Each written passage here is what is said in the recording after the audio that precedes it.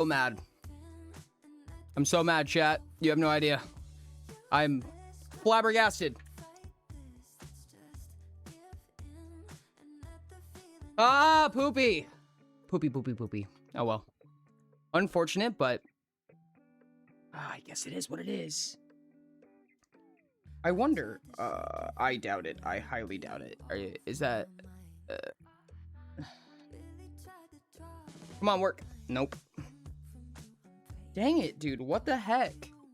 Oh, I'm so annoyed. Hi, everybody. How's it going? Ring, congratulations on the first. Hello, Hale. Hello, Cantor. And hello, Galaxy. Hello, Ashton. How is it going?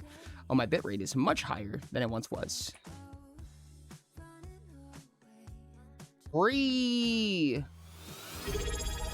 Cannot talk about live. Zephyr, happy anniversary of crazy lore update. Yo, give me the lore update. Just subscribed for 10 months. Welcome to the sub board. Let me go ahead and throw you on there real quick. I have crazy lore up I did, Ashton. Congrats on being the first to spot it. What's your lore? Give me your lore. Putting you on the sub board. Boom, there you go. Right there. Am I zoomed in? I feel zoomed in. I feel like I'm gonna break my lights. Again. Zephyr W indeed. I did, in fact. I spent so long before stream setting up this whole dual layout thing, and for some reason it just doesn't work. Like, I just can't do it on Twitch for some reason. What's up, Draconic? How's it going? Unless there's something I'm missing here. Hey, congrats on the stream streak for the Mach 62. Hi, Dino. Or the fun RP session was cool. We were doing a spar with one of the NPCs. Start next session. Hi, that's so good. Looks curlier. It's because it's not as heavy. At least I'm willing to bet that's the reason why. What is it called? It's dual output.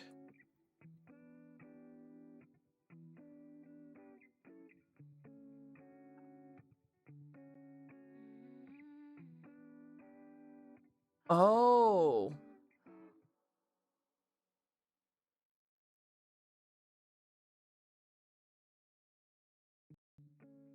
What?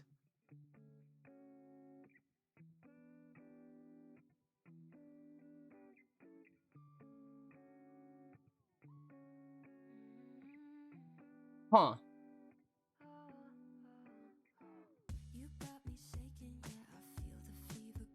Eric's to a certain amount of short waves out a good deal. No, 100%. Hi, sure. I'm sorry. I went so silent there for a second. I was reading. I was going to session before streaming and ended my character having a solo fight with like a DR 100 character. Oh my goodness. Mom kicked me out. Oh no, that's not good. Oh, details, please. Thank you for the hydrate. Do I have water in this? A little bit. I think it's probably stale water, but. Nummy. It's actually not that bad. It's not nearly as bad as I thought it was. Wonderful. I am trying so hard.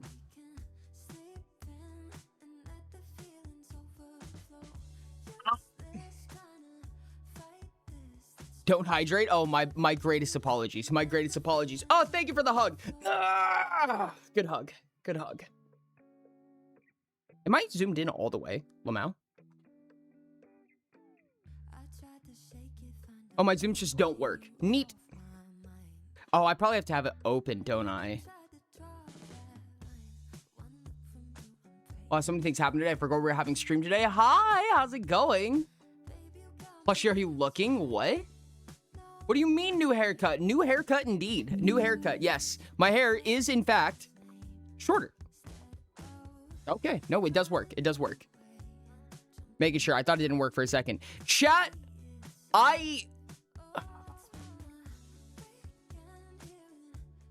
I might have to restart stream really quick. There's something I really want to try out here. We got into a big argument about school stuff, and I didn't trust talking to her. Mind you, I have anger issues, so I start yelling, and she kicked me out. It was like last Thursday. Oh my goodness. Well, I hope you're okay. Oh my gosh. Yeezums. Gonna miss mega hair, Ori. I mean, it'll grow again. It'll grow again. Semester. I am irritated, chat. I am sad and irritated. I'm so sad. Why I do this? Why I do this, though? Wait. Is there something I have to do on Twitch?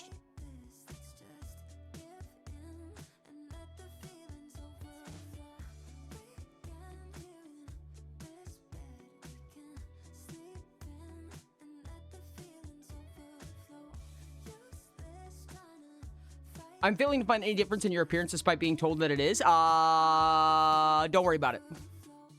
My hair's just a little bit shorter. The answer is that my hair is just a little bit shorter. Oh, I figured out what looks different. I forgot. I'm streaming in 60 frames now. I completely forgot. I was like looking at it. I'm like, what looks different? I forgot that looks different, and it very much does look different. Hi, man. How's it going? Caught it because it looks fluffier. It does look a little bit fluffier, I hope. It's also a bit more layered. So hopefully good. Just saying, went back to get my birth certificate and all important stuff, and I have 18 now since Feb. My goodness, dude. Well, I'm sorry to hear that. I hope everything goes well.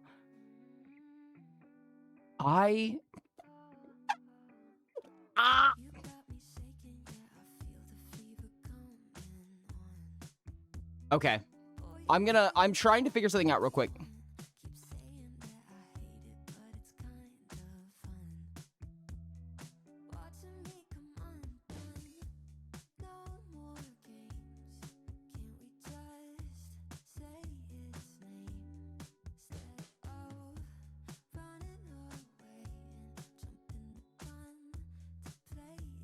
Oh. Chatbot isn't working. I just realized that just now. Are you disconnected or is it... Let's see here. Yeah, okay. I just need to close speaker and then reopen it. I think. Oh, complete all redeems is unfortunate. Oh, no. Don't make me do this. No. No, don't do that. Don't. Please don't.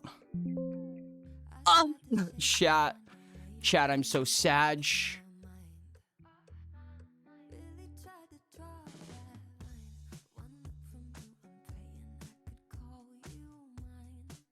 Oh.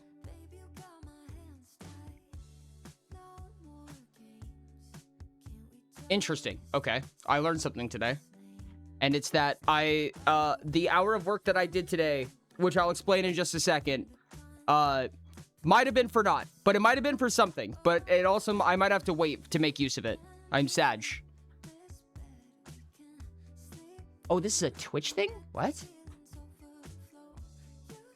Oh, this is going to be more than it's worth, I think.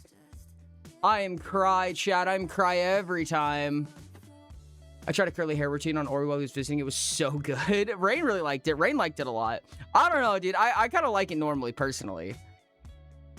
But maybe I'm just crazy, chat. Maybe I'm just crazy. I like it normally, especially now. You said you liked it. I do like it. And I did like it, and I do like it. However, I kind of just like my hair like this, personally. Did you fucking lie to me? No, I did not fucking lie to you. I did like it, as promised.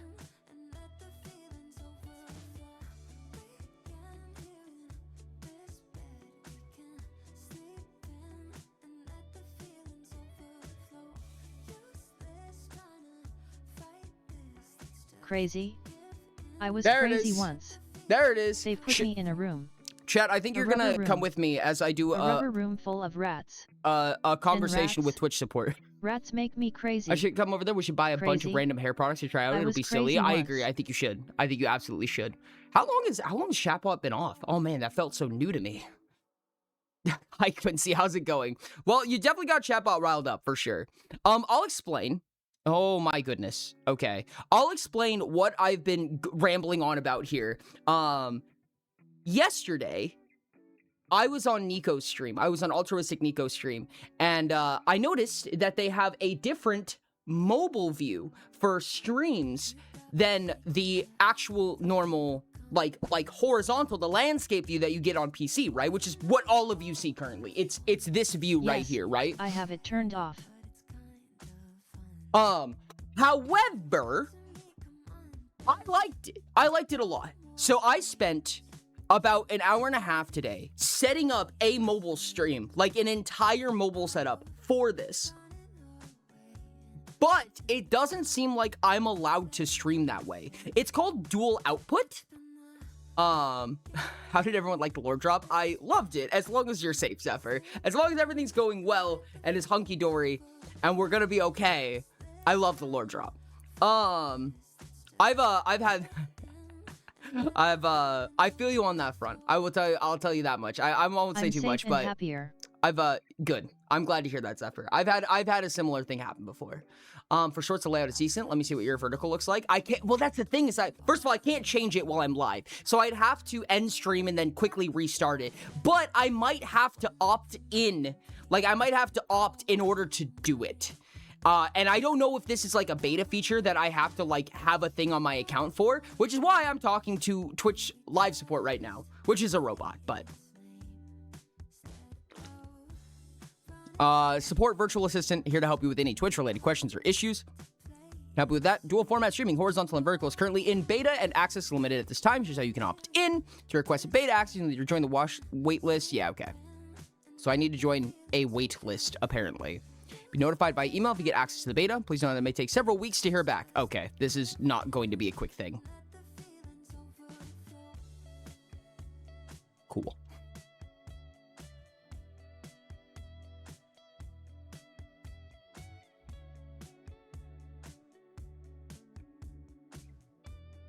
Okay. Well, I have to fill out a silly little support form.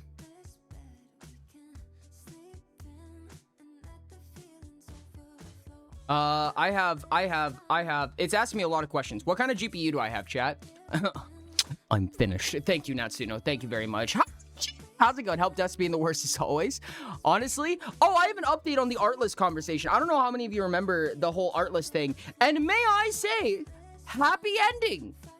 Kind of crazy. I was not expecting it, but it was a happy ending. I'm very excited to say that. Do I have a 4070? I think I have a 4070. I believe so. Upload capacity? Oh, yes. Fast. Strobs. No, I cannot pick multiple. I use Streamlabs. Do you currently stream in 2K 1440p? No, I stream in 1080p. 1080p 60 FPS, which is still weird to look at. Like, I'm looking at it right now, but it's weird to be in 60 FPS.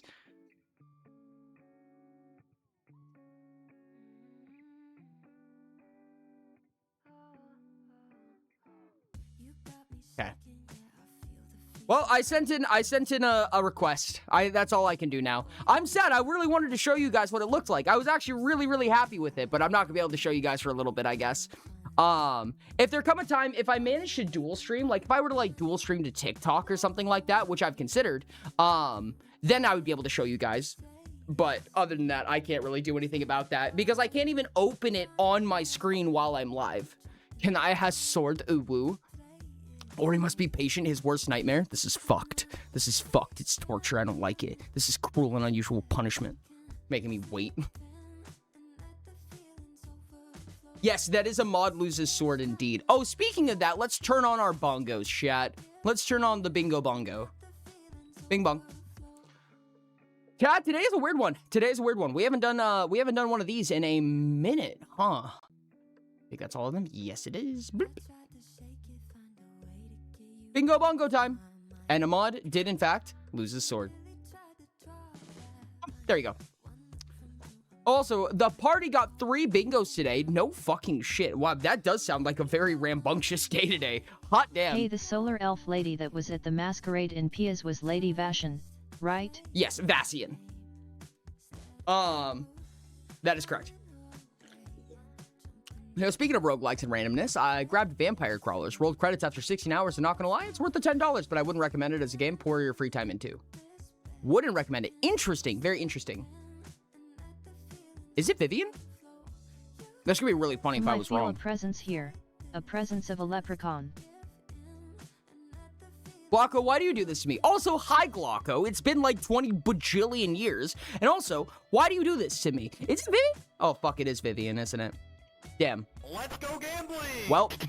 Aw, dang it. My bad. It is Vassian? Oh, okay. Well, now I feel like I need to pull up Tabletop Simulator and figure it out. Oh, no. Or I can pull up my dock. Oh, I forgot! I haven't done that. Anyways.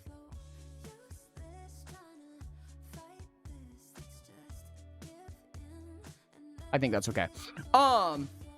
It's Vassian, and we believe you said it wrong.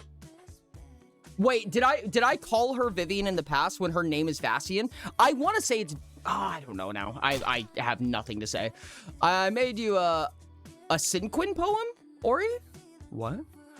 Funny gamer, subathoning, playing, developing, always... I do not hate chat. Mark it off the bongo, chat. It's me not hating chat as per usual. Thank you for the poem. I do these things to you because it's fun. I'm so glad. At least you have noble reasoning. That's the important part. 0.0. Wait, did you lose it again, Nats? Or did I just not mod you? I typed it. It's Vassian. It's Vassian. It's Vassian. Whatever I said other than that was wrong. It's Vassian. It is Lady Vassian. Vassian. Whoops, my bad. My bad for messing that up probably like 26 times. I like rage baiting people. God damn it. Didn't mama, you just said my name in chat, Ori. Oh, whoops. Also, yeah, getting bingos is great because I made a meta currency that lets them buy some crazy shit to get enough points. Dude, have you guys ever heard of a TTRPG roguelike? Because I'm so fucking like I love that idea so much. Oh my goodness, dude, I am so in love with that concept. And that's what you just said reminds me of that, having a meta currency like that. That's immediately what came to my head. With the 36 months, holy shit. Wait, is that the new cookie? Battle Crow 500 Does Crow have the golden just cookie? Subscribed for 36 months. Unfortunately, complete all 3 redeems. years. You're going on the subboard. I think we're about to have to make another subboard. Holy shit, I'm out of room again. Hold on, I might be able to do. I haven't heard of a TTRPG roguelike. It sounds so cool. Imagine it. Okay, this was a mediocre decision, but I did it. That's my next time I spend. I am buying that one. I'm not a Tamagotchi, chat. I'm not a Tamagotchi. Thank you so much, Crow. I appreciate you. I think I can fit one more on there without blocking people up. Tamagakori. I'm not a Tamagotchi. Thick cookie. Do you have the thick cookie? Because I don't think Demio is a roguelike. What's Demio? I'm not a Tamagotchi. No. That's the next time I spend buying that one. Cookie. Gosh dang it. Sounds like a trademark decision then? Wait, hold on. What happened, chat? Did I miss something? He's a leprechaun. I'm not a leprechaun. God fucking damn it. Damn Steve. Drank. Good drink. Yeah, so I have two things. First of all, quick story time. Beginning a stream story time I'll give. And then we will get into game development, which is an interesting one because we haven't done this properly before. We have not done this type of game dev properly in the past, so I'm excited to finally do that. But story time. So I talked about how I was charged like $550 from the media library company that I use. It's Artlist, and I'm happy to say it went well. It went well. Now, don't get me wrong. There were things. Let me just explain the story. So, the day before yesterday, I think. No, it was yesterday. I had to renew my license with them. And my license is basically what allows me to use their media content, right? So I download music from them all the time. The music that you're hearing right now is from Artlist. I use footage from them. I use templates from them. I've used the properties of this company for years now. And the license that I prefer to use is usually $15 to $30. Sometimes, I think there was one point where I did get the yearly subscription. I'm pretty sure I had the yearly subscription, but it comes in tiers, and I only need like not the lowest tier, but the one after that, because it depends what type of license you get is based on what tier that you get, if that makes sense. I have bad news about the music. What's the bad news? Sometimes Ori's in a leprechaun, sometimes he's a Tamagotchi, and sometimes he's a leprechaun Tamagotchi hybrid. I've never either of those things. Kept me sane while I live with my mom. I appreciate the hell out of you, Zephyr. I appreciate you so much, dude. So I went to go renew it. While I was gone on trip for about 3 weeks, it said that the billing didn't work, that I had to renew my account, whatever. I was like, okay, I'll do it when I get home. So I get home. It says, I go to open art list. I go to download something. And it's like, oh, you need to renew your account first. So I click renew. I click pay. And I go on my day and I go download stuff. Well, funny story about that. I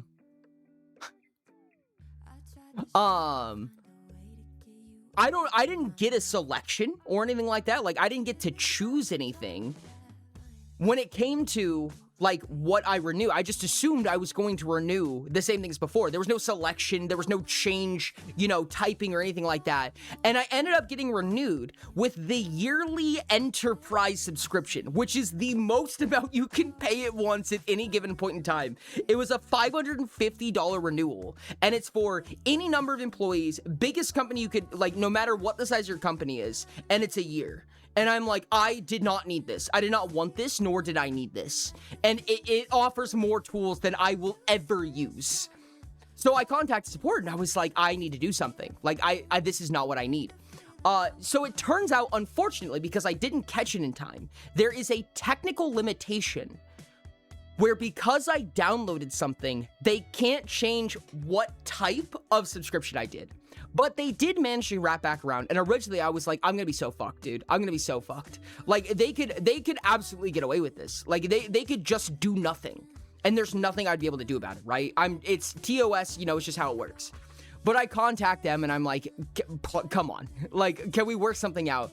And they ended up being like, we can't change what tier of subscription you used, but we can refund you the yearly amount, put you on the monthly amount, put you on the monthly instead, refund you the difference, and just auto-cancel it so it doesn't renew itself. And I'm like, honestly, in the world of this type of business, that was the best option. Like, that was crazy that they offered that. And I'm, like, actually, like, genuinely appreciative. Because, I mean, like, they could have walked away. They could have brushed their hands off, and they probably would have made more money off of me than ever possible. No, it is a W. It is a W, honestly. Like, I'm actually really happy that they did that. Scrolling back up in chat a little bit. I can't hear it, so it's off or too low. Is it? Up. Can you it's guys? A lot to explain. The devs just teamed up with WOTC DND to make Battle Marked. Oh, whoa. Oh, teamed up with WotC is crazy. Can you guys hear the music? Oh, wow, that is exceptionally quiet, huh? A bit. That might be a little bit better. I can hear music. Evidence point towards the latter. Moonshi asked, I believe. But, or you haven't answered the important question. Are you or are you not a me? Yeah, I can be a me. I don't mind being a me. I'm just not a Tamagotchi. In any case, good luck with the development. I shall be around to do the usual caravan commands. Until then, if I need it, I will keep an ear out if you say my name. But in general, I'll be mostly in the state of lurking. All right, well, enjoy your state of lurking. I actually might end up needing your opinion on things, because if I remember correctly, Zero, I think you might have some insights about this game. Side quest, very, very tiny side quest to look up Damio is. The board game? Oh, Demio. Huh. Wild. Tabletop dungeon crawl? Interesting. This is weird. Adventurers, it's time to unite. Gather your friends and battle the dark forces that have overtaken the world of Resolution Games' award-winning RPG dungeon crawler, Demio. The next generation of tabletop adventure has arrived. This is weird that they would pair up with WotC. This feels like direct competition. I'm intrigued. Why would they... Oh, man, dude, is WotC doing some weird stuff?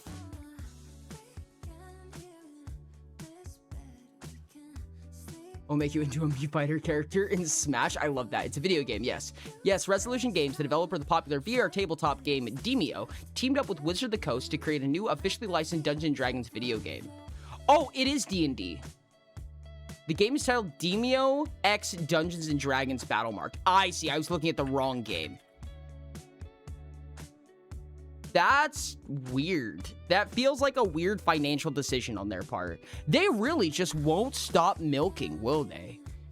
They just milk it so hard. It's crazy.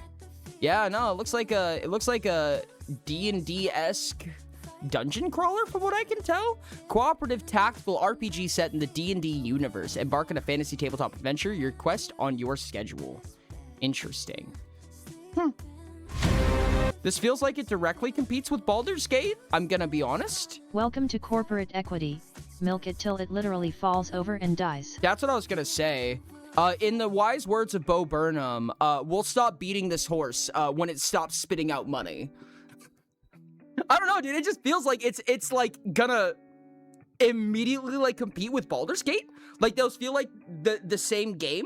Not the same, obviously not the same game, but they're the same genre and play style. But I think a general person is probably only going to spend their reserved time on one of those over the other. Like it just feels like they're competing with themselves at that point. Story-based versus combat-based ID assume. Story-based versus combat-based is interesting. I don't know. I would try it personally. I would absolutely try it. I'm interested because it sounds like it also uses the Demio TTRPG system. So you're also pulling away from D&D? So they're competing with two of their IPs at once? It feels weird. It kind of feels like they're kind of biting themselves on both ankles, which is almost impressive. Demio is card-based. Interesting. Unless they're looking to own it, but it didn't seem like they acquired Demio. Also, or the topic of game dev, there's a small chance I might have a Google Doc to show you soon. Oh, interesting. That's I like the side of a Google Doc. Thank you for the gambling. Thank you for the gambling. Corporate running everything as always. Teehee, tuhu, oh.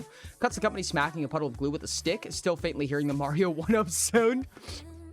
I love the synchronized eyeballs that Dino got. That was hilarious. I love this. Chat, we are doing Daisong today, so I'm sure many of you have heard of Daisong at least from me. Daisong is a game that I started working on and prototyping some time ago, and of course, because, you know, rocket launcher, fly on the wall, you guys know the meme. Because I like Overkill, it's built in Unreal Engine. It's predominantly two-dimensional with the idea of having some 3D graphics probably in the background. And currently, we have a game loop going. It's a good game loop, in my opinion. It's a strong game loop. However, it's not a long-lasting game loop, and it definitely needs some balance. It really, really needs some balance. But I'm going to give... Oh, yes, the disclaimer. Thank you, Ren. I gotta give the disclaimer. Gosh, reminds me, I need to interrogate Ori. I need to be less busy. Real. I feel the fuck out of that. Or have you... I have more lore stuff, like good lore. Oh, interesting. Give me the good lore. I want to hear the good lore. How many times in a row is that? 3 complete all redeems. That's crazy, dude. Each character has special abilities. Combat and Demio uses a D12 and Battlemark uses the D20. Oh, interesting. Is it the Dungeons and Dragons system? I'm so confused.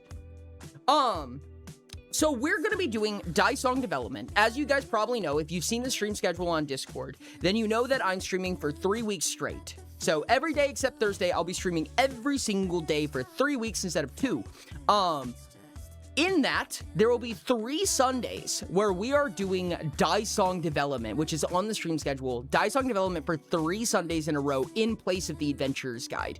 Now, this is a test. This is the disclaimer. We are testing out what it's going to be like working on Daisong in place of it. I don't know how this is going to go. I don't know if this is going to stick around. But it incentivizes me to work on it. I need to know that there's, enough content to do live development and it be fun and stuff like that. I need to know that Unreal Engine is not going to crash my stream. I've had problems like that in the past. It seems like it's running pretty good so far. And I need to know that my skill set is good enough to continuously make 5 hours of content. Around Daisong. If all of those are the case, Daisong might stick around. And Daisong development might be more regularized, and we might actually develop a game together. If it doesn't, unfortunately, we'll probably have to find a new Sunday activity. Every single... Well, have you guys ever heard the riddle? That riddle, Ashton? I'm just gonna ask Ashton because I don't want to spoil it if you haven't. But do you know the riddle I'm talking about, Ashton? The good lore is I'm going to California Conservation Corps and going through 3 of their programs: culinary, forestry, and wildland firefighting. I get paid $2,300 stipend a month, plus overtime. Ooh, that sounds really cool. That sounds really, really interesting. Yep, got smacked by Headless. Unfortunate, but good fight, good fight. Okay, So I'm going to play a game loop of Dice Song. I'm going to play probably a few game loops just because I do get kind of addicted to this game a little bit. And we'll talk about where some of the balance it has problems, where some of the numerical values have problems, which I think is going to be the first thing that we try to fix because I have an idea for what's wrong with it. And talk about what some of the balance is going to look like. So I'm going to do my best to explain. This game does not have a proper tutorial. This game has nowhere near a proper tutorial at all. So we're going to try. I'm going to explain to the best of my ability how this game is played. Yes, Ashen, it is. It is, in fact. 2 times in a row is unfortunate. Was it twice in a row? Unfortunate double nat one right there. So in Dice Song, these 4 spaces, I'll explain everything on our screen. So from top to bottom, this is our goal right here, which if I start the round, you'll see that we have a goal of scoring 3 points, and we have 5 credits to spend to do so. Now, this is our first goal, and it is a baby goal, which is literally physically impossible to fail, but it will not be that way forever. These top 20 buttons right here, these are called ascensions. I'm going to wrap back around to these in a little bit, but just know that they're going to be important. These are essentially multipliers. Minerals, explorations, and atmospheres, these are shops. So we can buy from these shops with our 5 credits that we have here. I'm going to buy an atmosphere right off the bat. I'm going to grab an unstable, and I'm going to place it in my quadrant. So each one of these quadrants can have up to 1 die in them, but a die can have any number of what's called atmospheres on them. Atmospheres are basically just abilities. I should have read that out before I went. Are basically abilities that modify the ability of the die. So for instance, unstable allows for us to basically re-trigger itself over and over and over again. And we can stack atmospheres on top of each other with a handful of contingencies that we'll talk about. But our goal essentially is to over and over get through these rounds, rolling more and higher quotas. So right now you can see that our quota is now 6. It is going to get exponentially more difficult as time goes on, and we have to beat the quota faster than it increases, if that makes sense. It's a weird way to progress through the genre. This game indirectly got me to buy Balatro. Oh, interesting. Honestly, that's kind of fair, though. This was very inspired by Balatro to begin with, and this started as a pen and paper game, which probably sounds weird, but it was. It was simple enough to be a pen and paper game, and the only reason that I continued with the prototype was because it was addicting for me. Now, maybe I'm just neurodivergent as hell. Don't look at me like that. I know what you're thinking. Stop it. But I've been lurking really but not enjoyed it. listening for a while. How's stream going? Absolutely amazing. We're doing a little bit of development. So you can see that in between rounds, I have 3 rolls. I can roll 3 times, and I can actually take actions in between those rolls if I want to. So like if I had money, I could buy something right now, but I don't have any money. So we get to roll 3 times to try to meet this quota. We did meet this quota, but this quota is going up fast. Another mechanic that just popped up on our screen is called faces. So every 3 rounds that we succeed, so we're on round 3, we beat the quota, we get what's called a face. So if you can imagine this 1 through 20 on quadrant 1, 1 through 20 on quadrant 2, imagine those like stickers on the face of a die. So we can pull a sticker off and put a new sticker on. Refinery, upon this face being rolled, increase the ascension of its index by 1. Oh, wow, that's actually really good. Once face being rolled, promote its die. We definitely don't want that. I'm going to put Refinery on quadrant 3 on the first face. This is normally how I do it. I'll put a really low die like Lunar or Super Hot, basically a D2 or a D4 in this one so that it rolls faces very often. So it's going to roll this about a quarter of the time. Is the latest release version still 0.0.4? Yes, it is. And I think that's actually pretty up to date with what I have right now. Tim, also, yeah, I can see it. What's that? If you're ever in the dumps or feeling stuck in a rut, you simply haven't had the fun of making numbers go up. Indeed. How do I play? It was available for... Let me make sure I'm correct about this. I don't want to offer something that I can't, but I'm pretty sure that it's still available where I think it is. Give me just a second.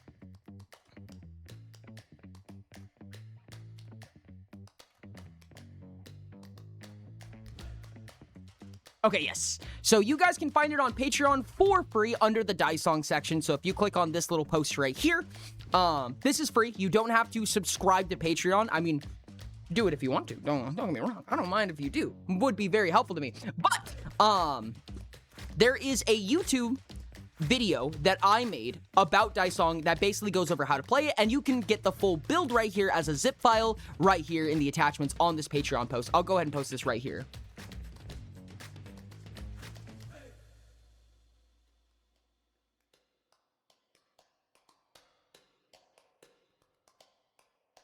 Okay, let me go ahead and pin this message real quick. I have a YouTube video on my channel that goes over basically all of the tutorial that I'm about to go through, but you can play it for yourself. Now, I will say it is not nice to hardware right now. It is not super compatible with a lot of hardware, so it might need a kind of beefy computer just because of how unoptimized it is. But regardless, I'm going to play a little bit. And if you guys have questions, I need you to ask me. You gotta ask me, what are your questions? Let me know what you need to know about this game to make sure that everybody's up to speed right now. I'm gonna start going for explorations. Do I want to promote anything? I actually kind of want to get rid of this desolate right here because it's poopy. Atmosphere threshold, the chosen quadrant by the number of atmospheres it currently has. Core enforcement would be great on Lunar. That makes Lunar much, much more capable. Yeah, I think I need to keep rolling atmospheres because I want to get rid of this desolate. What language did you make this in? This is Unreal. Unreal Engine. Unreal Engine natively uses C++, but I use Unreal Engine blueprint blocks. I know C++, very, very basics. I hate pointers. I'm bad enough at C++ to still hate pointers. And the type of C++, and not only the libraries they use, the injections they use, but also just how crazy complex game development is. When I tried it, my not good laptop enough. took at least a minute to load each input. I am not good enough at C++ to run raw code through Unreal Engine at all. So I do use the coding blocks. Which, to be fair, in my experience, blueprints with Unreal Engine are pretty optimized for being coding blocks. C++ is always going to be better. Correction, good C++ will always be more optimized. But I don't have good C++. I only have bad C++. So, yeah, when I tried to make my laptop, it took at least a minute to load each input. Yes, I think that, funny enough, and this is going to give you a little bit of a idea of how silly I can be when it comes to developing games.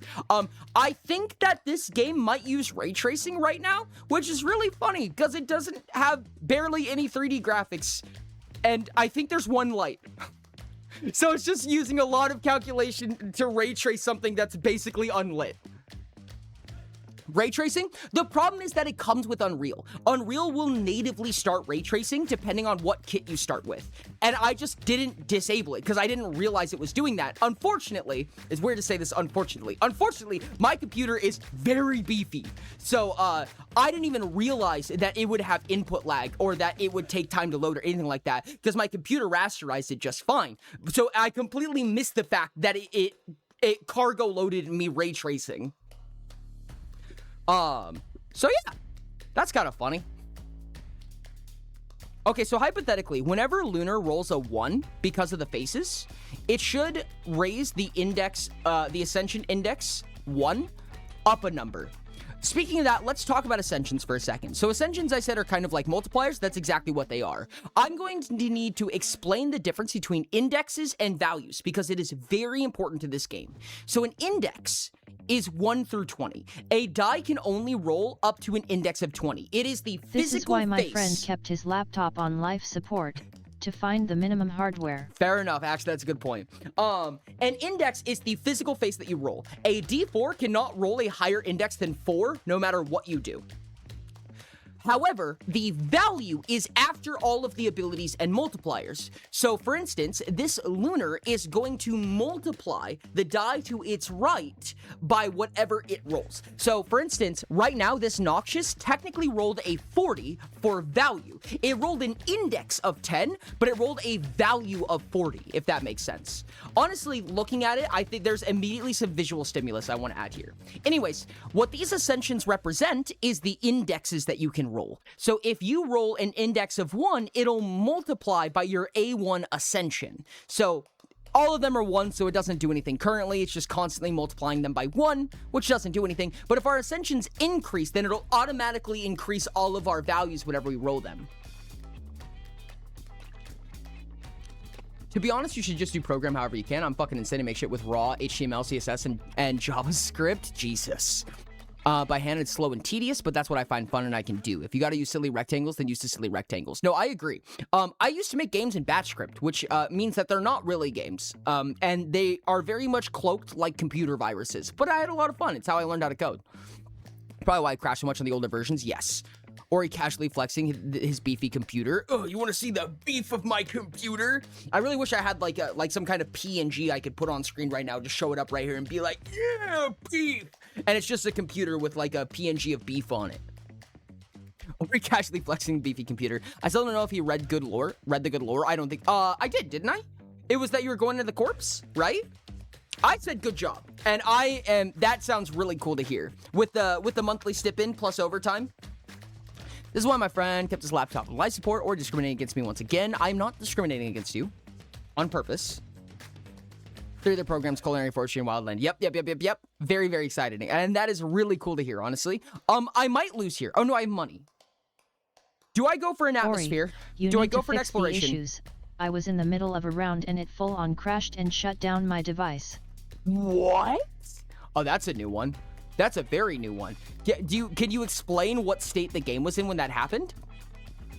Yeah, I should game dev co-work, actually. That seems like a good idea. Hey, let's go. Impressive indeed. So for what we can purchase right now, we have 12 whole smackaroonies right now. We have a goal of 384, which I don't think... the correct answer here is get enough economy bonuses to goldfish for an infinite. Generally, yes. Minerals are used to raise your ascensions. You'll get an option of 3 minerals, 1 type of mineral, but 3 different indexes for minerals, and it'll raise the ascensions. I don't think that's what we need right now. Explorations have a bunch of one-time effects that usually are probably some of the most potent effects in the game. However, it's very selective. You only get 2, and sometimes neither of them affect you in any meaningful way. Atmospheres are these dice. Atmospheres are kind of the middle ground in my opinion, and it's what I would personally go for because I can get rid of Desolate. Desolate is currently a D6 that does nothing. Unstable is ridiculously powerful, but there's nothing that matches a D8 other than Unstable. So we would have to rank it up or rank it down before it becomes useful. Lunar's bonkers. Lunar's crazy good. It's game ending. Noxious is very mediocre. I'm going to grab an Atmosphere and we might lose. Gas Giant is good. However, it might explode.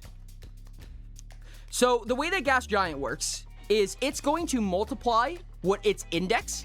It's going to multiply its roll by the number of atmospheres on it, which is currently 1.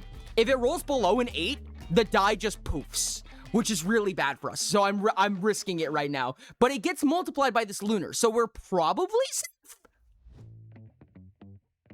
That's every Score Chaser. Balacha is like that. Nubby's Number Factory is like that. Dyson Million is like that, etc. Interesting. Yeah, no, that's actually pretty fair. Here we go. So I'm giving it a try. I feel like this gameplay loop could act like a card game of Inscription where there's a story outside the base loop and sometimes actions and gameplay loop impact the story more than just winning. That was kind of my head about it, personally. I agree with that. That is actually a great description of how I personally see the vision of this game.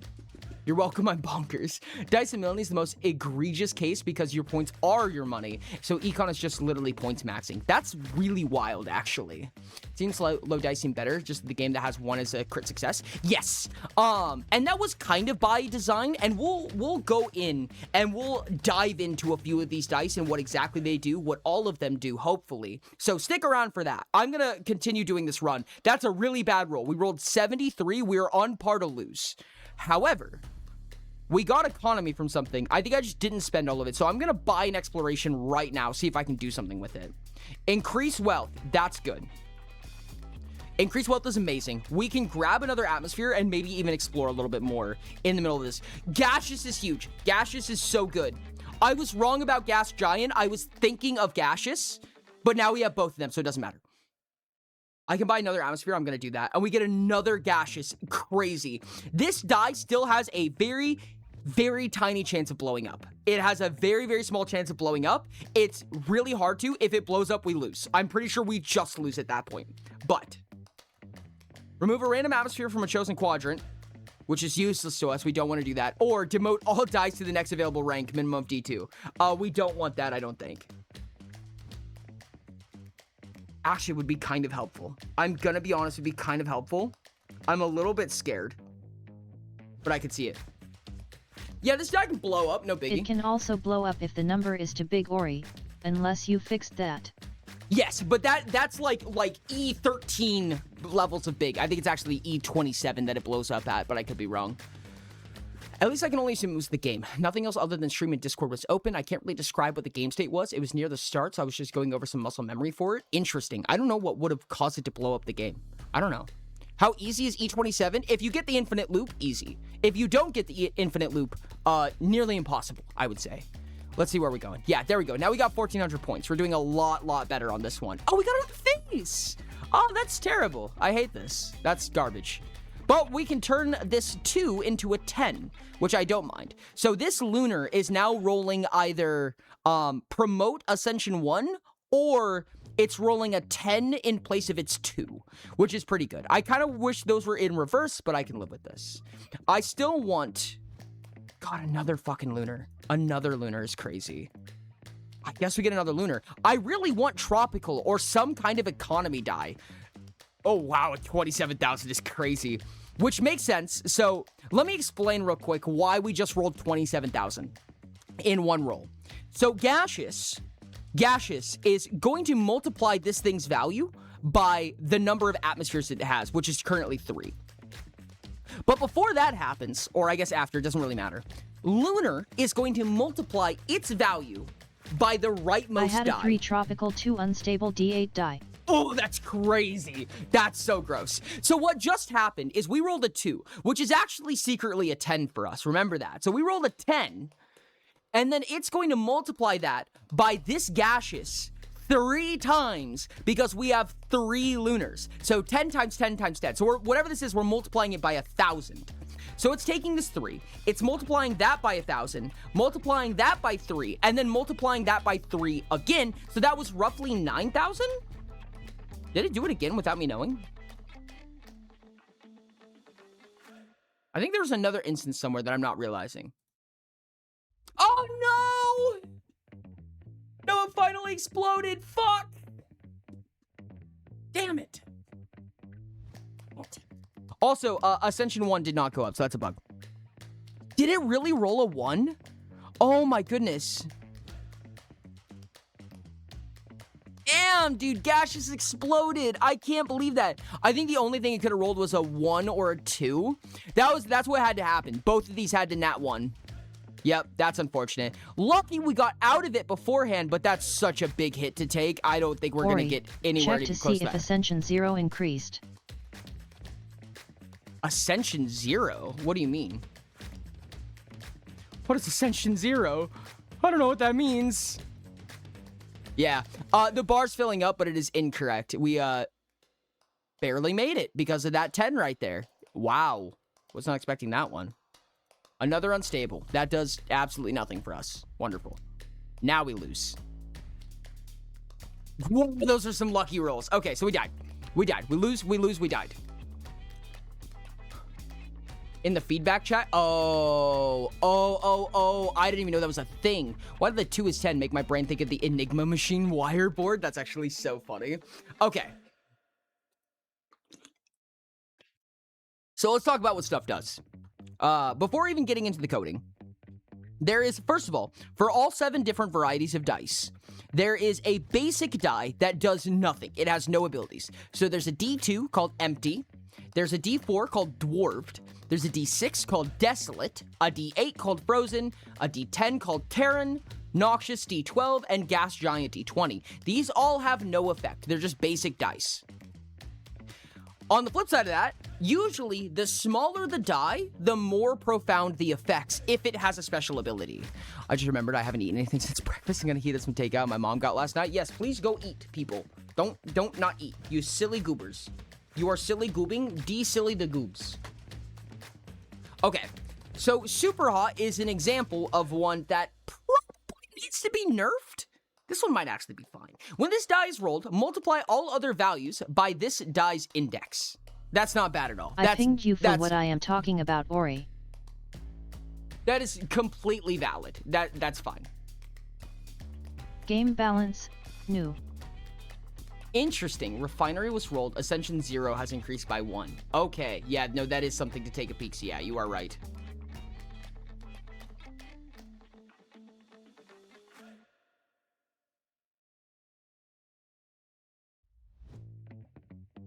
Okay.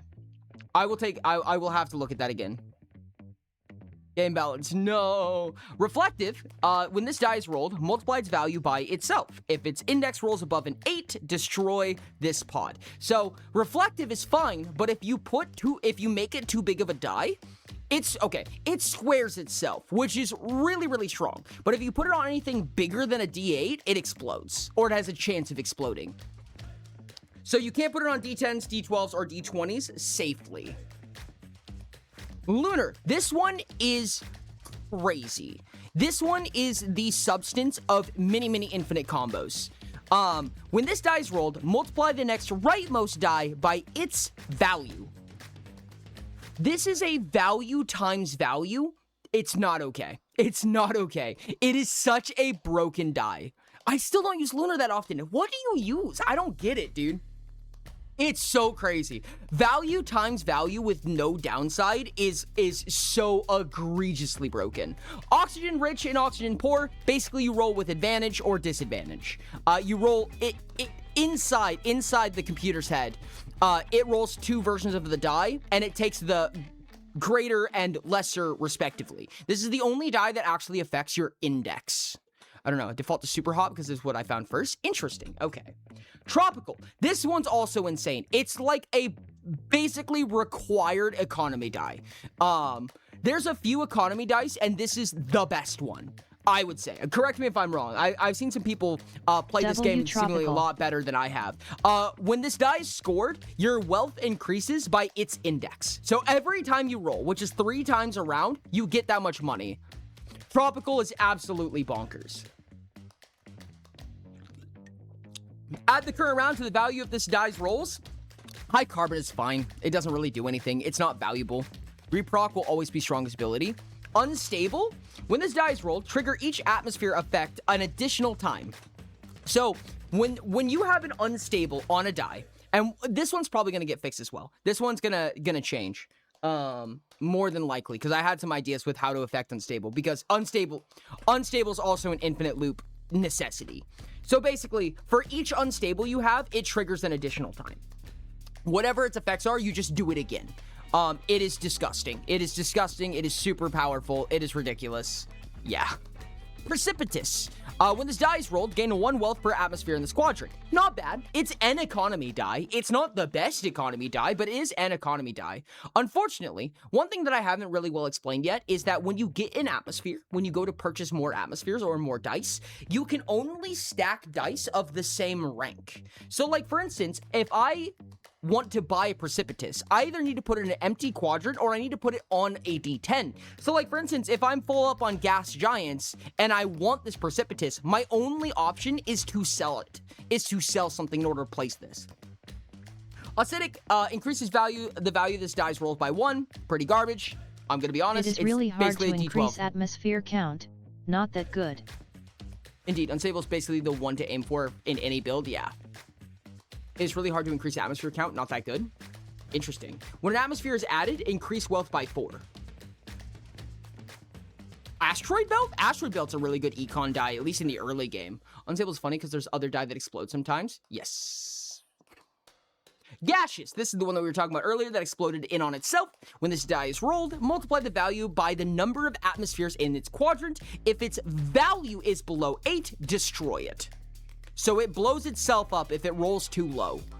I actually really like Gaseous. This fits the game design philosophy very well. Stormy. Decrease this the value of this die's roll by 2. It's just garbage. Stormy is just bad. And also, it seems impossible to pull. I don't know why, but it just seems completely impossible. Shrug. Atmosphere increases the fast way to go infinite, though. So let's talk about some of this game's coding. Actually, let's talk about a few things. There's two big changes that immediately come to my mind that I want to make before moving forward at all. First of all, The first change that I think is very, very important to make is that, let's say I take this reflective. I'm like, I actually really want this gas giant. I really want this gas giant. That's great. What does gas giant do? I don't know. Doesn't tell you after that. Once you place it, it's gone. It doesn't mean anything anymore. So what I'd like to do is have at least a tooltip. The other thing is that this value right here that tells you what it rolled, what index it rolled, I want one below it that tells you what value it rolled, because I think that's going to be very, very useful in determining how you play the game. It's also absolutely gorgeous for debugging, and by that I mean it's just a nightmare to not have. Wow, this is actually a playthrough of all time. Holy shit. This is crazy.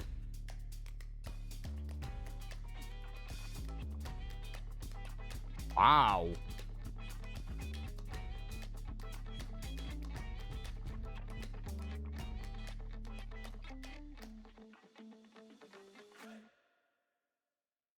That is an economy die. Wowzers, I was not expecting this. Destroy die receiving 4x the sell value? Is that worth it? We'd get a decent chunk of money. Actually, I think we just do the gas giant for that. Yeah, we get 40 out of that. Oh, that's crazy. I need that D20 there, though. I gotta take the gas giant so it doesn't explode in on itself. Wow, this is a crazy start. Lunar. Yeah, I think I replaced Super Hot with Lunar. Unfortunate, but is what it is. At Zephyrvike, good luck, /. Harvesting Fleet is kind of insane. We might be able to smash a few together here pretty soon. Oh my goodness, this is a wild run, actually. That's useless. I need to buy atmospheres. I should have put something down regardless. Tropical is just better. Okay, now we have a crazy set together right now. So now, hopefully, I can... No, dang it. That's not useful to us. We get money every roll right now. I almost never take a number. I only have a face if it's a good effect. Otherwise, I just take the money. I mean, actually, that's pretty fair. Feedback chat is way too small. Should be a full screen pop-up. Otherwise, open, close. Actually, that would make sense, honestly. I could definitely see that. I also wish it would automatically scroll to the bottom. That's really annoying. Upon being rolled, promote the die. Is that even worth it? Is there anything... Could put that on the tropical, actually. Yeah, I'm fine with that. Let's do that. Because it could come a point where it promotes to a D8 and maybe we catch an unstable in that time.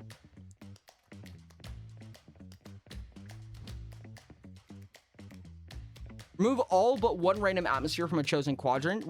Gain money equal to its sell value. That's fine for anything that only has one in it, which is this one. So we just got our money back. Cool. Hey, look, it's that same thing again. Neat. Choose a quadrant, permanently double its sell value, promote its die rank, and increase its atmosphere threshold by 2. Destroy all other dice. Yeah, we do not want that. And stock split does nothing for us. Swapping any of our indexes when they're all the same. No thanks. Yeah, I think we lose here now. Oh wait, I do have time to try to get something. Gaseous is good. Gaseous could save us. It did not. Okay. Well, anyways. Must blacksmith not test their blades. Or I'm gonna code the game. Also, where it just plays the game. Don't worry about it. I did lock in. Like I said, I do love this game loop. It is very addicting for me personally. So again, once I put an atmosphere down, it doesn't tell me what it does. And I think that telling you what the value is on top of the index is going to be exceptionally helpful in this game. The other thing is that this number can get too big. It can get too big and the game will start bugging out once you start playing with numbers that are too large. So I would like to fix both of those things. So let's do that. First of all, first one is, oh goodness, I forgot how rough it can be to modify this.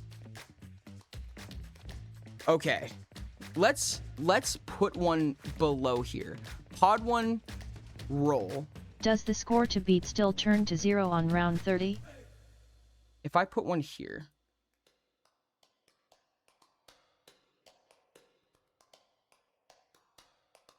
If I put a pod 1 value, and it should be fill, I'm going to set the automatic text to 100, just so it's obvious. This game is addicting. I just wish I could update it more often, or you're supposed to be working on that update. Oops. What was the question? I heard the questions get read out by chatbot, but I didn't see what it was. Does the score to beat still turn to 0 or on round 30?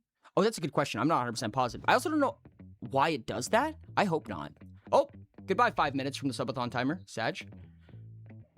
Okay, it is barely legible. Those numbers are going to get out of hand after a little while, but I'm okay with that. I'm also going to turn this font down to be a little bit smaller. So let's make this like 32. 69, nice. Let's go. Sorry, back. Ray Nice Falling just shared 100 bits. Hey, thank you for the daily Biddies. biddies. I appreciate it. Purple daily biddy.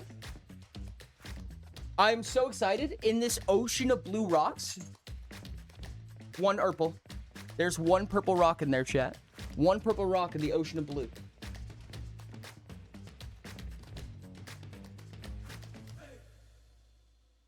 Okay, yeah. It's not perfect. I think I'll just pad it out a little bit. Give it a little bit of padding so it's a little bit more legible. But other than that, I think that's fine. We will pad it, let's say just 5, maybe 10. And that is all side padding, which probably isn't good, but you still don't have mod back. That's Rain's job. Tell Rain that he hates you. Wow, that felt like it almost did the opposite, actually. Funny enough. Let's not do that. Why did you keep moving my tabs around? Just pad the top. I don't know if that's going to work like how I hope it does. I know it's really hard to see what's happening in the GUI menu. That's perfect. That's absolutely perfect.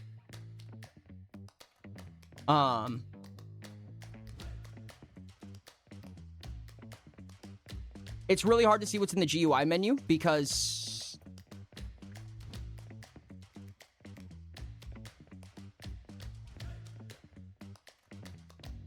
how I have this laid out. Can I fix this?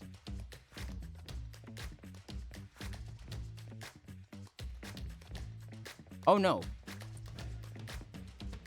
Please come back to me. Oh no, the menu's gone now. There's a way. Ah, that's what it is. Okay. Can I make this even bigger though? No?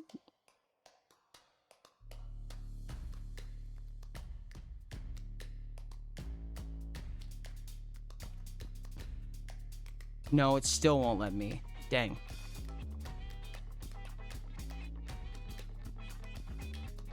I want just a normal, yeah, normal monitor. Sure, 22-inch monitor is fine. It doesn't really change anything. There's a way to, and I don't remember what it is, to open everything so that it's not all, like, sharing the space over. Because what's going to happen is the moment you start the game, like, for instance, these widgets right here, option 1, 2, and 3, are just going to collapse. So they're not a part of, the GUI anymore. So, like, for instance, you see this right here. Wait, is gold next? Is gold next for what? Gold for Oreo? Yes. For your sub badge? Indeed. So you can see that, like for instance, this option one description, that's for if you go to the shop and then it collapses each other so that you can see everything on screen at any given point in time. But when you're in the menu, it obviously does not show very well. There's a way to fix that. I don't know what it is, unfortunately. I've seen it done. We need pod 2 value. Let me change the text on this before I get too hasty with it.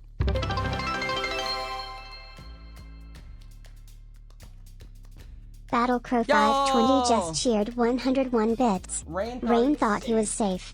Green. Thank you so much, Battle Crow, for the 101 up biddies. Sorry for legal naming you. I just thought it would be funny. Oh, goodness. The green is at, like, the bottom. Ugh. I'm going through my rock soup. I'm fiddling with my rock soup. Come on. There you are. Got a green one. One green biddy for Le Crow. The lighting is so fucked while the sun is so high up. Treasure train? Conductor in the ocean of blue. Yeah. You have one green and one purple biddy in the giant ocean of blue. I shall assume the answer is a no, and then yes, I would go back to merely keeping an ear out. Oh. I always seem to hear what Zero is saying at the most inopportune time. Whatever the most inopportune moment would be is usually when I seem to start paying attention. Why a glass instead of a jar? Because I ran out of jars yesterday. This should be pod 3 roll. No, it should be pod 3 value. My bad. Yes. And we want them below.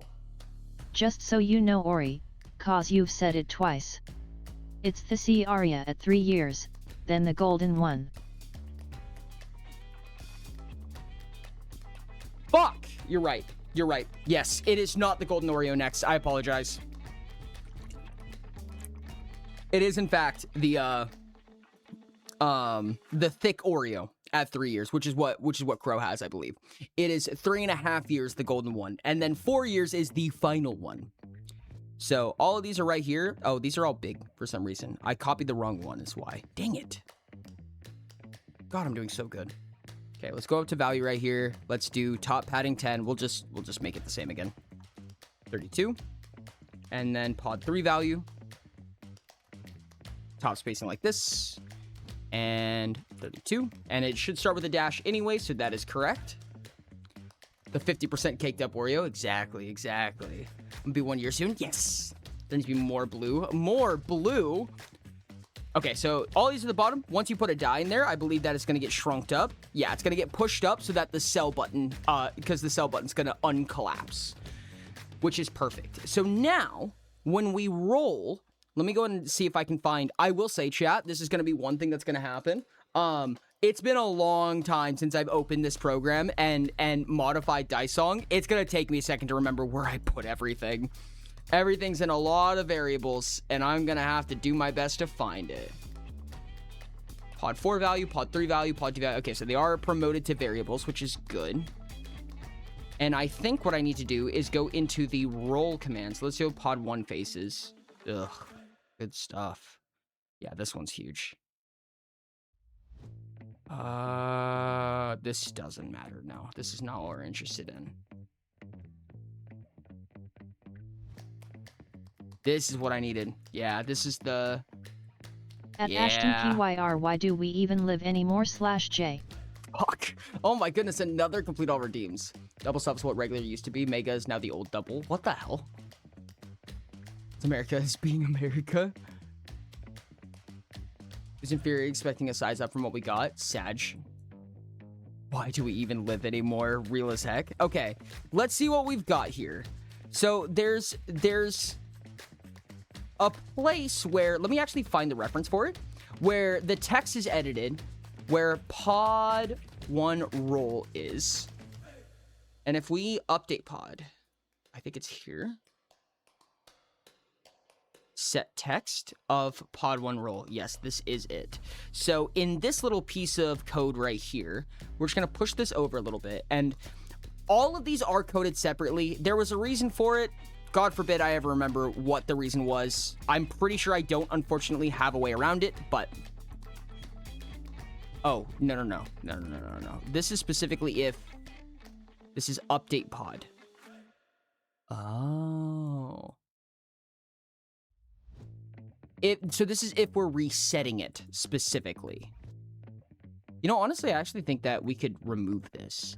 But we'll get back to that later, because we're not interested in the reset. We don't want the reset. We want specifically when it's rolled, so I am in the wrong place. Yeah, on roll. Pod 1 roll. Get local 1 die index. Yes, local die 1 index. We also want to set the text. Oh my goodness, I need to push a lot of stuff over to make this fit. I'm gonna put it under, which is bad design. Don't look at me.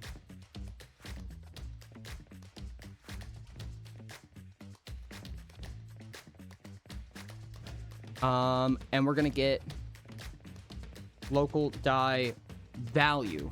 Local die 1 value.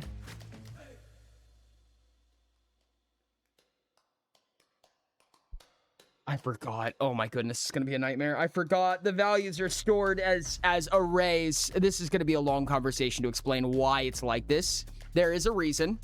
It's arguable whether or not it's a good reason, but there is a reason. Okay. So remember when I said that numbers were broken, chat? There's a reason why. And the reason why is because they're kind of limited. Numbers in this game, at least the numbers that are designed to get really big, it's not a floating point. It's so much worse. It's so much worse. Numbers are designed to get really big. And they are not stored as integers because integers cannot go above 2.147 billion.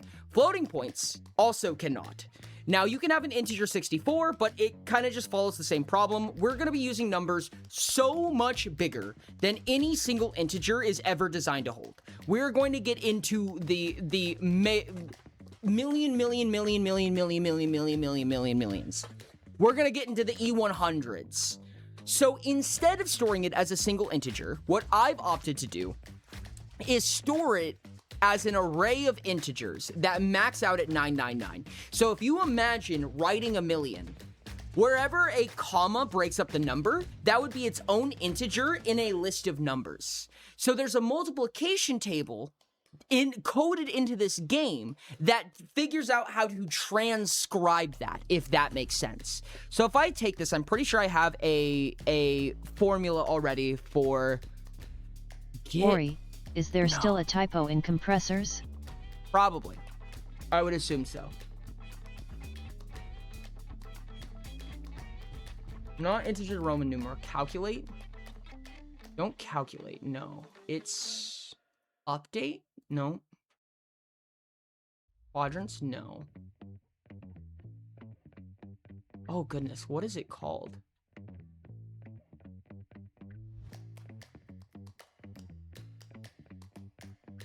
Multiply is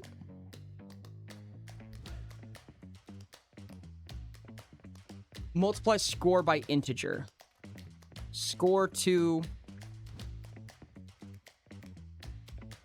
print score. That's what it's called. Okay, got it. Okay, so what we currently have to do is we're gonna put this array in. It's gonna figure out what the actual string of text should be. Oh, you know what? We could probably just collapse this. Oh, it's so icky to do it that way, but I've kind of pushed myself into a corner. Actually, you know what? Let's just collapse this.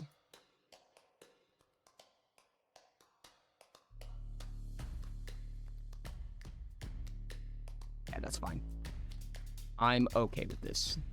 I should go restructure all of those. And I'm going to need to do this like 26 billion more times if I really want to clean up my workspace here. But yes, this is where we're at for right now.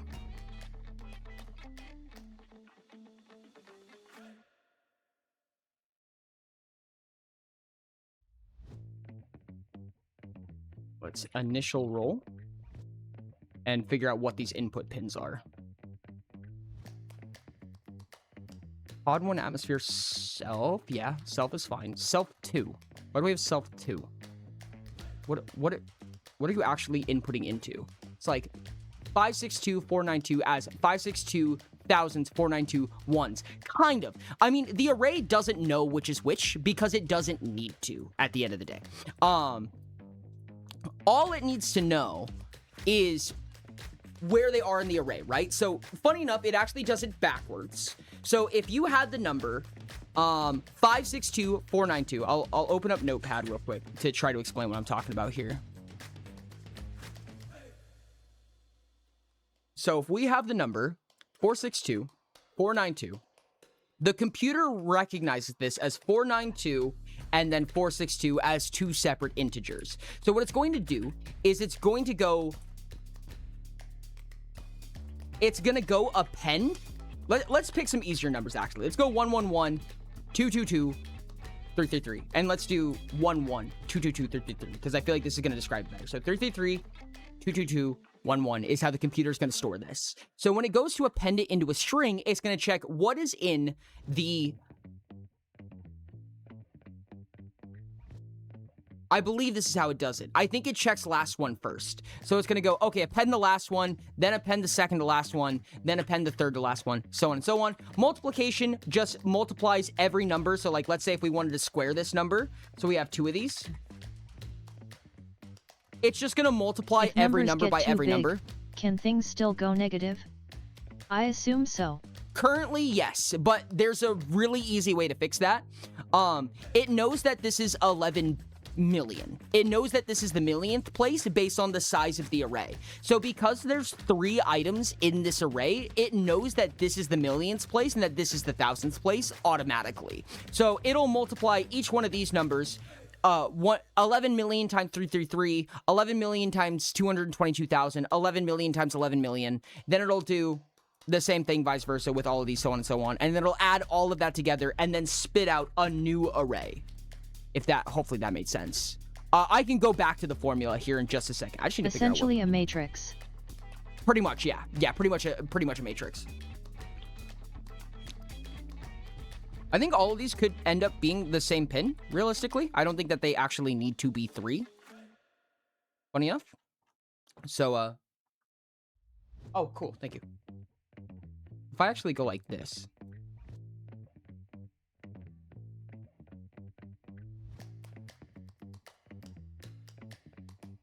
That work? I hope this doesn't break anything. I could just leave it how it is. But I feel like prioritizing organization is going to be good in the long run. So I'm going to try to. And we're going to see if I broke anything. Because I think this is the only input it needs. It only needs this player character input. Yeah.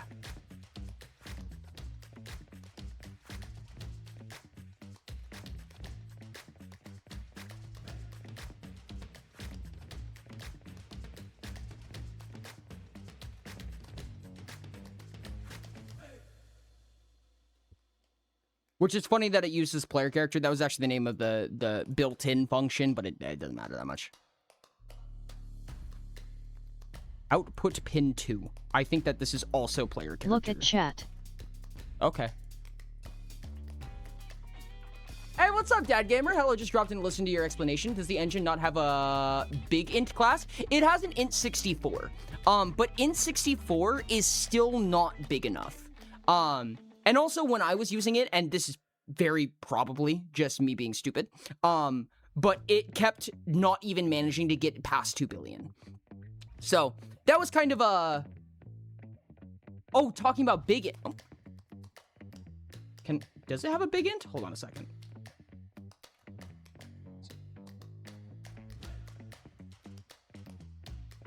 No, it does not. Interesting. I don't think I've ever heard of that, actually.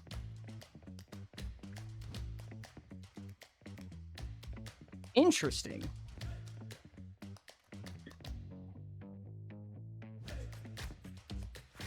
Looks like you're on Unreal Engine and it's been years since I've used UE. This is Unreal Engine. What? Stealth no longer exists? Oh, that's fine. Yeah, we'll just go like that.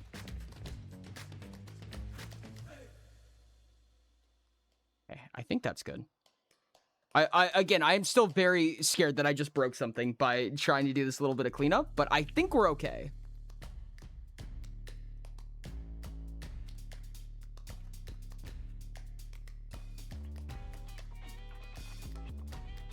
That should be fine. Are we good now? That looks good to me. We do need to spruce this up just a little bit, and I think this should be the same alignment here. There we go. Cool. All right, I got pips in the box. Give me pips. Beep, beep. Beep, beep, beep, beep, beep. How you have experience with Unreal Engine? What's your? I apologize. Let me catch myself a little bit. Welcome then, gamer. What's your experience with game development, if I may ask? Cat says hi, Piper. Quite furiously, even. I'm in the middle of trying to do both a little bit of cleanup and a quick update on, why not use a struct? I presume that would work. I just know arrays better. The array was just kind of what popped into my head when I did it. And I just ended up rolling with it. Which is not a good excuse, I'll give you that much. But it is what I did. Okay, so we'll go ahead and put this like here and here. We're going to have to push this back even further, I think. because we need a decent amount of space for value specifically. Anything that's score or value based is going to be some big numbies, which means we're gonna have to make some translations along the way. Yeah, like that. Because GUIs use text, not strings. Those are two different types of variables. Okay, bye.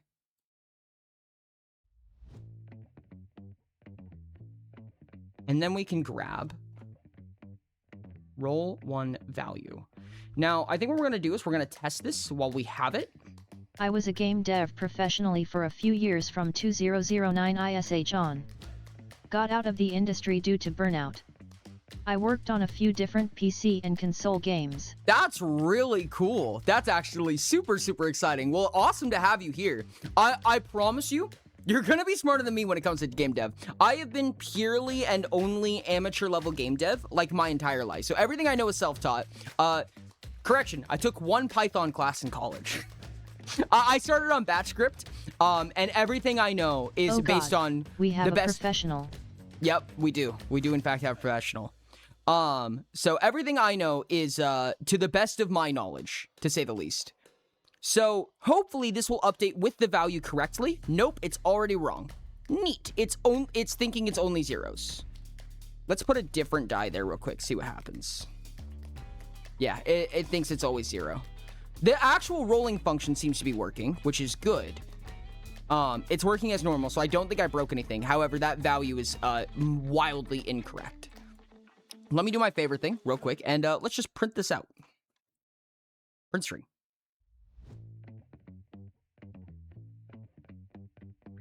Are you excited or scared? Oh no. Scared?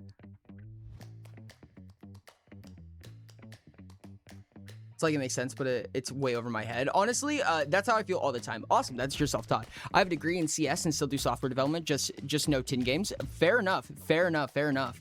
Can I ask you what games that you've worked on? If you're okay with sharing. Obviously, you don't have to share anything you don't want to. I'm happy to have you here.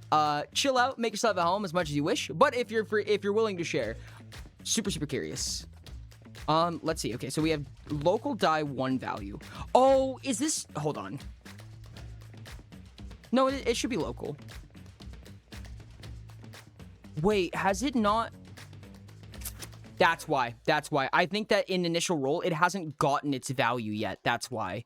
Yeah, because initial roll only gives its... Okay. I understand what I did wrong. Okay. So we're going to have to actually pull all of this out. This was all for naught. Funny enough. So let's pop this out right here. And we're just going to uninject this entire operation right here. We'll just kind of part it out this way. And we will move it somewhere else. Do not need that. We will have to grab... Oh, no, no. Whoa, wait. No, we definitely want that. My bad. I almost just took out the initial roll. Okay.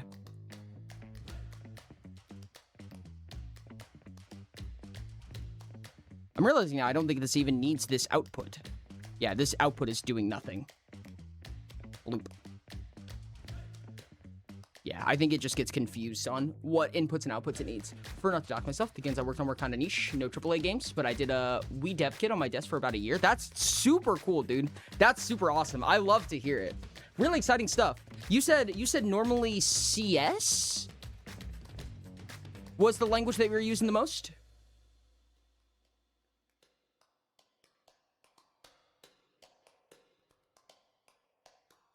Whether I know what's being said or not, I can at least follow the idea. That's the goal. That's the goal. That's the goal of being able to do development on stream, I think. That's my hope, at least. So I think I'm going to try to push this towards the end, because we're probably not going to know what the value of the die is until the end of this entire exchange. Feels a little bit awkward to do it right here, but let's just plop it right there, see what happens. The vibes are key. I meant computer science. That's what I went to college for. Okay, I thought it was so crazy, and I'm like, CS? Does that mean CSS? I'm like, what language is that? How do I not know that? Oh, I'm so glad I'm just dumb. I'm sorry, chat.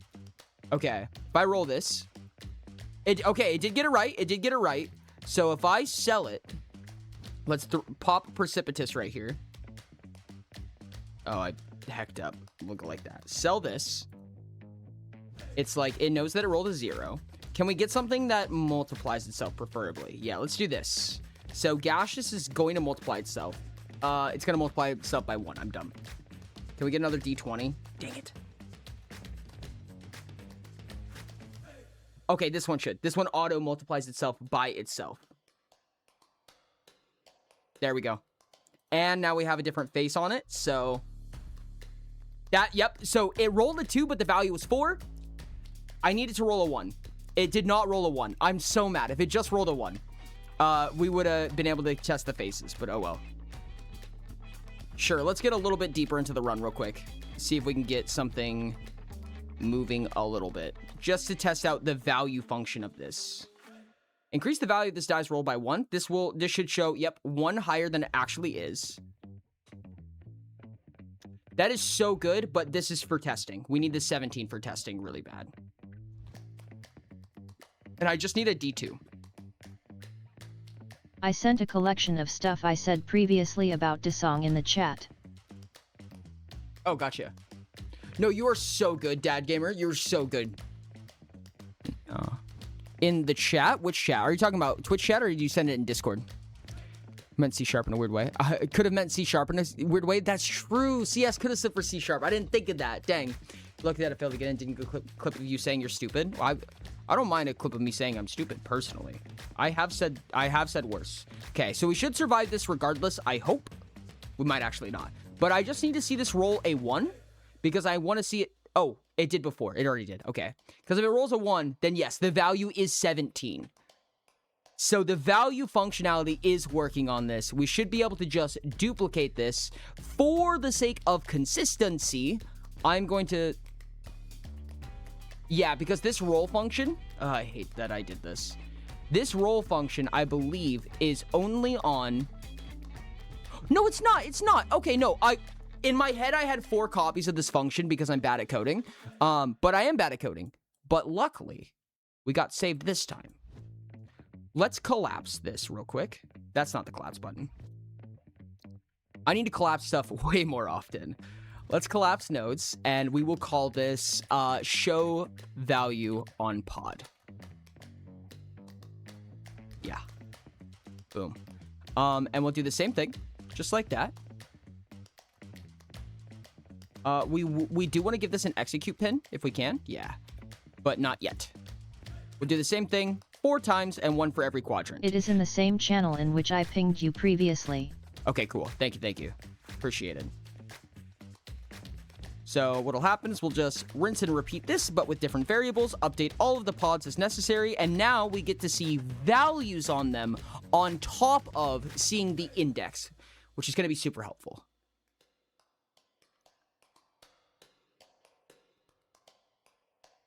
Would have used that constantly. Chat, you know, I've come to the realization I do need clips of me saying certain quotes and funny stuff to have as sound alerts. I know now the appreciation, the love, how amazing it is to have specific bit rewards for sound alerts that's just streamer saying stupid thing on screen. I need to figure out what we're going to be using for that, because my goodness, I need it. Die value 2. This will be die value 3. Nope. This will be die value 3. And this will be die value 4. Pod 1 value. Pod 2 value. Pod 3 value. And pod 4 value. Should be all we need. Cute little function that just reads everything out, updates all the values, tells you what exactly you got. Like I said before, this does not collapse correctly. So sexual lightning, oh no. I feel in the back of my throat, not again. Not again. Do one where you turn into your chair and it raises an eyebrow while saying utopia. Gosh dang it. Gosh dang it. You guys can submit clips if you want to. You guys can submit whatever you may like. Okay, so it is nice nat 20 right off the bat. So the value should be working on every quadrant. I see that 8 that we just rolled, and it scared me a lot. This should start multiplying itself. It does. So it's going to start multiplying itself by 2. It just saved our life, because if that value was lower than an 8, if it rolled anything lower than a 4, it would have exploded. But if it rolled anything lower than an 8 before we added the gas giant, it would have exploded as well. So we are lucky there. Tropical is really good. Immediately, this is a huge quality of life bonus, dude. Huge boon. I think I am going to put this on the quadrant 4. It's not really preferable, but it prevents the gaseous from exploding. Double tropical is actually bonkers. Unstable is actually bonkers. These two could get smashed together sometime soon, pretty safely. Gas giant again, more protection on our gaseous is good. The next thing I want to do is add the tooltips. I'm going to play a little bit with the new quality of life update. Peek the new update, Lamau. That was terrible. I need to start getting explorations, not these. This gaseous, thank God. Okay, this is why we changed the face. This one would have blown this up immediately. What's that? Do you want? Can I just get a mango juice? Thank you. Okay. We need to explore, because my goal now is to... Yeah, we'll swap the contents of these two, because I actually want to save this for a lunar. I've got a dip, Ori. I'll see ya in a bit. Have a good one! I know you're probably moved on, but FYI, it looks like Unreal Engine it's called T-Big Int. Hold on, I'm actually so curious. I'm going to look this up.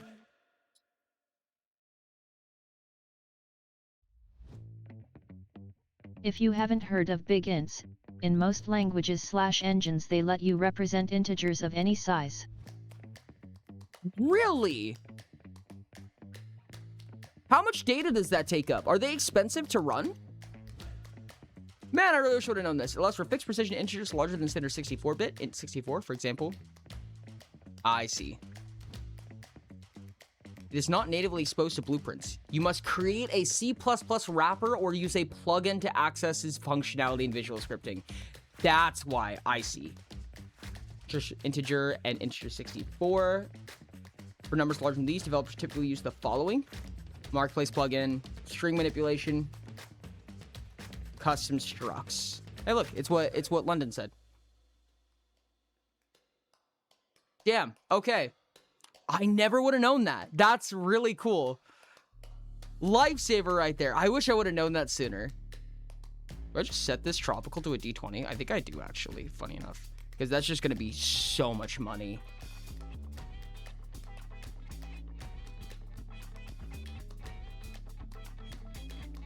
Huge. Buy mineral.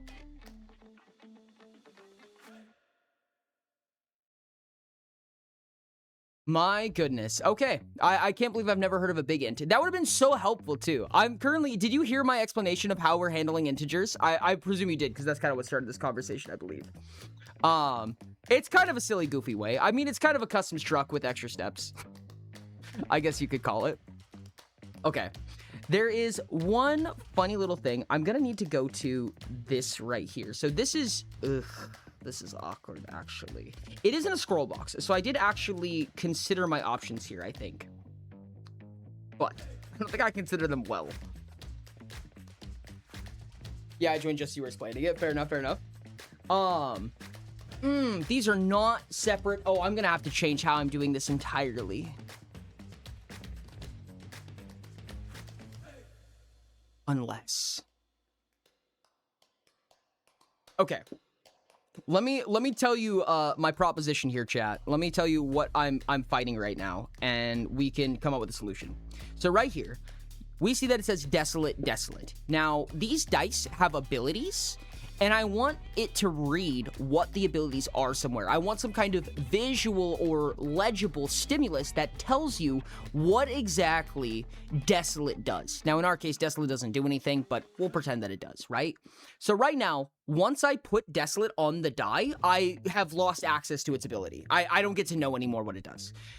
The problem is that this is a scroll box. So as this gets bigger and bigger, it'll scroll left to right, which is good, but this is one giant widget, which is not good.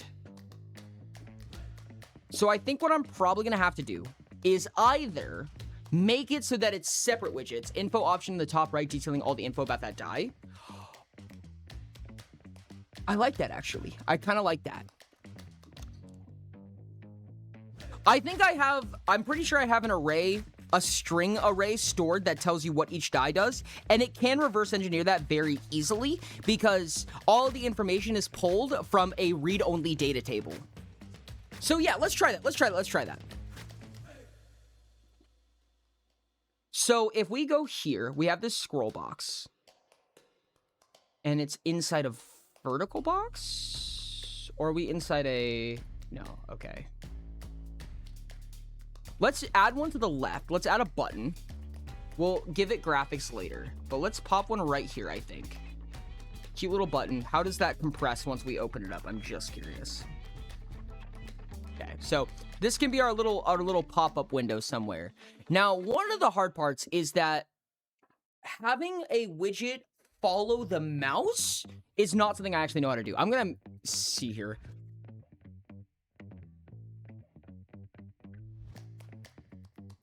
I presume I'm gonna make another widget. Create tool. Yeah, create a new user widget. That's what I thought. That's what I thought.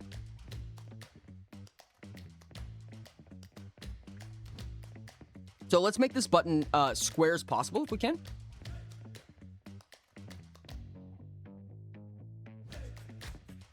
There we go. That's what we want. Yeah, just something like that is completely fine. Can we pad it 5 and get away with it? I think we can. So now, hopefully, this is going to be a little bit awkward. It probably should be outside of the scroll box, because once this starts scrolling, the button will also scroll away. But hopefully, what we can do is on hover, when you hover over that little box, we can just do that with the text if we wanted to. That's fine. As long as we have a tooltip, we can move it around later as we wish. So let's go into the UI. We're going to make a new widget blueprint.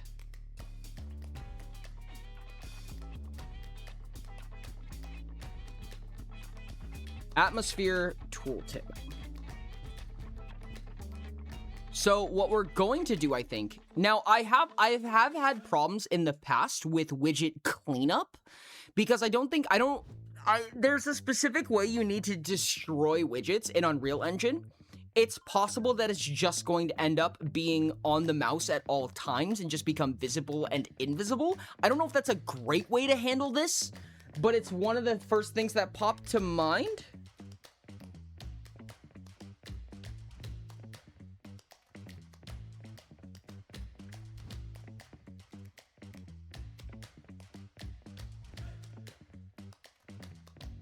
Huh. I just got some very unsatisfying alerts. Just pulled out round 13, lost because my D6 landed on 3 on his 3 rolls. Oh my goodness, that's crazy. Let's find a cute, funny way to do this. Let's throw a canvas on here. And basically all we need to do for right now is let's go ahead and put a... What's it called? What are you called? Overlay. Yeah, let's do an overlay. I think that's the stuff that allows you to stack stuff on stuff.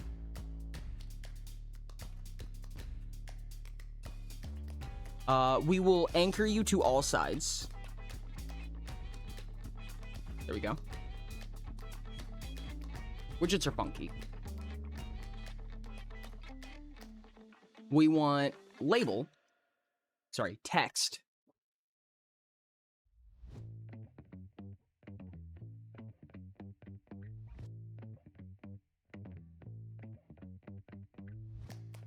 That's all we need.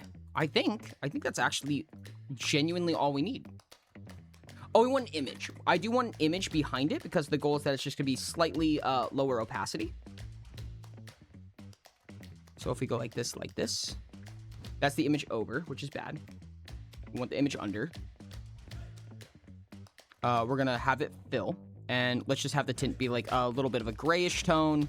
And we will just alpha it down.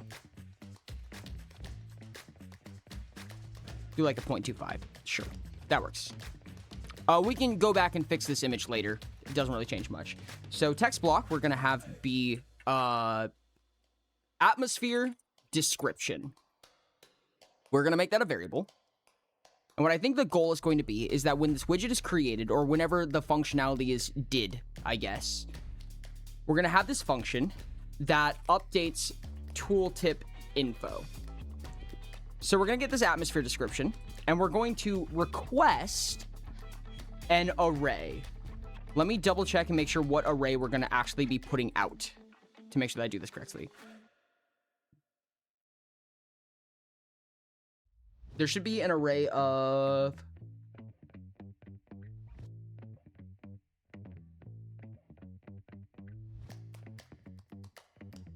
atmosphere selection pattern. Do I not store it? Did I not store it, dude? Oh my god, I think I'm stupid. Oh my goodness, is it not stored? Do I just have to pull it from... ugh, that's so gross, dude. That's so gross. Yeah, it looks like it's not saved as an actual variable, so I'm just pulling from the text?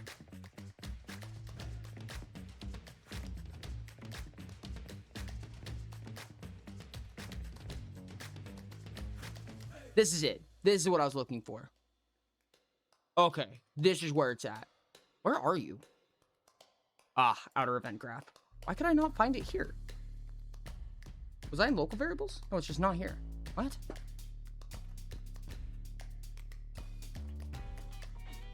Where are you? Oh, because it's tied to the player character. That's why. All right, that's fine. A little bit awkward, but it's an array of names is what I needed to know. So we're gonna take in an array of names.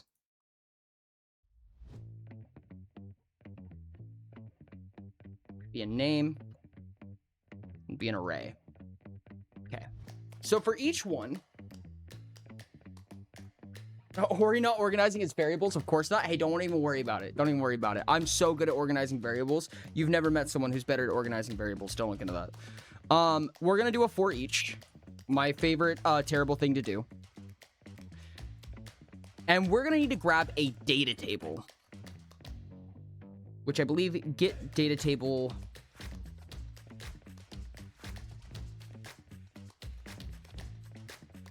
what's it called?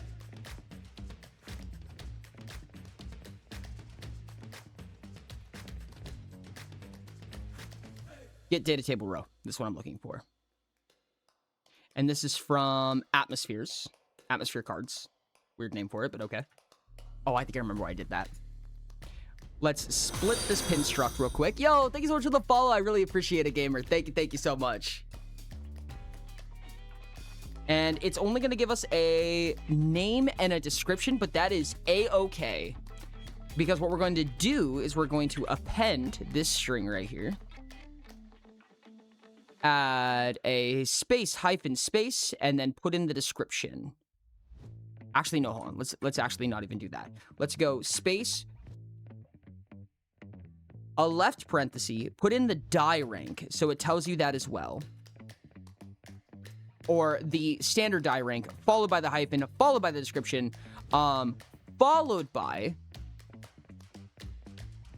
are you not going to let me do it? Yeah, like that. Followed by 2 underspaces. I think, oh, you know what? You know what? Actually, let's not do that. Let's be a little bit smarter about this. I'm going to delete this append right here. We want to know if this is the first one. So we'll do a little funky little if statement.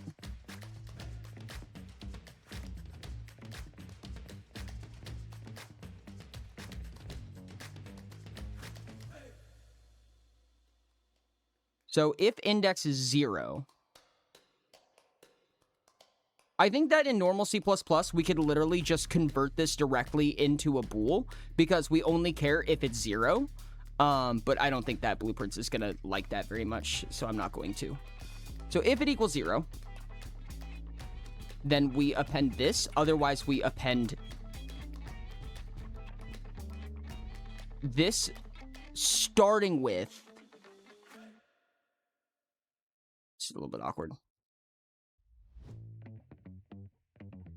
Starting with enter. Yeah, like that. So then we do the name in B. You develop anything yet? Then space left parenthesis. Then the die rank. Then the description right here. Thank you so much. We're working on it, yeah. We do have a quality of life update already, which I'm very excited about. Genuinely. Okay, so no. Okay, cool.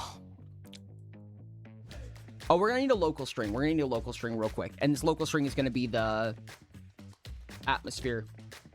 Local atmosphere info. I'm really bad at naming variables. If there's anything I'm bad at, which is many things, if there's anything I'm bad at, it's naming variables, dude. This, assuming that we're going to set...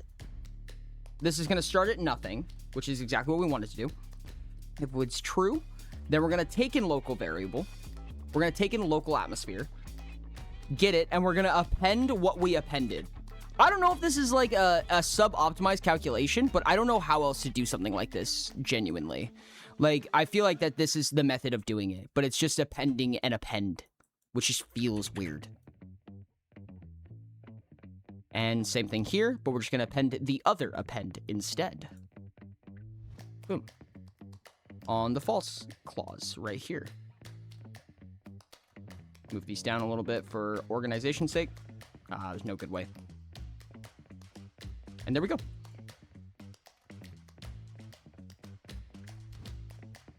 And then on either one of those cases, I'm going to have to make these come back together. Set tooltip text, yeah. These will merge and do the same thing regardless. We will... Oh, no. I'm stupid. No, don't do that. I forgot we're in a for each loop. I cannot tell you the number of times I've accidentally forgotten that we are in a for each loop and done this stupid, silly little thing, dude. Oh my goodness. A billion nightmares. Dishonor on you. Dishonor on your family. Dishonor on your cow. Cool. And that's the function. It's even worse, so you're not that bad. I mean, fair enough. I'm happy to hear there's worse than me. Okay, so this will set the tooltip text, and this is all we have to do. This is basically it. This is basically the function in a nutshell. We just need to change the tooltip text. And I think that this will do it right now. So if this tooltip exists ever, I think what we need to do is on initialization.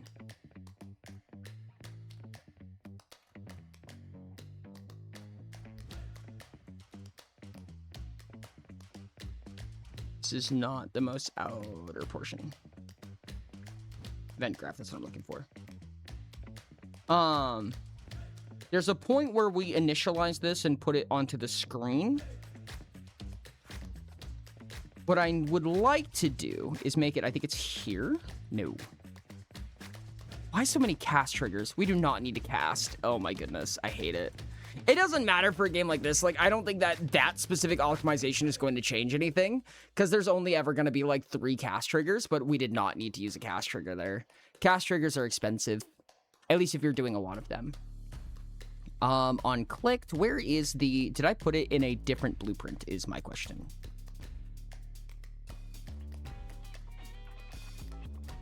I think so. I think it's in a different... Whoops. I think it is in a different blueprint. I need to...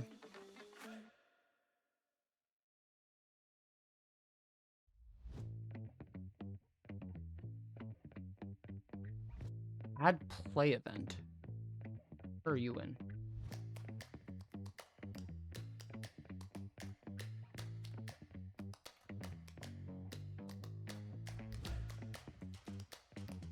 Oh, that's creating the widget. Yeah, no, that's not it. That's not it.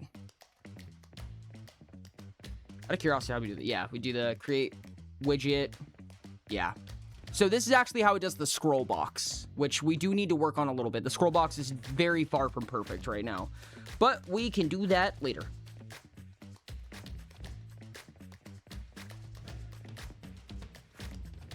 Where did we initially show the widget? You know, honestly, I think it's probably fine if not. I just... we probably should spawn and delete if we can.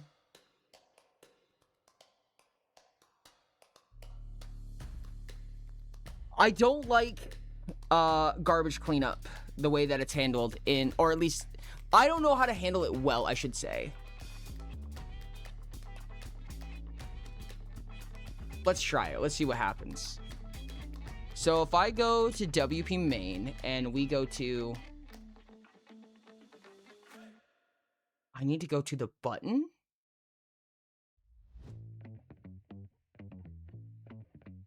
In variables. Do we name that button anything? No, we did not. Pod 1 hover details. Sure. I'm so bad at naming things. That was terrible. Pod 1 hover details. Did I not turn it into a variable? Or is it just not in alphabetical? I'm gonna be so sad if it's not in alphabetical, dude. Buttons not automatically a variable is crazy. Yeah. Okay. Pod 1 hover details on hovered. We're going to... Oh, you know what? You know what? I think I need to actually... We'll figure it out in a second. For right now, on hovered, we're going to create a widget. And it's going to be the tooltip widget. Owning player will be self. That's correct, right? We can't do that? No, we can't. No, because it's main. Get player controller. That's fine. That works. And then on hovered, do we have on hovered end? So that we know when to destroy it? On unhovered. Wonderful. Oh, do I need to save that tooltip widget? Oh, no, I hate that.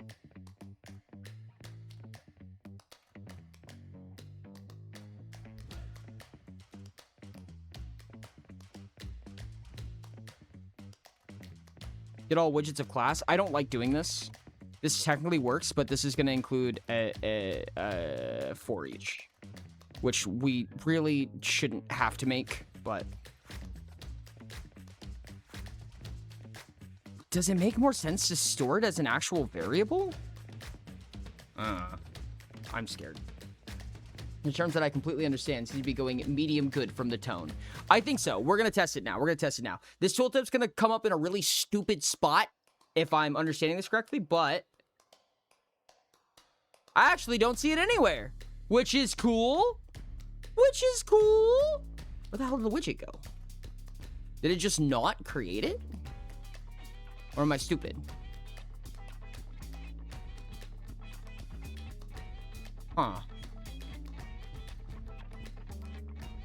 Interesting. I mean, it definitely should have done something. Didn't have to be what we intended, but it should have done something for sure. Let me get a... Damn it. Oh, we already have a player character variable. I'm silly goofy.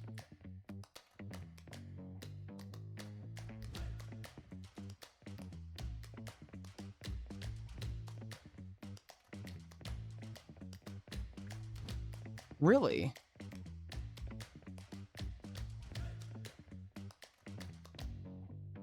Okay, cool. I'm confused. I'm confused. Average out to medium, medium. God, medium bad. Well, it got kind of medium worse. I'm gonna be honest. Oh, it's because I'm stupid, chat.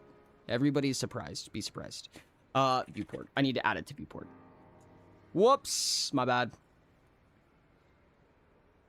I don't think Z order might actually matter, but we're gonna figure out here in a second if it matters.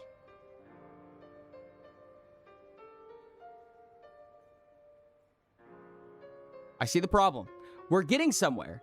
So, you see the flashing. The problem there is that when I hover over it, it knows that it needs to add the tooltip, but then it doesn't realize. Once the widget comes up, it takes up the entire screen, and then I'm not hovering over it anymore. So it goes away, and then once it's gone, I'm hovering again. So it's flashing back and forth a ton. But this is technically progress, which I am happy about. What I think we need to do is kind of just this, honestly. Hold on, let me go like this. Overlay. Maybe we just need it to be like that, honestly. Can this be a variable? I don't want to set it to anything in specific, truthfully, if I can avoid it.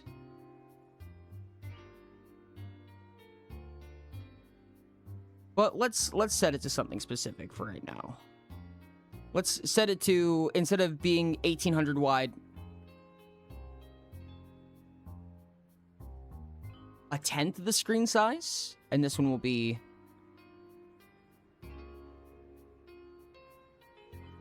a tenth of the screen size. However, you went to the top left, which is not what I was hoping for. That's actually okay. It's okay if you're in the top left. Because what should happen now is, I think, yes, okay, it does move to the top left. It's not where we want it right now, but it is kind of, we're working on it. We're working on it. We're getting a start.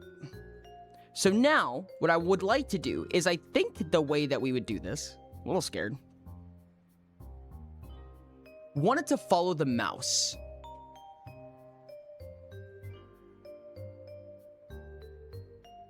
Congrats on the 100 XP. Let's go.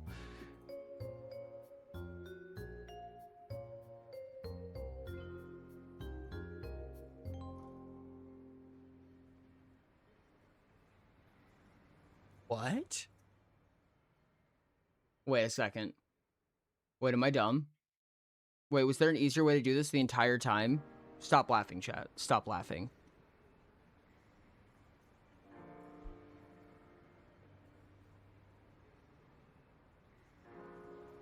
Chat, I think there's just a tooltip text. I think there's literally just a thing that's tooltip text. Okay, I'm gonna be real with you. It's not great. It is far from marvelous. But it does technically work. But I do think that having a custom tooltip is going to be good in the long run. So you guys can see that this is a tooltip. That's Unreal's automatic tooltip functionality. Lost Wi-Fi connection. What did I miss? A little bit of struggle, but a little bit of progress. I'm working on tooltips right now. And if we want to make a custom tooltip, which I think is going to be better in the long run, we're going to have to make a new widget. So I'm okay with what we've done so far. Oh, I see. I should not have used a canvas. I should have used a size box, I think. Yeah. More widgets. Indeed.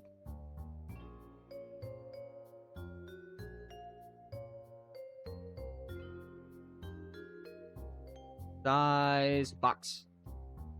Box.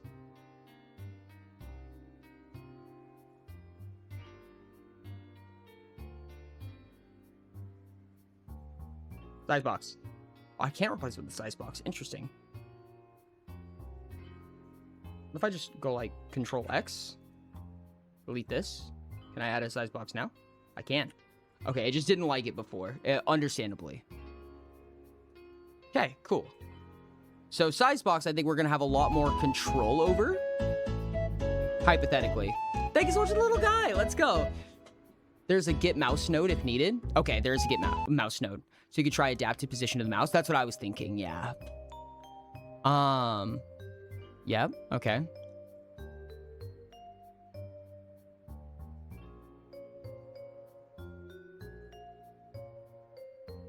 Oh, wowzers. Oh, there might be a way easier way. Yep, there is. There is.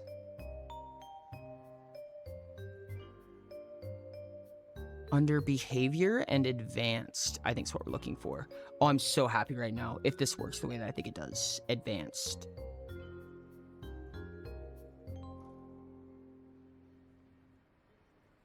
Wait, why is it grayed out? Oh, interesting.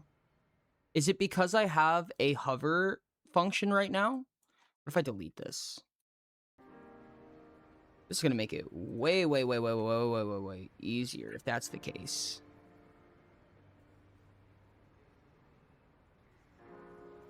No, but it's not letting me. Interesting.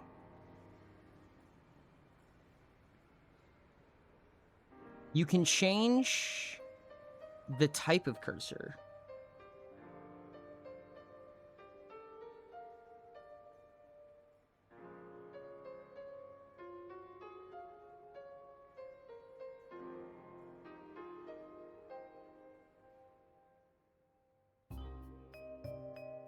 Okay, it's empty. What's empty?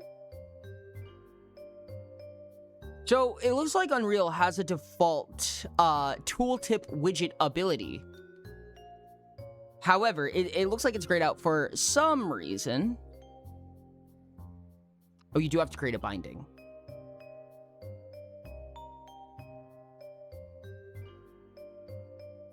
I see, because it wants data. Is that correct? Can I bind it to itself? This is odd one. Hover details?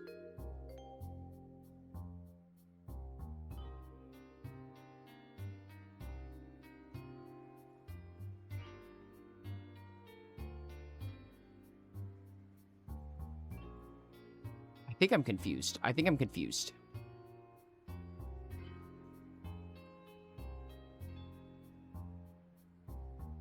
Okay.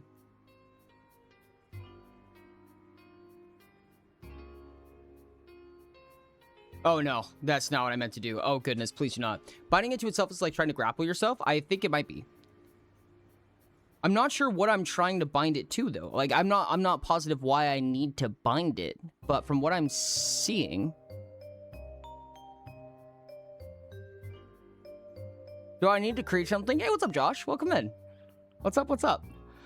Do I need to create something just for this? Like, do I need to create a separate instance of something just to do this? Please close. I do not want to see the button. Trying asterisk. Bind it to a string / description of your display. Oh, that's a good idea. Oh, wait. Can I just save the widget as a variable?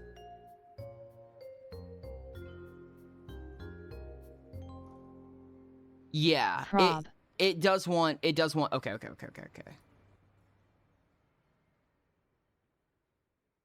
I think what we'll do is create a widget save. We want to save the widget value as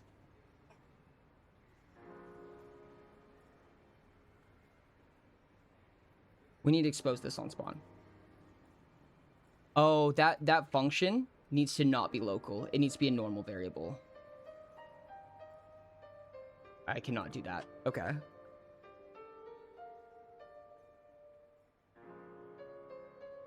And we need the not local one. We need the actual one because we need to expose this when something creates this widget.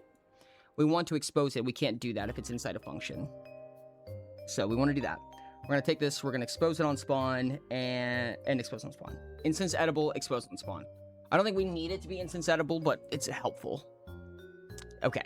So now I think that when we create this widget, we can change its values. Question mark. So on hover,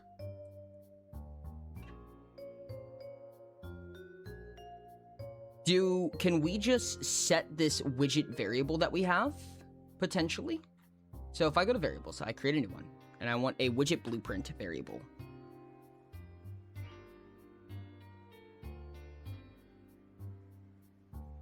Actually, no, I can go even way more specific than that. We can say a atmosphere tooltip. Object reference, yes. And I believe, can we change the variables from here, I believe? Am I correct about that? I want that. Is it just called new var? No, it should not be.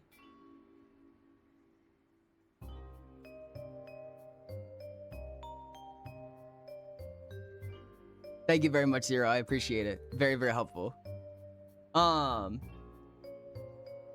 is default value of new var exactly?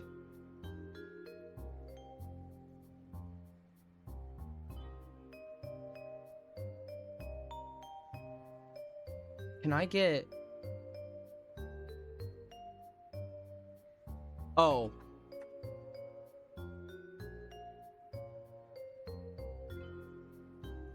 That's why.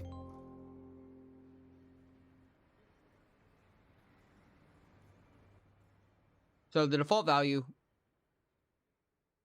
is none for right now.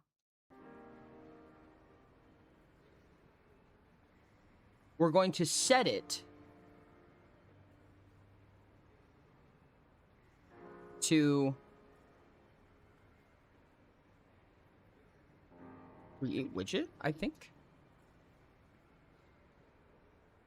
This is correct. This feels wrong.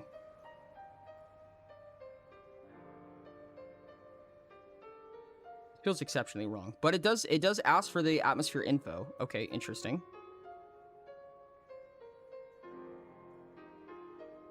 Ah, I need player character. Get player character. This doesn't, I'm gonna be honest, this doesn't feel right. Let's get pod 1 atmospheres. We will have to convert it here. This is not something I think that we want. Oh, I made atmosphere info a not array.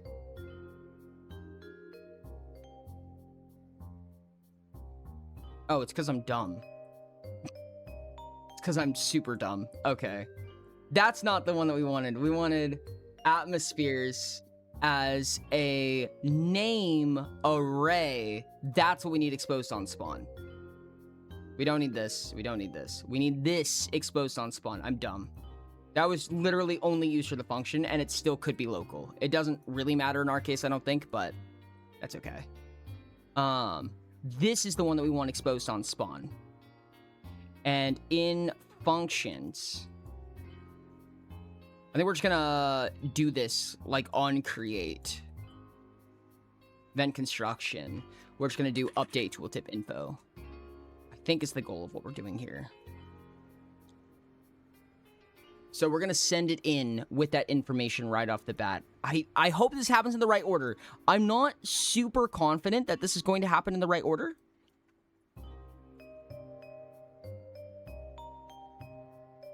I'm also not super confident that it's not just gonna make like 26 billion of these, frankly, but let's see. Now, if we can bind this to pod 1 hover details, I think it was? No. Pod 1 atmospheres.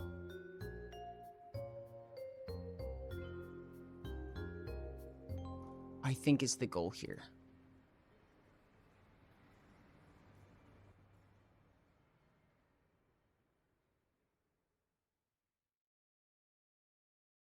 I don't think it's gonna work. No fucking way. Did it really just work? What? It's not quite correct. It's not quite correct. Let's, let me do this real quick. Oh, I can't sell.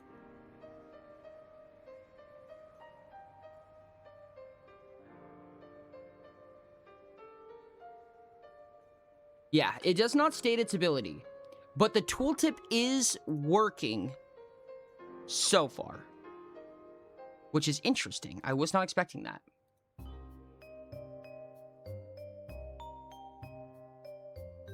But it's only giving us the name right now, which is interesting.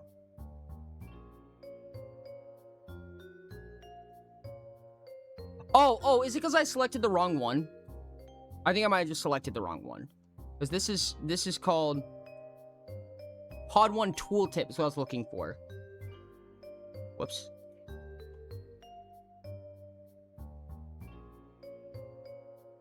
Oh, but I can't. Okay, so that is not what we were looking for. It does need to be like a genuine, like, okay, this is incorrect how we're doing this. So we do need to bind it to an actual widget inside it. There's a way to get 0 dice in play? Interesting. I don't think I understand binding enough. I don't think I've ever had to use binding before. Instead of selecting widget directly in the details panel, click tooltip widget, drop down and select create binding to select a function that returns a widget. Oh. Oh. If I do atmosphere tooltip like this, can I bind it to that? Am I absolutely bonkers crazy wild? Can I bind it to that?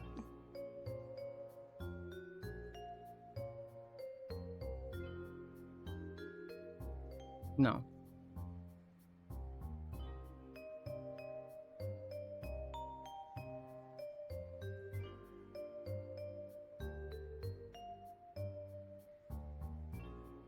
Atmosphere tooltip. If I create binding. Oh, I should have just created one in the first place. I didn't need to make a function. I see.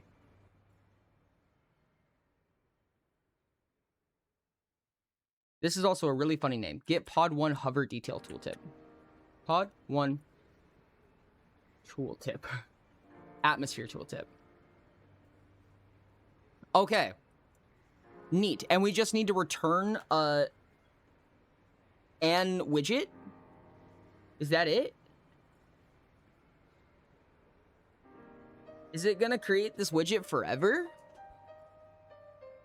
I have a fear that it's gonna create a permanent widget, which I don't want, but let's try it. Let's create a widget, and I presume this is what you want returned. It is. Okay. Atmosphere tooltip, and we will get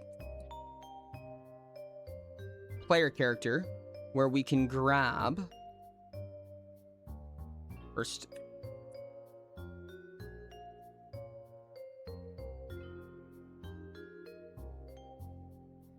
Half of being a game dev is learning how stupid you were at the start of it. Honestly, that has been very accurate to my game dev journey. I'm gonna be real with you. Get Pod 1 atmospheres, yes. This is the goal. And I think what we might be able to do is do that for each loop that I was talking about earlier, where it just cleans up all tooltips, deletes all tooltips just in case. But I think there's a way to check to see if there's definitely a way to check to see if the widgets actually exist or if they only exist as a tooltip. Okay. All right, that worked. Okay, so we have this tooltip right now. It's a little bit off from what we want, but we have something working here, which is really cool. Okay. So the problem is that update tooltip info did not do anything quite, but it did a thing. It did a thing. Can I pad this just 50, pad this 50, and it'll stop being covered by my mouse? It will. That was too much, but it will. Let's just pad it 10.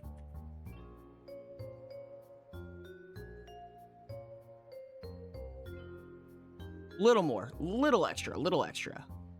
Actually, let's just do this, where we take this and we pad this by 10 and just leave the background to be backgroundy.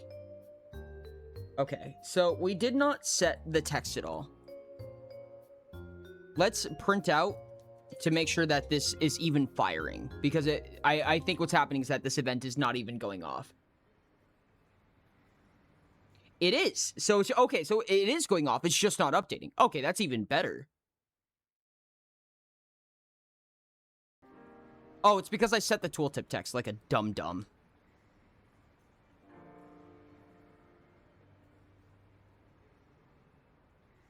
Which is, I set the tooltip of a tooltip is what just happened. Which, surprise, surprise, has, for all intents and purposes, no effect. Because you cannot hover over a tooltip. Surprising, I know. Everybody, hold your gasps. Okay, so it says nothing, but we're getting somewhere. It is different. I will give it that. Let's do a quick for each. Actually, no, let's actually just print. Blue body. Let's just print this out to see if it actually reads a bunch of atmospheres when we hover over. So it does read atmospheres. It is absolutely reading atmospheres. And it is reading multiple atmospheres even. Okay. It is reading them in kind of backwards order, which is interesting. But it is turning the text into nothing. So it's believing that the final string is poopy garbo nothingness, which we don't like.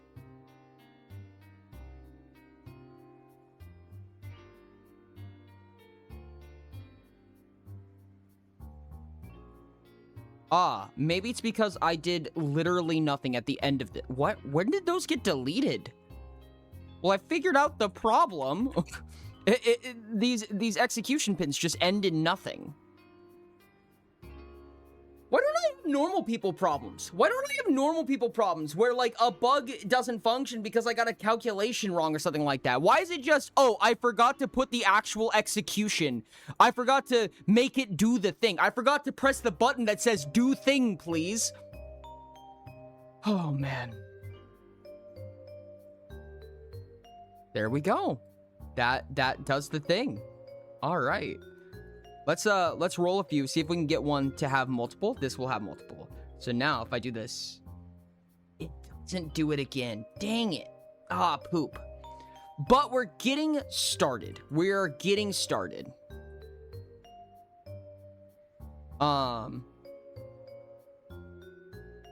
There's a few things I need to do here because I need to have a, for description, we need a switch on string? No, not switch. It's select.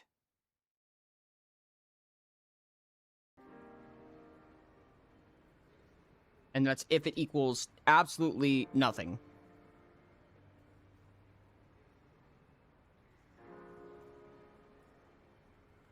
Oh, it's equal exactly is the only one that you can use. Okay. If it equals nothing, then we just return it for the descriptor. Because we don't want the description to just say nothing. We want it to say something along the lines of no ability. So this is going to be a little switch case, technically a select, that says no ability if it has no ability, rather than just saying absolutely nothing. But with that, we did do that.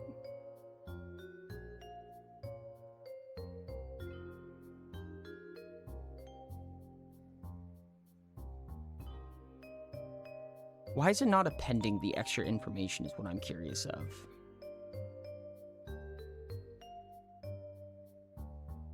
Alright, working through his coding issues is really funny. What do you mean? Why is it funny? Why are you laughing at me? What did I do? Or normal people... What's that? Or normal people problems are for normal people. Aw. Let's check to make sure Desolate works. Let's see if Desolate works. It should say no ability now. Yes, it does say no ability, which is good. That is what we wanted. Oh, it does work twice. Okay, it does work. Did it just not work on Tropical? I'm confused now. Let's try Oxygen Pour.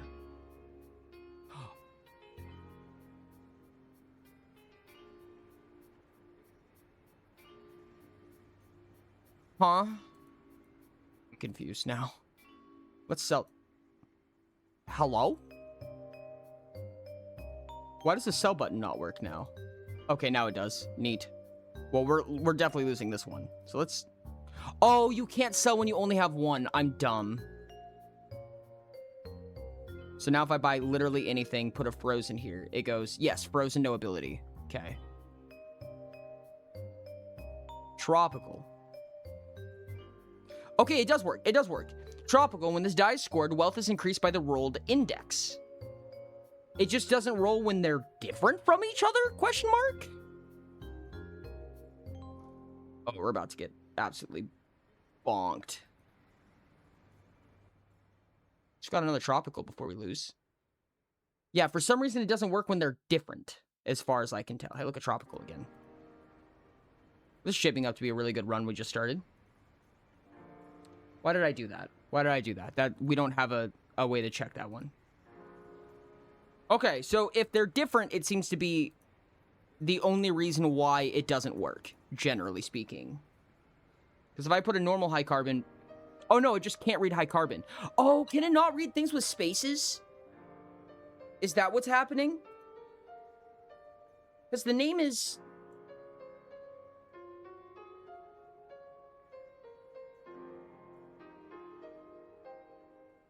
The row name and the name data are different from each other.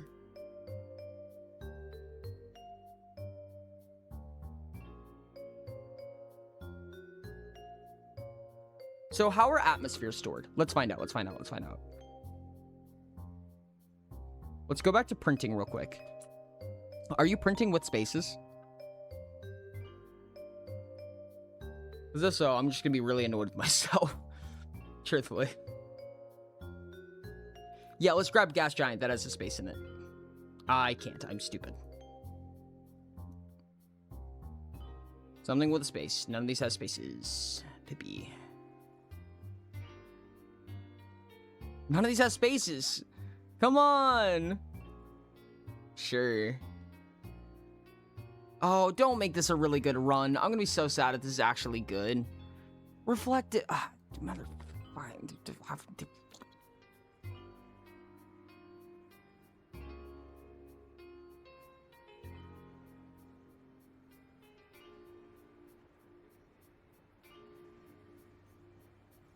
That sucks.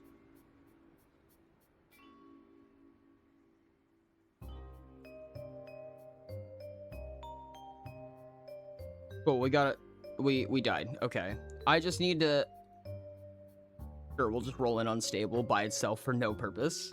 Oxygen rich. Here we go. Okay, yep, it is reading with the space in it. Okay. There's a really stupid way I could go about this. It is a really awful way. Can we get Nori says, I am stupid counter? Gosh dang it. I hate this. There's a really bad way I could solve this. And that is to just remove the spaces from it. To, like, remove spaces. However, that is not a good way to go about this, realistically. I think it would work. I do think it would work. But otherwise, I have to do this really awkward thing just because it's saved wrong. Because it requires that manually, whenever something is inputted, that this row name matches this name right here. And I don't think that's a good way to do it.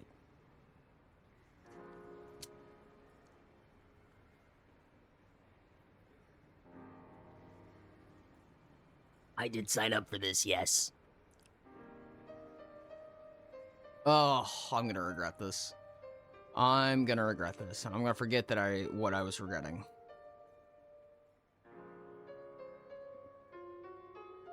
I had to do a bunch of stuff either way. Why did I do this with spaces, dude? What do you mean? Bug.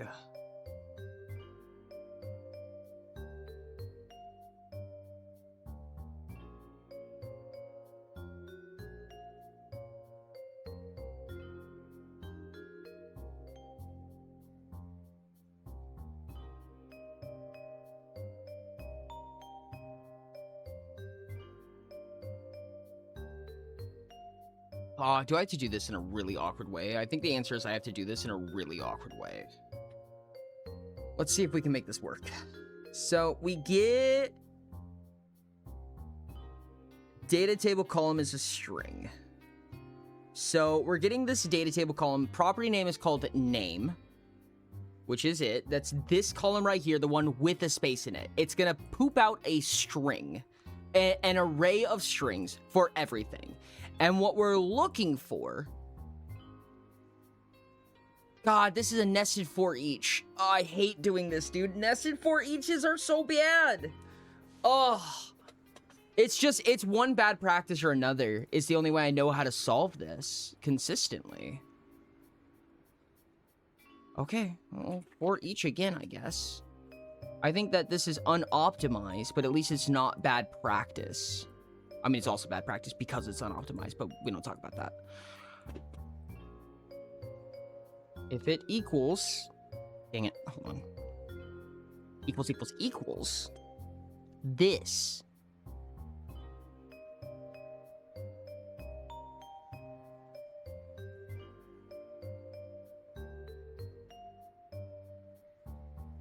Then we move forward.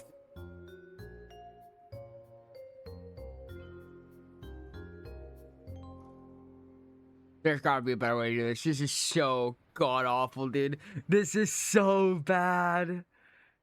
No. Oh my goodness. Because it doesn't even poop out the what row we're in, so we can't even get the rest of the information. Combined of two evils, more like. Yeah, I think it is. I think it is. How many different ways can we utilize a data table or pull information from a data table? Does data table row exist? Column as a string.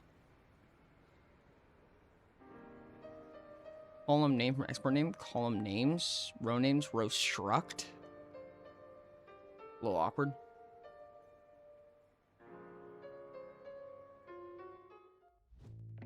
Okay.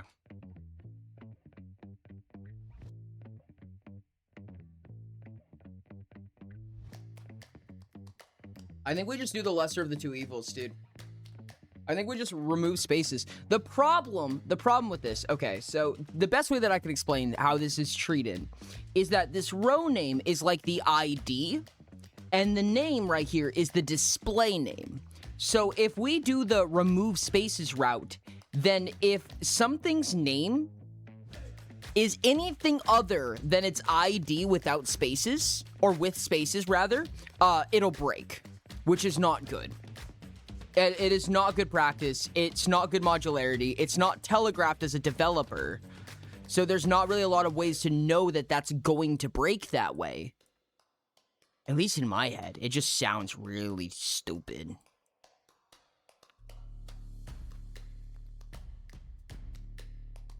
Okay. Let's figure out how we can manage this. This all is correct. We want this to be right where it's at. But we need to get the data table row name.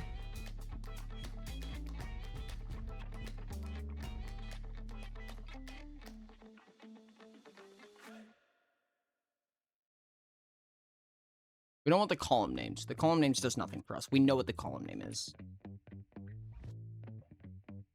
Does row exist? We don't need a boolean.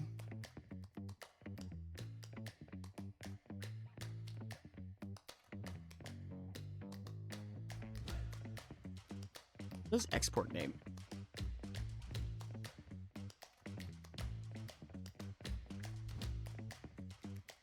No, that just turns all of the names into strings, which is not what we need. This seems like you're saying variables at display name instead of two row names, which is why you have deleted the spaces. Because it seems that you're saving the variables as the display name instead of the row name. Correct, yes. But there's a bunch of other features of the game that already require this function, this atmospheres function, or variable that I'm using, this array of names, is utilized elsewhere. So I can't change that, otherwise it'll break it. I'm nearly positive. I'm curious though, let's take at least one peeksy to make sure. Get atmospheres. Yeah, no. Yeah, it is the only array. It's the only data I kept, it seems like. Was there any other times that I did the same thing, out of curiosity? Like, how does it update? Actually, yeah, no, I definitely... Wait a second. Hold on. There's a way to figure this out. Hold on. So if I go pod 1 faces, right? It needs to figure out...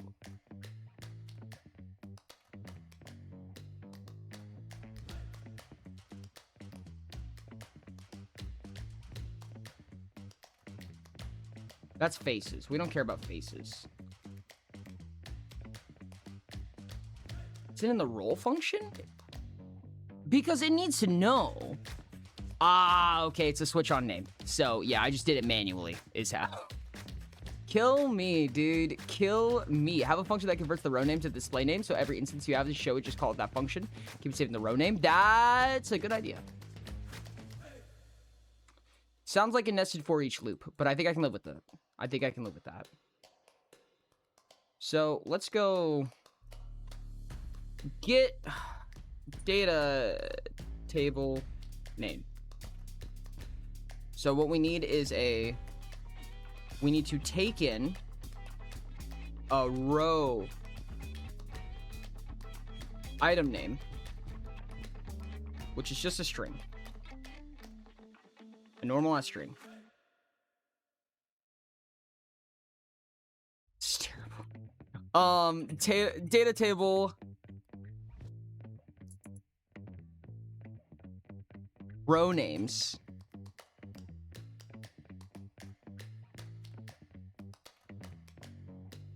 Oh, this is going to be atrocious. This is going to be atrocious. Are you ready for this? Then we for each these. Then we get the data table row. Pop it in like that. Atmosphere cards. We pop this open. Split struct pin. And then get equals, equals, equals. If these two equal each other, we return this.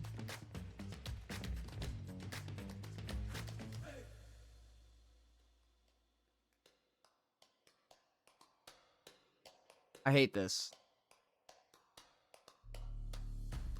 This is doable. This isn't as bad as I thought it was. I'm going to be terribly honest with you. Which is funny because it's kind of atrocious, but... Oh, we need to return something. That's why. We don't have a return variable yet.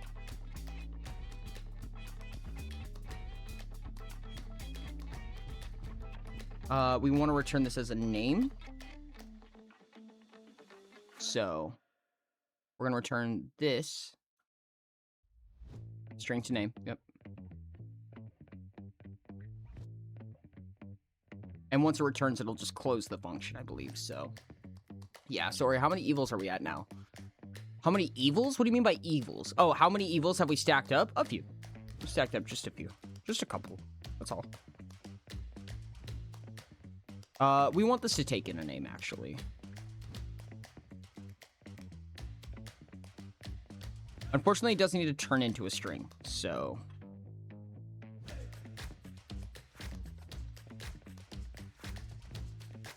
Name to string. So we want item name to be a name, because that's what it's going to give us.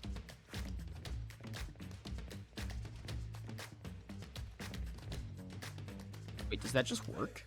No way. Can you just do that? Never mind. Okay, we didn't need to fix anything. Wow. Go Unreal. Or C++. I don't know who did that, but whoever you are, thank you. Okay. Did we succeed? No. Okay, no, it broke. That's what I was afraid of. String. There we go. That's what I thought would happen. Luckily, we don't need to do this anymore. We can just do this. Export it directly. Boom. We're doing a ton of conversions, a huge for each loop. We are searching through a data table many, many times. It's kind of bad, but I've done worse. Get data table name.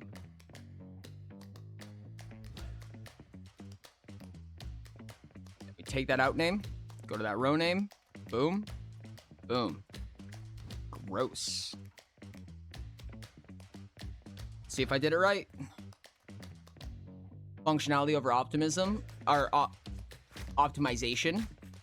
I would say arguably, yeah, high carbon. So now this should still not work. If we're lucky. Fuck. Why?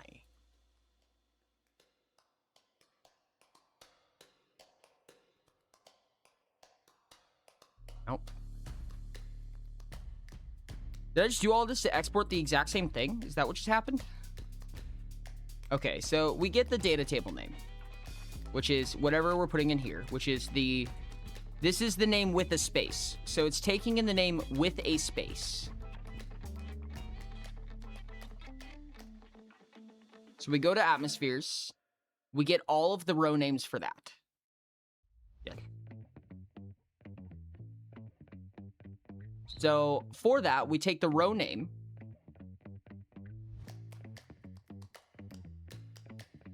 Yeah, for each row name, which is all of these. We're gonna grab it, we're gonna expand it, and we're gonna get the out. This is really confusing, but we're gonna outrow name. We're not getting the row name. We're outing the row called name. This really, I could not have made this more confusing if I tried. Wowzers. But then we check if that name with a space matches our name with a space. And if it does, we return... Oh, shit. It's because we returned the wrong thing. Figured it out. What we want to return is this. The one without a space. We were just returning the same thing. Which meant nothing.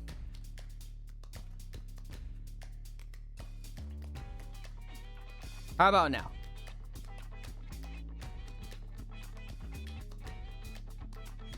Oh, I see how to get 0 dice suddenly. That would have turned into 0 dice. Say, if I put a gas giant here. Yes, it does. It does. It works. Oh my goodness. Okay.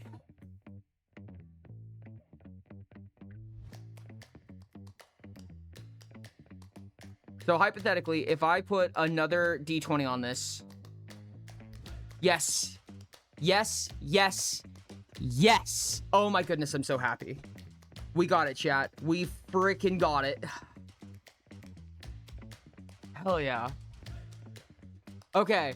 It is not the most gorgeous tooltip in the world. I'm gonna be so real with you. It is not the most gorgeous tooltip in the world, but we can make it a little bit better at least. We can help it. Font family, we have future font. I think we just use, yeah, future font is fine. And what I'd like to do is wrapping. What's the text wrap? Yeah, wrap text at. Auto wrap text, auto wrap at, say 400. Should be fine. That way it starts to wrap back around on itself instead of just making it one giant line. Sure, let's do an asteroid belt because we're going to sell this. This one has a beefy bit of text. Yeah, Lunar. When this die is rolled, multiplies text value with the rightmost value die. Nice. I would like to make the background slightly higher or greater opacity, I think. I mean, honestly, generally, I would like a custom background more than anything. I don't know if I have any images stored right now, though, that would work for this.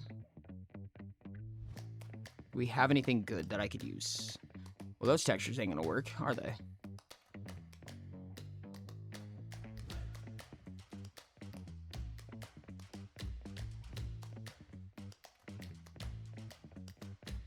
Can I at least round the corners on this? I don't think I can do it through just this.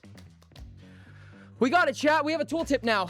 We have a tooltip. It is going to get a little bit boggling, I think. It might get a little bit on the boggling side if once we get too many dice on one quadrant. But it works for now. It works for now. I think first thing I'm going to do is just make this like 0.75 or something like that. Maybe like an orangey color.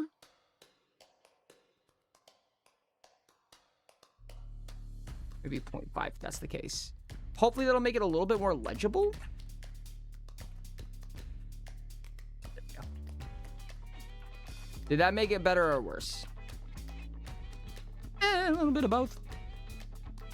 I think we just do black. Honestly, we could actually just make it not translucent at all. We just raise the opacity to a lot and not make it that color in that case. Yeezums. Do a 0.5 and a 0.25. 0.1? Ooh, that's a good orange. Cool. I don't think for text we have something as simple as, like, outline. I don't think we can just outline it, unfortunately. Oh, can we? Oh, we can! I didn't think it would be that simple! Oh my goodness, everything is so good. Chat, this is great. We definitely need to text wrap it way later than that. That is such an early wrap. But, oh, I'm so happy. Which means we can make this. We can absolutely make this lower opacity because it doesn't matter.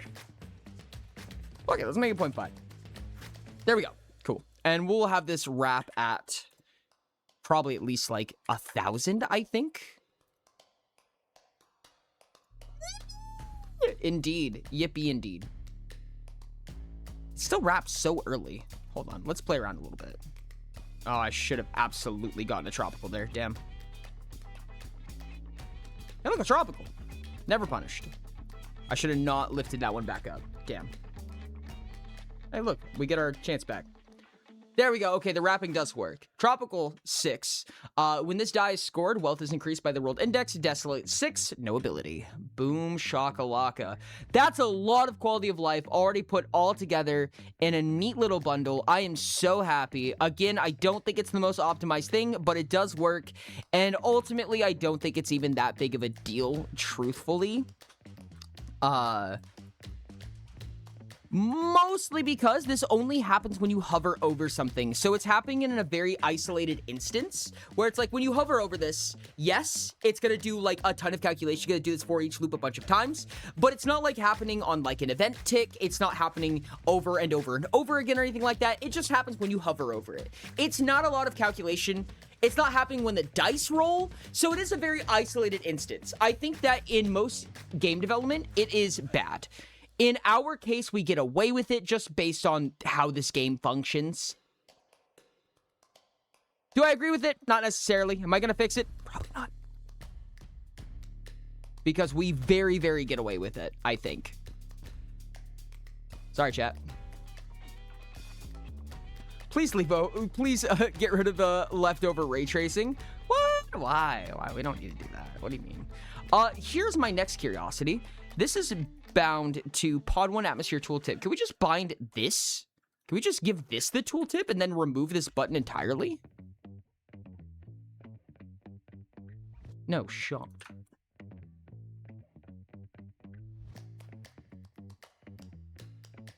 Yeah! Now we can just get rid of the little button. We can just literally just get that button out of here. Just let it be the little scroll box that it is. The little scroll box that could. And then boom, it just tells you what they all do. This is so good, dude. I'm so happy right now. Look at that. Let's go. This is so simple. And I shouldn't be that excited, but I am, chat. I am. I can't help it. Damn. Okay, cool. All right, now the last thing that we have to do is basically just the same thing for all the other ones. This should just be copy and paste. It should just be copy and paste. Let's bind it to. This is going to be Pod 2 Atmosphere Tooltip.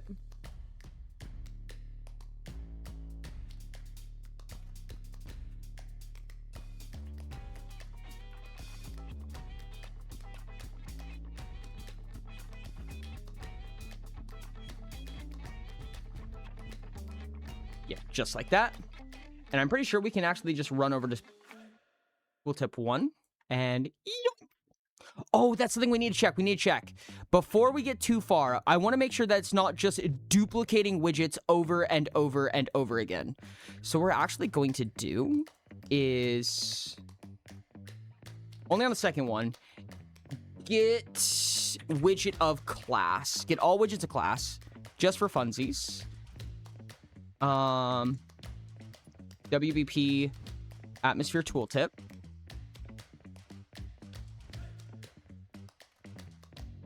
Get a copy. The string. It doesn't really matter. We'll print it. All this is going to be deleted once we're done testing. So it doesn't have to look pretty right now. What this is going to do is just let us know. Okay, yes. It is. It looks like it's destroying itself each time.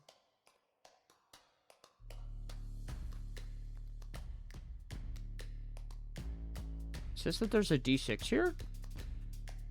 I think there's actually nothing there, funny enough. Oh, it's still reading. It's because it's still reading 1. That's why. Silly, goofy.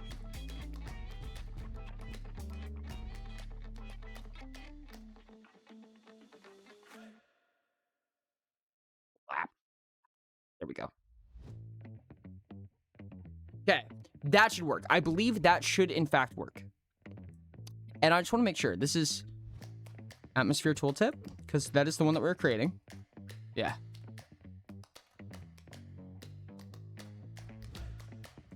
Atmosphere Tooltip. Get all widgets of class. Atmosphere Tooltip. Let's just actually print the length.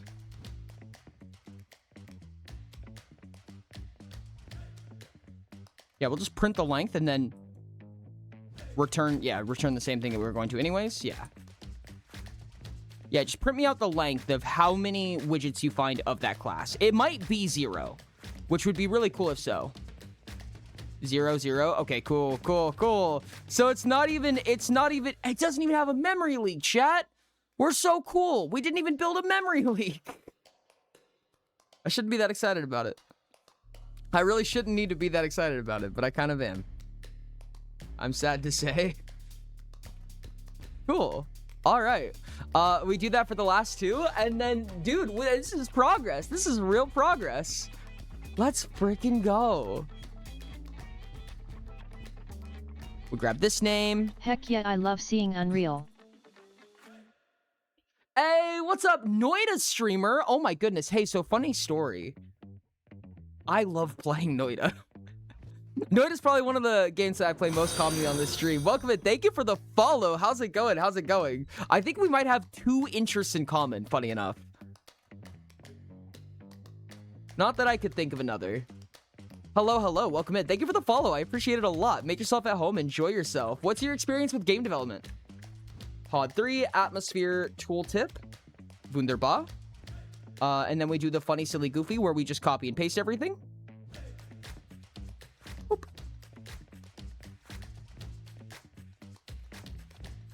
I think you might be in the right-ish place. Thanks for the ish. Just make sure that we're humble. Stay humble. Pod 3 atmospheres. Boom. Do this one more time for the last one.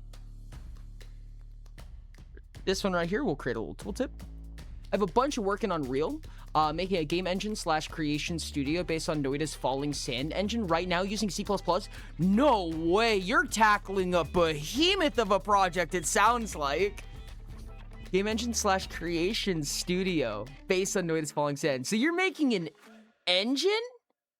I presume you're not making the engine in Unreal. I presume that you're doing it from scratch, because in C++, that sounds like it sounds like a language you would do it in scratch or from scratch. That's crazy, dude. How is that going? Oh my goodness, you are so much stronger than I. Bonkers. Pod 4 atmosphere tooltip. Damn it. Pod 4 atmosphere tooltip. Yep, just like that. Do the funny, silly, goofy where we copy and paste. Whoop. And push this back to just be a little bit OCD about it. We do pod 4 atmospheres. And I think that's it. I think we have our tooltips now. Super cool to have you around, by the way. Honestly, help with Unreal is super a lot helpful for me because I am extremely self-taught. So I'm going to do I'm going to make a bunch of stupid mistakes. Didn't they make an engine for Noida's development? I believe so, huh? No, I just have experience with Unreal, but it's been fun, man. I've moved to the point where I can make all the assets and UI layouts in software now. No more code required. It's finally seeming like a true studio now. Dude, that's crazy. Is it a public project? Is this something that you're like interested in like repping for, or is it just like a little thing for fun? Props to you, dude. That's insane. That's absolutely bonkers. That is ambitious. Dude, the moment that I saw Noida and the way that it handled its pixel physics, I was dumbfounded. I was so dumbfounded, dude. I was so surprised. I was like, I can't believe anybody was crazy enough to do this.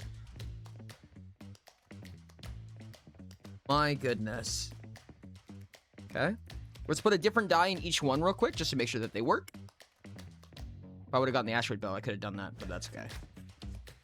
Desolate? Yep. Gaseous? Yep. Noxious? Yep. Precipitous? Yeah, dude. Huge. This is to increase the atmosphere threshold. There's still the typo in compressor. I don't know how many people remember Zero asking that, but it's still there. Actually, in fact, I think we just fix that really easily in just a data table, if I remember correctly. I think that's what it's pulling from. We want compressors. Yep, it is right here. That's so funny. Teh. Boom shakalaka. Done. Got that out of the way. I remember myself asking that. Yes. Fair enough. Okay. So now...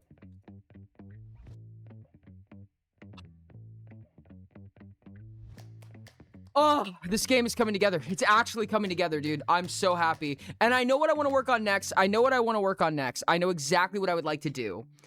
I would like to make sure that numbers get bigger is not broken. So the next thing I want to do is make sure numbers get bigger does not break it. Optimization where possible. Optimization is going to be important, yeah. I want to get it more polished before I release it, but the idea is to let the world have fun with it in its development form. There's a whole world of creator/asset creator, separate play world that uses the assets created. I'm tempted to release both in separate drops to let people experience them individually. Yeah, dude, that sounds crazy. That's so cool, dude. I'm actually so intrigued by that. I mean, if there's anywhere to catch updates, I would love to. That is super, super wild. That is really, really exciting. Chat, this is Mental Health Break. I apologize, Noida Streamer. You kind of came in the middle of a break time. But this is Mental Health Break. So if you guys need to go grab a drink of water, go grab a snack, go brush your teeth, go do your homework, whatever you have to do to be healthy, we're going to be in the Just Chatting Street for about 10 to 15 minutes. And usually during this time, I'll walk away, stretch, grab myself some water. And we recently have taken up marbles. So we're going to do a little bit of marble racing while I'm gone. Y'all got I'm here for a while. I got a bunch of work to do. Heck yeah. Well, I hope you get to cranking it out super easy. Chat, we're gonna do a little bit of marbles. We're gonna do laps.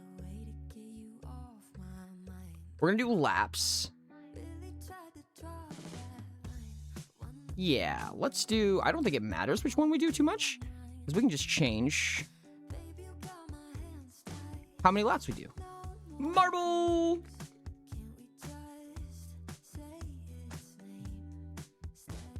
Okay, now you can do exclamation point play, chat. If you want to play, you can do exclamation point play.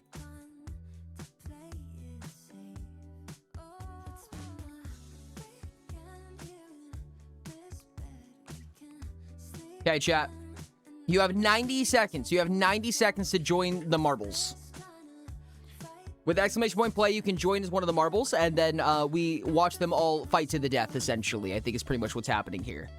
You can also get cosmetics if you guys end up buying any cosmetics in the marble game, which, wild, but if you do, use creator code Oridome. It's wild to have a creator code. I don't know, it's weird. I don't think it's all that crazy, but it feels weird to me. Dude, I'm so excited. I can't believe we got those tooltips working. We got the tooltips working for Daisong. We got... What was the other thing? Value. It lists the value. That's right. Kill me. Unfortunately, I'm gonna have to get a super run going in order to actually make sure that it works. But I already have an idea in my head for what it's going to take. Getting the knife, the memory is so strong. It's so strong. I think I already have an idea on how to fix number get bigger. I think I know what's wrong with it. And unfortunately, it is simply that there's a hard ceiling. And we just have to manually input the hard ceiling. But the amount of ceiling there is gets exponentially higher for a linear amount of effort. So I think it's going to be okay. There's probably a smarter way to do it, but it's kind of how I've chosen to handle it. So we'll see. There's a point where the game will just break. There will always be, with the method that I've chosen, there will always be a point where the game just breaks and it can't handle a bigger number. Noida Streamer, if you're interested in it, the game that we're making is a roguelike. It's a dice roller roguelike where you get, basically the goal is to get really big numbers. And the numbers get so huge. Ori, would you like to look at impact to look over the message I talked about before? I will in a bit. I will, in fact, in a bit. The numbers get so huge, and blueprints don't have big ints. And I didn't know what a big int was until Gamer in chat told me what it was, which is actually really funny. So I have an array of 3-digit integers and multiplication and addition puzzle tables that add these arrays together and functions to print them out as strings and stuff like that. So that's kind of what we're going to be working on after this. But for right now, I will be right back. Enjoy your marbles. Make sure to win, chat. I'll be right back.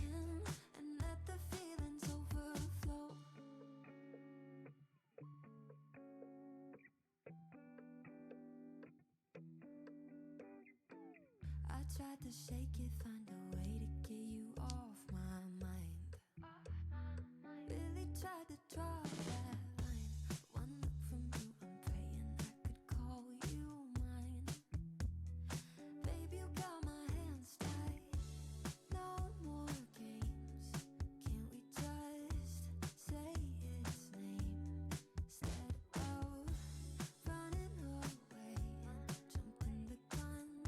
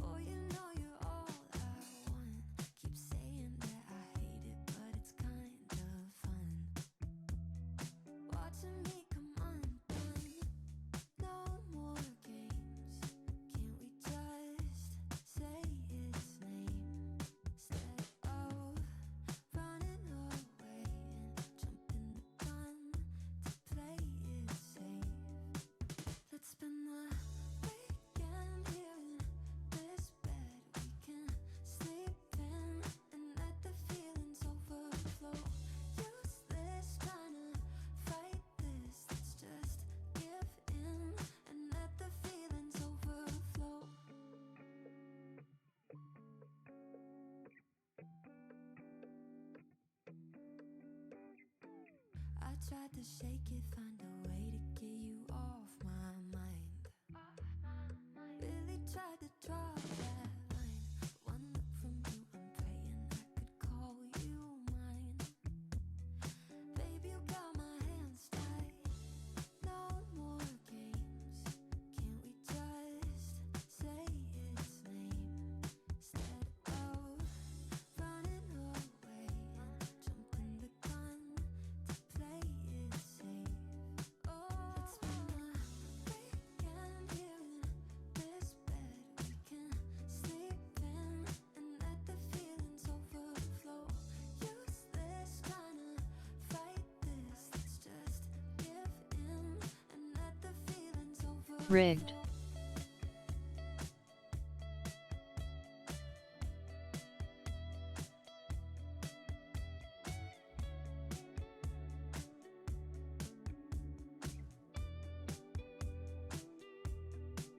Let's spend the weekend here in this bed we can sleep in and let the feelings overflow. Useless trying to fight this. Let's just give in and let the feelings overflow. Weekend here in this bed we can sleep in and let the feelings overflow. Useless trying to fight this. Let's just give in and let the feelings overflow.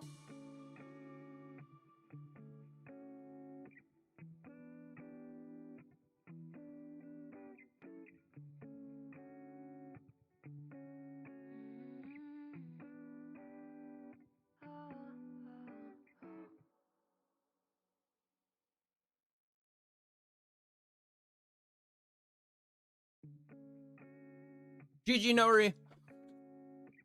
Absolutely rigged. 100%. You guys never had a chance. Wasn't even a competition. Nope. That's actually my first time winning marble racing. Final results. 0 was in second. Hale was in third. I did want to mention, Noida, I did see the message that you were talking about consecrating strings.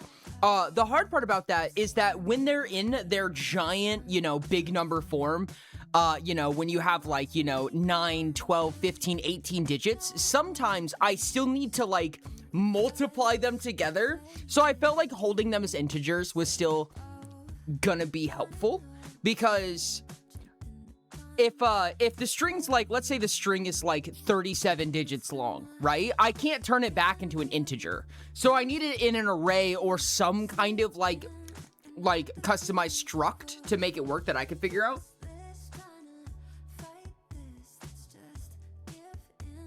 Oh, is it concatenating? I hate that word.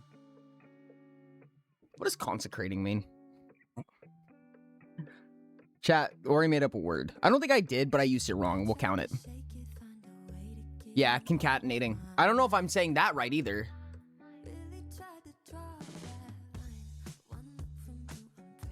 Consecrating. The solemn act of dedicating a person? Yo, there's a typo? There's a typo? Yeah, I don't know if this is weird, but I don't think I've ever seen a typo before. This is in an AI overview. Consecration is the sole act. Yeah. Is dedicating one. There. What? Or is there a typo in its source material? There's no way there's a typo in one of these, right? Anyways, sacred purpose, essentially making it holy or setting it apart for God. Yeah, that's basically what I'm doing to the strings. It is taking from Wikipedia most likely. Let's see if we can, hold on, side quest chat. We're side questing. Wikipedia.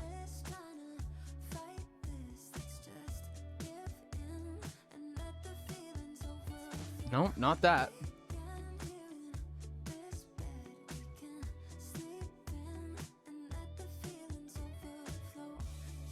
You're gonna go away. Hello? Oh, it's gonna open a new tab.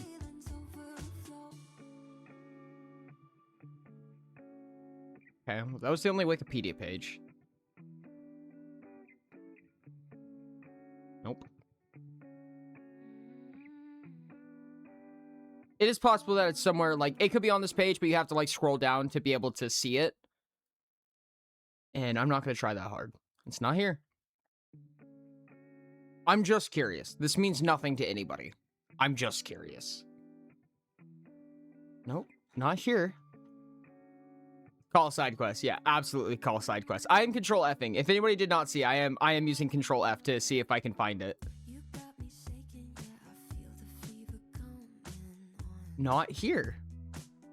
It's not in Merriam-Webster. There's no way it's in Merriam-Webster. Nope. Unless it's tucked away in a different portion of the website that is not seen by control F, which is possible. No, it looks like this just made a typo.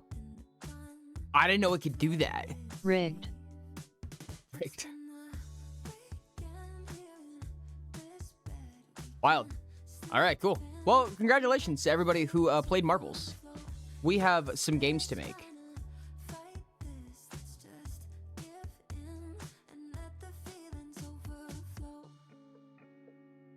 We've gotten cat ears? I have not seen a cat ears, no.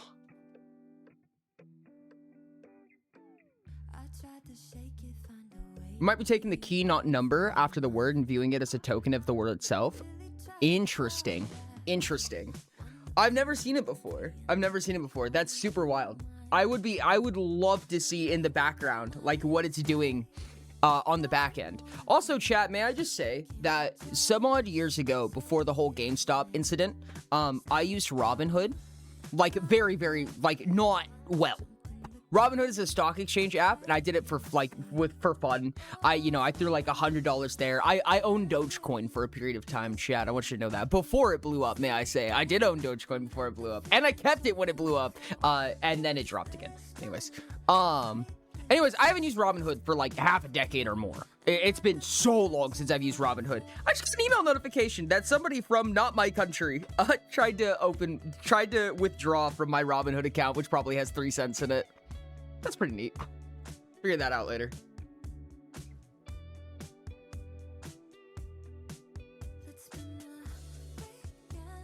Thank you for the clip. I don't know what you're clipping. Protecting you.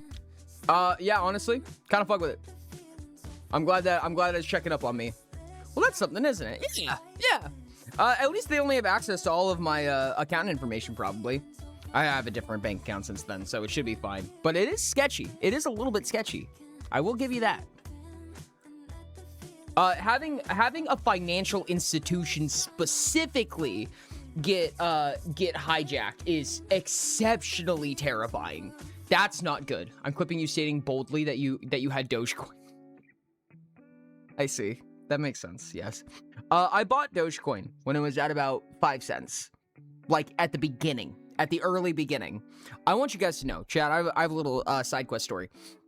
I don't do cryptocurrency anymore. I haven't done stock exchange for a long time. And I've only Dogecoin?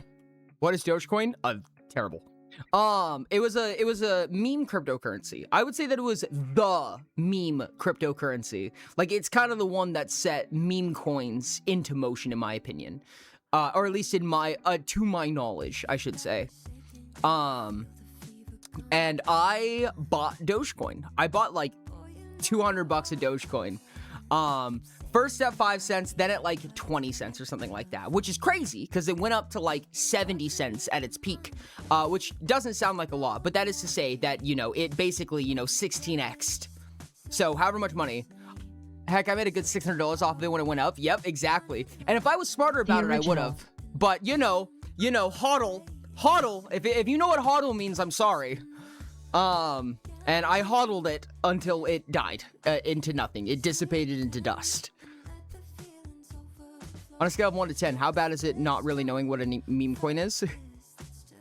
How well do you know cryptocurrency? I had AMC when it went up too. No shot. Did you really? That's actually crazy, dude. That's super cool. That's wild. But I did. I owned Dogecoin when it was 5 cents. And the story goes, there was an announcement that Elon Musk, the man himself, this is before a lot of shit with Elon Musk has happened. Elon Musk was gonna be on Saturday Night Live in the US. And Elon Musk was like glazing the shit out of Dogecoin up to this point. He was using social media to glaze the shit out of Dogecoin. So I was camping, and I was sitting up in a corner of nowhere with 1 bar of service, trying so hard to watch this happen live, to see what was going on. Because whatever this motherfucker says on SNL was gonna make Dogecoin, it was either going to make people rich or everyone was going to lose all of their money. Because what this dude said on SNL was going to cause a very devastating impact. And again, he'd been glazing it up to this point. So he'd been like, Dogecoin is the best. It's basically the currency of tomorrow. You might as well just use it as real money. To the moon, Dogecoin to the moon, whatever. I open up SNL. It's at like 69, 70 cents right now. This is like the highest Dogecoin has ever been before. This is crazy numbers here, dude. Dude gets on to SNL Live. Elon Musk goes on to SNL, and I listen and I watch in horror as he walks on. He does whatever his bit is for Saturday Night Live that night, and then he goes, and then somebody offhandedly mentions Dogecoin, and he goes, "Oh, you mean the scam?" I watched it live. Tank. I watched it go down to nothing. That was like the world's first rug pull. It was crazy. Oh my goodness. Oh, I hate it. I hated it so much, dude. It was terrible. Terrible. I stopped doing crypto after that. I was so pissed. Anyways, that's how I made and lost a lot of money on Dogecoin. It was great. Trust. Definitely get Dogecoin. Hold on. Now I'm curious. I'm checking on Dogecoin.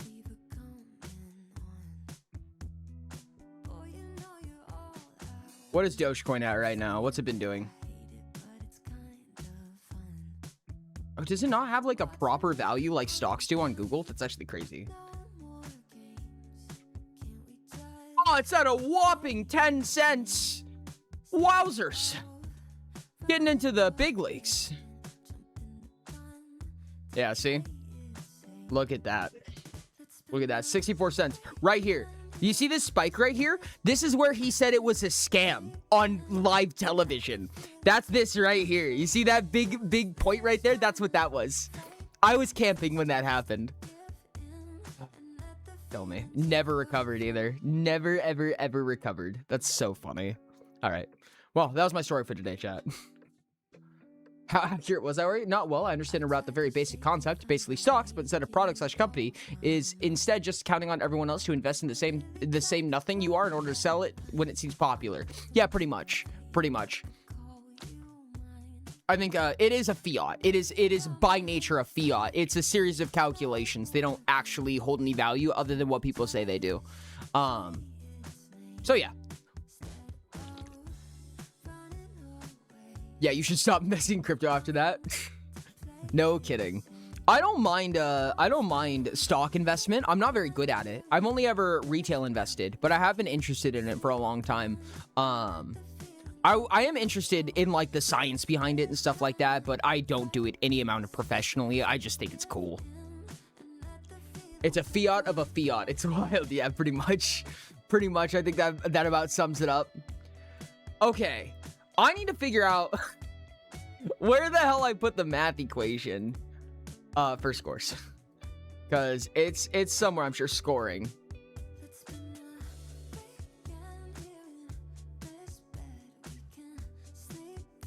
There's a really awkward spot. I want to say it's an add scores. No, it's not. This is what it looks like to add them together, by the way. This is what it looks like to add them together. This is what adding two big boy numbies looks like in this program. This is terrible, dude. This is terrible. Multiply scores. Add integer to score? No, that one's super easy, though.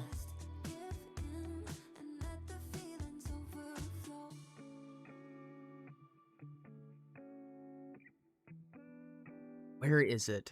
Where is it?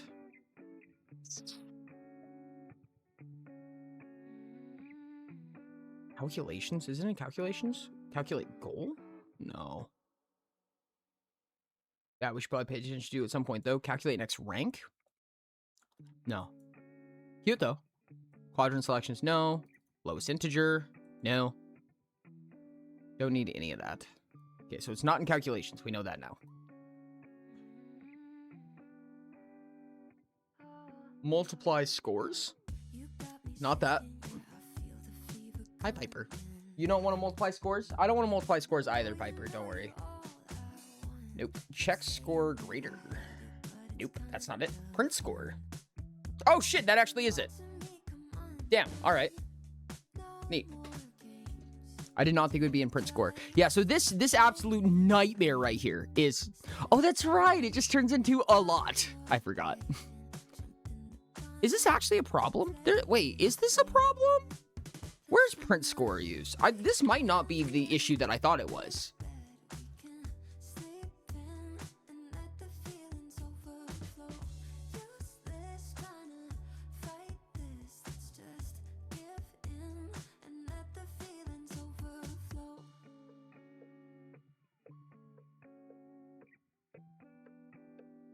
Print score for score array. Yeah, I don't think this should actually be a problem. Like, it would just be a problem to print, is all. But that should be its only issue. I don't know what the problem would be otherwise.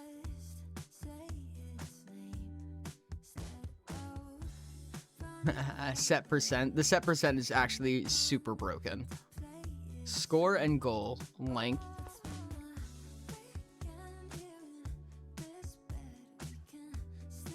Oh wait, hold on. I'm gonna side out a little bit. A real problem is the security of your pot. I don't have a pot of gold, Wacko. Gosh dang it. Darn gosh it. Okay, if the length of score is greater than the length of goal, yes, then it's just 1. Yeah, because it's full. If your score has more numbers in it than the goal, then it is 100%. You have completed the goal 100% of the time. This is the calculation to see how full the bar should be in your goal. So when we play, right here where the goal is, so it fills up all the way, fills up partially because it's 3 out of 24. So it should be a 6th full right now. So it calculates all of this. But it has to do in a really awkward fashion because we're using big array numbies instead of just integers. So it's not as simple as just dividing. What are you getting? Oh, that's right. It's just getting the last digit.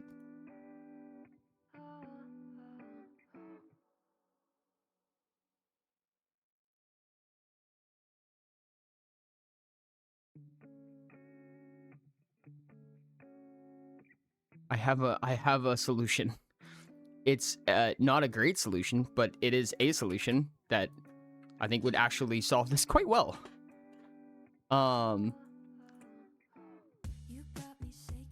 This, except they're backwards. If goal has more numbies than score, then the percentage is poopy.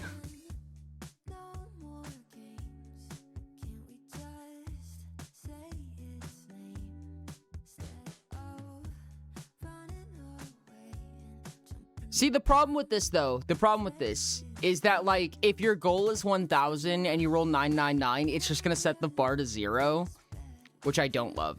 So I guess this isn't the solution I thought it was. Okay, hold on. Let's continue. So, score -1. I'm pretty sure... I'm going to do a quick thing real quick. I'm going to print out... Not that one. Oh, that's so funny, because I named something print score. No, I just want to print a string. What I want to know is... I need to do a for each for this. Kill me. For each I'm going to take the score. Or the goal. It doesn't really matter, but it needs to go up in big numbies. I need big numbies for something.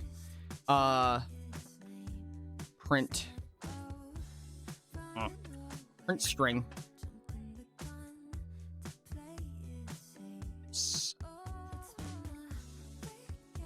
So, on bottom goes first. I want to make sure I know what order that these arrays are put in. So I need to actually have a pretty okay run at least. I need a good run to make this work.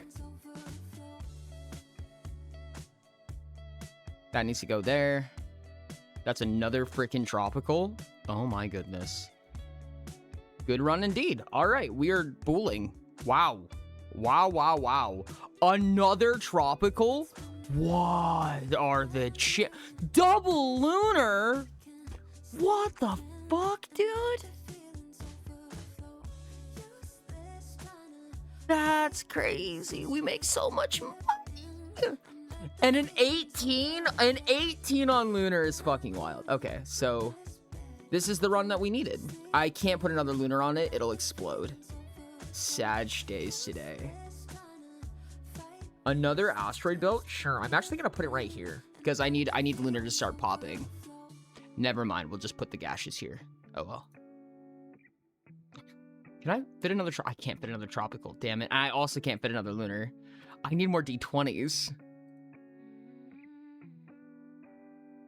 Oh my god, that's so sketchy. Oh, but it rolled a 648. Oh, the values are so nice. Oh my goodness, the values are clutching so hard. Oh, it's so delicious. Oh, this is so nice. Oh, I'm so happy to have this. Give me D20s, please. Yes, a gaseous is perfect, actually. Anyways. We do have to get to a point where the goal, specifically the goal, is in the thousands place, at least. That's the point that we need to get to. There's smarter ways to play this right now, but I'm playing the slightly dumber way, and that's okay. Save the rank the leftmost? I don't think there's anything we want to do that for. Damn, really close to orbital collision. Both of the collision abilities are actually pretty good in this game. Borderline vital, I would go as far as to say. I would like it. Oh my god, the unstables. I have skipped past so many unstables, dude. It's so bad. Maybe I should start. Yeah, there we go. Promote this, and now we can put an unstable on it if we get another one. Which now that we're able to, I'm sure we're never going to see another unstable again. Is what I would assume is going to happen. Those are terrible. Oh my goodness. Ori, you wound me with your reckless spending and overall play style. I believe that. Look at that. Chat, we have dual dips. This is so cool. We have dual dips. Anyways. Yes, tropical, and tropical. We have asteroid belt, and asteroid belt. We have lunar and lunar. And we have gaseous, and gaseous. Truly. The all-time of all time. Demote die is cute, and I hate it. Thanks, bye. I actually should have put the face on the lunar. Dang it! Kill me. I want D20s. There we go. That's good. Now I can explore. Now I can happily explore. Increase the atmosphere threshold of a chosen quadrant by the number of atmospheres it currently has.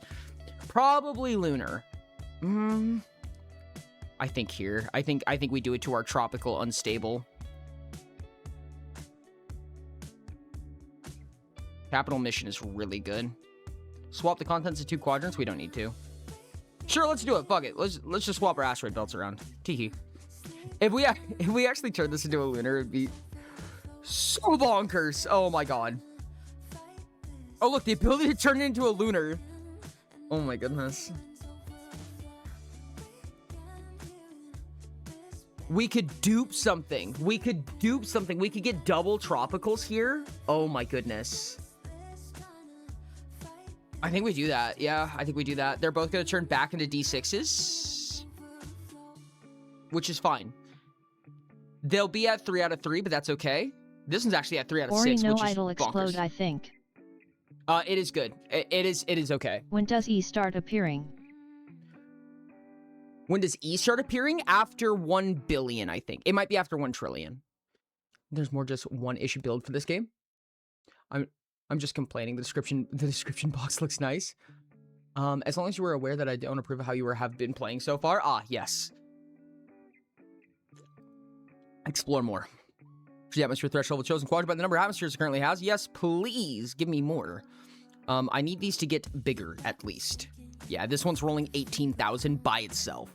And it does tell you, actually, I don't think I've shown you guys much, but this is actually, whenever something happens, whenever a calculation is made, it gets thrown directly into the console. So quadrant 4 was multiplied by a lunar, quadrant 4 was multiplied by a lunar, quadrant 4 is multiplied by a gaseous, gaseous, gaseous, gaseous. So all 4 gaseouses are multiplying this by 4. So it's taking this value, so it rolled a 3 here. Let me actually just do the napkin math. What if the calculations have just been wrong this entire time? I actually wouldn't be surprised, I'm gonna be honest with you. So we have 8 times 4 times 4 times 4 times 4. It's 3 times 3. Nope, that's correct. That's exactly correct. Neat. And then we'll just roll a 16,000. And then a 20,000. Dude, these values are so nice. Oh my goodness. This is so helpful. What a garbage roll. Also not what I meant to click anyways. Orbital collision would be really nice, but it's going to explode it. And I can't do that. Increase the atmosphere threshold. Yeah, sure. Lunar again. Explore. I need to make these bigger. I need to make them bigger. Another core reinforcement. Pippin, how is Piper? Hey, what's up, Volt? How's it going? Piper's doing great. Piper's doing absolutely amazing. I think I should do Lunar again at this point. I need... There we go. Oh, I don't want to promote it to 20. Sure, you can have one more. I don't want it to 20. No, I don't want to demote all dice. We're going the wrong direction. I will definitely increase all ascensions by 1. That's super helpful. Look, now we roll big numbies. Okay, so it does do it backwards. So we finally got the print score, because all of this was literally just so I could see once we get to the thousands. So it prints the smallest number first. Oh, no wonder. Oh, I'm so dumb. I figured out why it's not working. Why the bar breaks. Add to bank. What's getting added to bank? Hey, congrats on the minute. It is add subathon minutes, and then a name, and then an amount. There you go. Okay, can we please promote one time? Nope. Swapping the contents of 2 quadrants does nothing for us. Artificial gravity. Nope. Increase the atmosphere threshold of a quadrant by 1. Cute, but Find Life will make this free, so we're going to do this for free. Yes, thank you for the $10 on the $14 I spent. Next purchase is free. Sure. Core reinforcement. More maximum atmospheres increasing. Oh my goodness.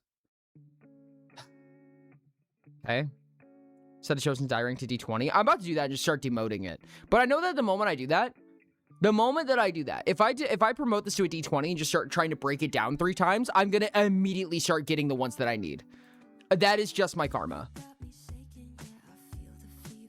Sure, let's double an atmosphere. I think we're going to double 2? No, double 1. Because I'm pretty sure that the one on Lunar is, yeah, it's an 18. So now it's disgustingly high. We're so far out of the score window that we don't even care. So Lunar now rolls absolutely bonkers insane. Which means that this is rolling in the 300,000s each time. There's the unstable. I pressed the wrong button and I pulled unstable like a dumbass. Dang it. Oh no, that's what I needed. But I need to promote these D6s first. There it is. Oh my goodness. I technically need another one still, but that's okay. Fuck. Oh, I could actually smash these 2 together. It would have been... Oh, I should have. Oh, fuck me. There's the unstable. Oh my god, we got the unstable. Holy shit, this is amazing.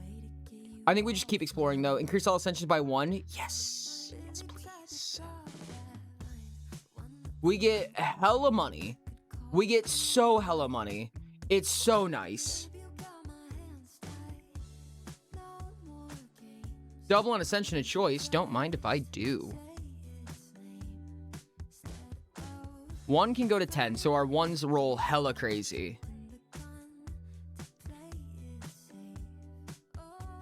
I think I just keep doubling Ascensions. Atmospheres are awesome. Maximum atmosphere threshold is awesome, but I think that just doubling these ranks is actually doing a lot for us right now. So this tropical, this now has 3 tropicals. So when it rolls, like, for instance, a 3, it's gonna... Why is its value a 9, actually? I don't know why.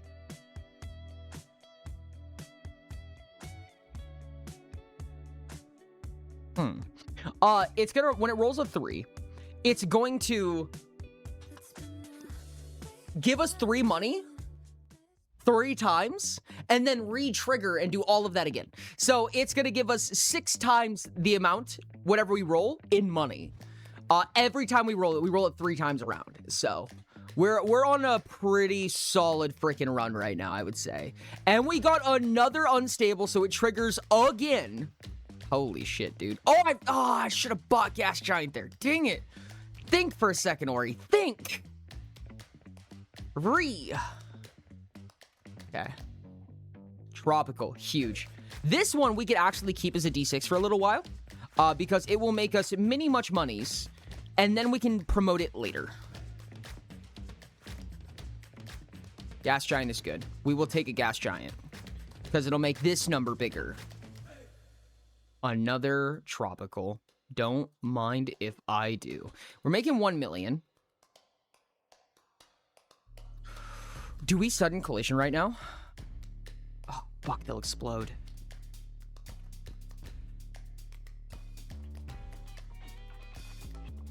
I don't have anything that makes sense here, I don't think. Not without doing something really risky. So sudden collision basically says that you can smash a bunch of atmospheres together. So like for instance, if we chose these 2 dice, this tropical D8 and this double lunar here, then all of these atmospheres would move over to this lunar die, except it would remain a D4 because sudden collision says that you save the rank of the rightmost die. However, if you add 5 atmospheres to this, it'll explode. If you add more atmospheres than within your die's threshold, it'll just explode that quadrant and you'll lose the die forever. So we can't do that. One thing I could think of is maybe shoving this tropical super mega right here over to this gaseous, because then we're rolling hella... Actually, yes, that's exactly what we're doing. This is going to be crazy. So this is now a mega, because now what's going to happen is we have... Oh, wow, this tooltip's getting too big. We have 4 or 5 gaseouses. We have a total of 10 atmospheres on it. So all of those gaseouses are multiplying by 10. We have 3 tropicals on it, and it can roll up to 20, and then 2 unstable, so all of the gaseouses are going to do that again. I think we're booling. I'm going to be honest with you. I think we're booling, chat. Yeah, see, it just rolled 2.332 e to the 18. It is, it's gonna roll big numbies now. We're rolling in the big numby territory now, chat. Wow. 16, 17, and 18. This has been a very, very lucky run, dude. This has been a crazy lucky run. What I'm thinking I kind of want to do, actually, is turn this into a lunar. So this lunar multiplies this one, multiplies this one. Funny numbies. Don't have it roll too high though, or it still explodes. True. Well, I mean, if it does roll too high and it explodes, I would like to see what the value is on the bottom here to see if we can actually figure out what the problem is here. I think I'm gonna fissure my lunar. I think I fissure lunar here, actually. Fissure will duplicate it, and it'll put a lunar right here, so we'll actually have the lunar multiplying the lunar. There's probably isn't the... Oh, that one exploded because it had too many. Oh, all I did was just demote it. I'm so dumb. Dang it. Okay, well, I guess I'll just buy one normally. Oh my god, it just popped up out of nothing. That's fucking crazy. I can't believe that. And now this is super hot. Now this is super hot. That's crazy. Super hot is whenever this rolls, you multiply every die by its index. So, wow. Dude, that's bonkers.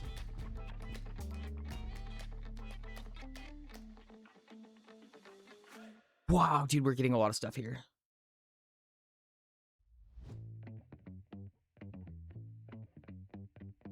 I think we just modular structures. Sure, we'll double the sell value of this. It doesn't do anything. Double an ascension of choice again. This is crazy. There's a few minerals that might actually matter now because this is at 80. There's a mineral that says choose an ascension. Raise it until it's equal to your highest. So by making one ascension, by doubling it over and over and over again, we're making the potential for minerals to become really powerful in the future. We have another fissure. I don't think it's worth using here. No, I don't think this will world reuse it. We could fissure this gaseous, actually. No, it would explode. It would explode. One of them would explode specifically. Do we demote or die? I don't think we have anything we want to demote. Let's do a mineral. Double the ascension of one! Bro, I want you to understand how crazy this is. How crazy this is. To get doubling this ascension specifically, which is the only one we care about, right? It is a 1 in 8 chance to pull diamond, and then it is a 3 in 20 chance to have one selected. This is the god run. This is the god run, dude. We're already in E to the 21. First roll, dude. That's crazy. Wow, dude. Holy shit. Oh. Okay. That's not really what I meant to grab, but sure. Reflective is so good here. Reflective is so good here, dude. Now it squares itself. Now this one squares itself and then multiplies by gaseous. This is probably gonna get into quote unquote a lot territory where it just forgets how to do math. We get another super hot. Yeah, no, we're fucked. No, both of those are demo. We don't want to fissure now right now. Orbital collision is really cute, but I don't think that we have anything that can handle it. No, we don't. That's not true. We can orbital collision these, but then no, that's not true, because then if we orbital collision these, then this lunar doesn't see this anymore. That's fine. We can invest. We can invest in time. We're gonna want to move it though. Increase all ascensions by 1 is hot. Nice. Another tropical is fucking adorable. I love it. We need to move it. We need to move it over by 1. There's one exploration that allows us to move it. I think we double this one's threshold. Do we promote a die here? Do we promote a die? Yes, we do. We don't want to set it to 20, but now this can take unstables, which is really, really good. Double an ascension choice? Don't mind if I do. 322. Whenever we roll a 1, it's a 322. We need to keep this a D2 because rolling a 1 is a 322 instead of a 1.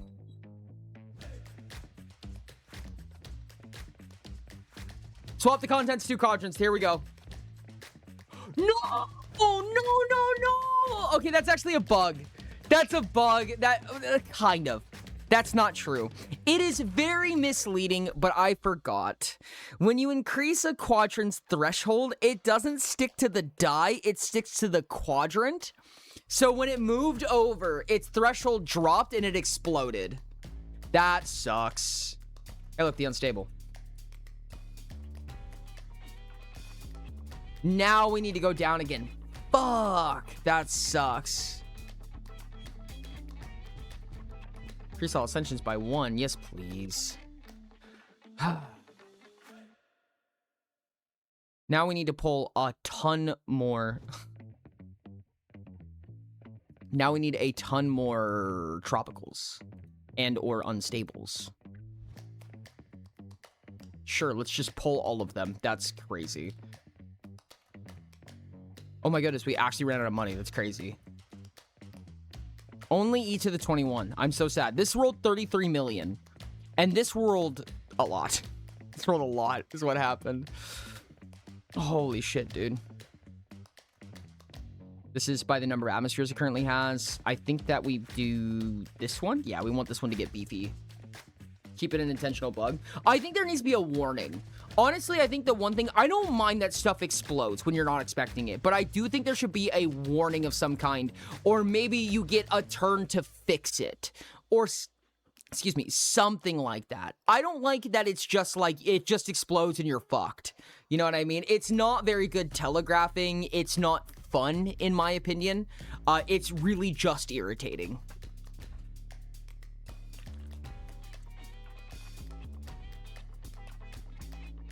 Orbital collision is so close. It's so close, but it is not what we need right now. Orbital... Oh, we could. It's not as good. It's not really what we're looking for because it would put it in the wrong spot again. Yeah, I'm good. I don't want to do that. We want the other one. Could terraform this. Nah. Set a die rank to 20? I don't think we need that, no. Next purchase is free. Swap the contents. Fissure is cute. Double unstable tropical, both on D4s. And it would have enough? Yeah, okay. Sure. Double unstable tropicals, I'm down. We need to promote them now, though. Double an ascension of choice? Well, I can't turn that down. Increase wealth? Ooh. Combine 2 quadrants. Do we put the unstable tropical back onto itself? Do we just smash them back together? Oh my goodness, this is crazy, dude. This thing's massive. Another unstable? My god, you are just too sweet to me. We can put another reflective on this. Don't mind if I do. Do we just make a D20 unstable? I think we just make a D20 unstable tropical, honestly. No, because then we can't put more on it. No, we need to promote it. Let's see if we can promote it. Next purchase is free. Don't mind if I does. Oh, I needed that. Oh, no. I needed that demolition. Dang it. Increase threshold. Promote all dice. Not quite what we need right now. I could smash them together again? Sure. There you go. Next purchase is free. Terraform. That's it. That's the one. That's the one we needed. Now we can put more tropicals on it. I love this game. We can get 1 mineral. Yes! Oh my god, we got it! Oh my god! We've had the luckiest minerals I have ever seen. We've had the luckiest minerals I've ever seen. Corundum, this is the one I was talking about. Increase an ascension until it's equal to the highest. And the best option is 2, because we have this D2 right here. So it rolls either 1 or 2, and now our ascension on it is ridiculously high. So we have 646 and 646. It always runs that way. That was the best we could have rolled. I cannot tell you how unlikely that is. Holy shit, dude. That's bonkers. Sure, just in case, why not? That's so crazy. I can't believe that. Gas Giant doesn't hurt. It just increases our multipliers. Why not? Tropical? Sure, let's have another one. Increase all ascensions by 1? Sure. Sure, we'll double the sell value. Why not?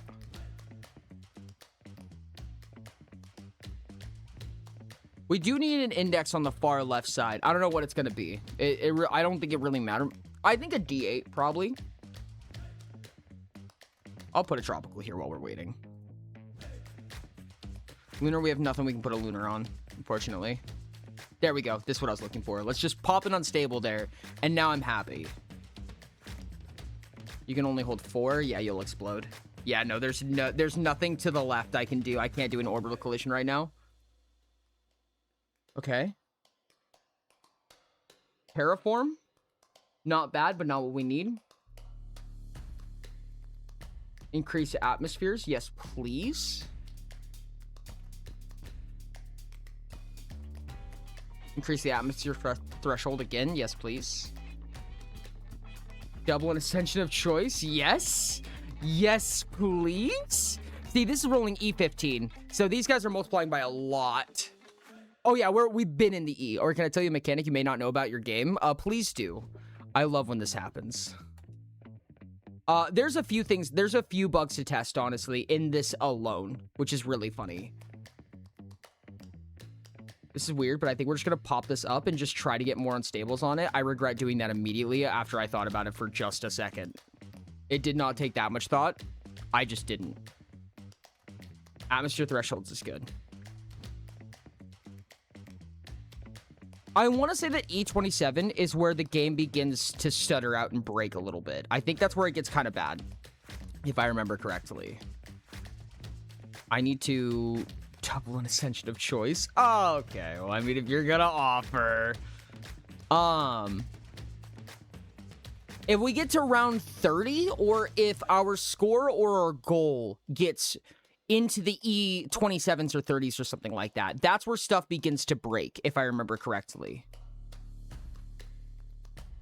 Increase wealth by the total number of atmospheres in all quadrants. That's fine. Yeah, yeah. That's the only one that's worth anything. All right, look, it's that again. Oh, maximum index of each pod.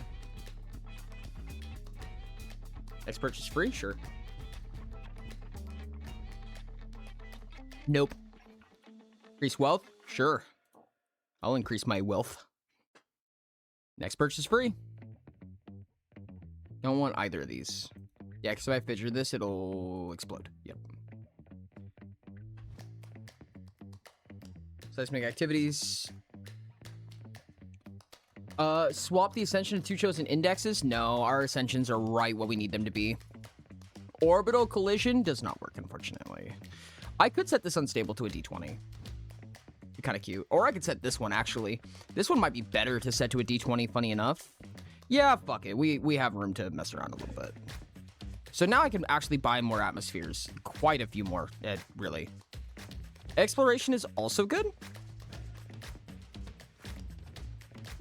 We don't want to promote all dice.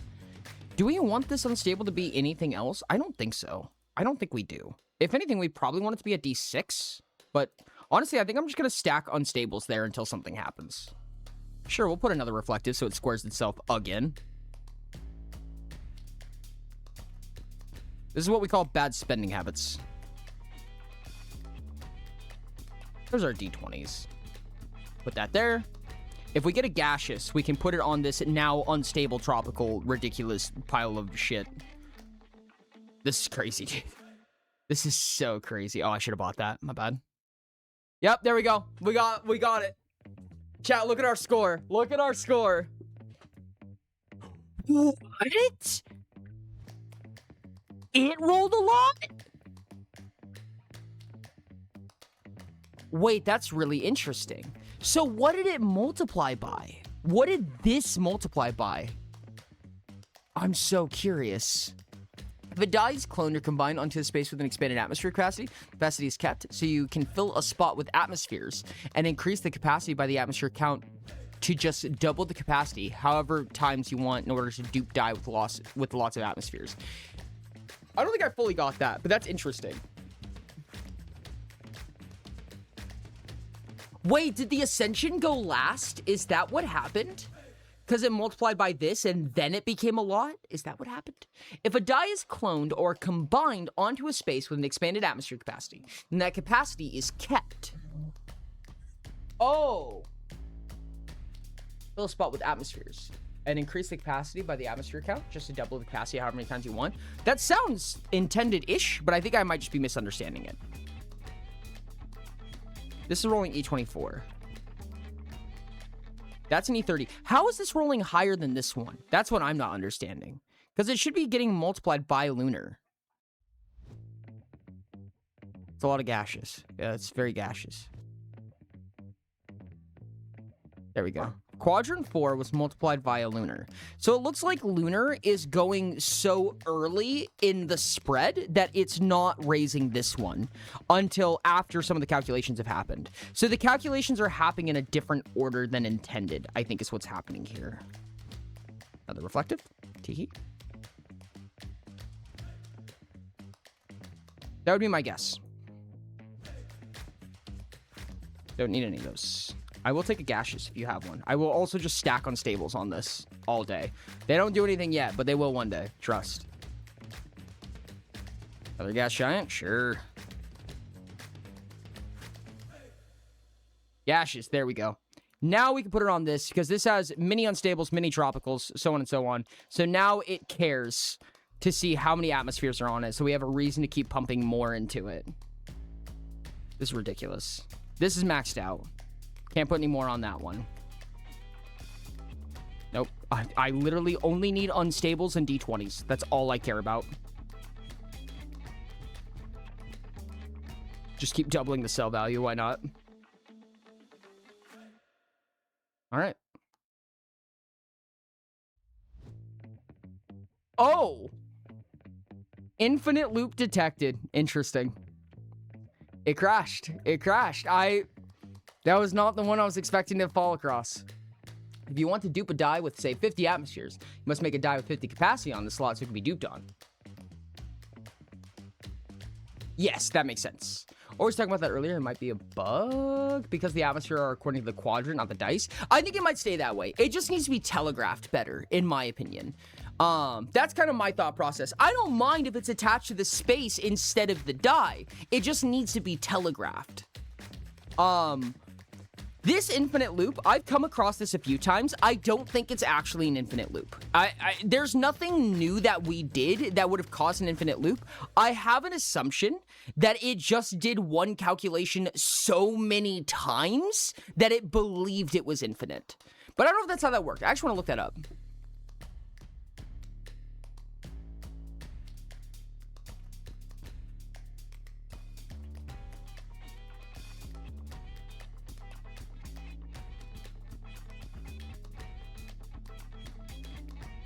Yes, Unreal Engine can crash or trigger an infinite loop detected error even if the loop is technically finite. This usually occurs because the engine has a threshold-based safety system rather than actual logic analysis. Exceeding the iteration limit. Unreal Engine has a default safety limit of 1 million iterations per frame. If a loop, or a series of non-nested loops, exceeds this number in a single tick, the engine assumes it is infinite and kills the process to prevent editor from hanging. Wonky pipeline logic. Recursive function calls. Interesting. How to fix or bypass it. Increase the limit. You can raise the threshold by going to project settings. Okay, cool. Project settings. Engine.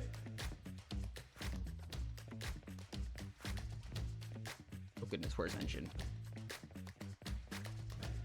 So I presume that this doesn't happen in it when this gets built. Like when we build a version of this, then I presume it won't explode due to believing it's an infinite combo. Could flavor it as when the dice explodes, the atmosphere is scattered. Yeah.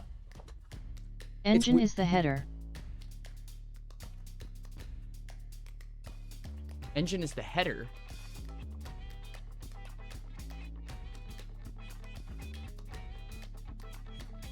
Oh, I see. Right here. I understand what you mean. Thank you.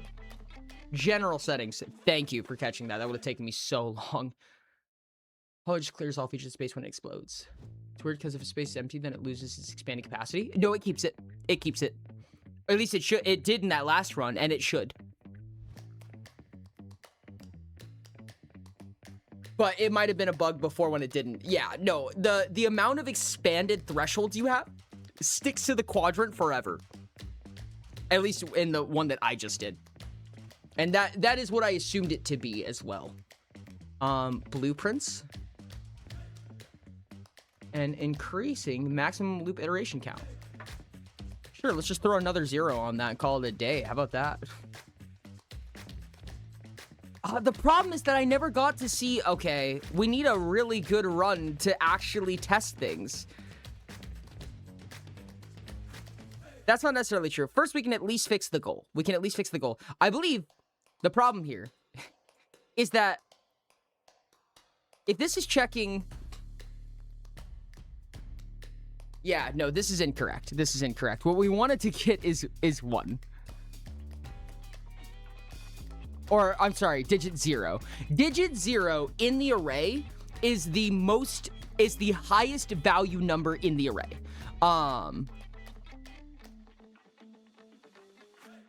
So yes, that is what we are looking for. We're not looking for the last digit. We want the first digit, and I think that should fix the goal. I think that should fix the goal. Doing the funny thing where it what's it called? The goal filling up the bar just because your number is bigger but doesn't have enough digits in it.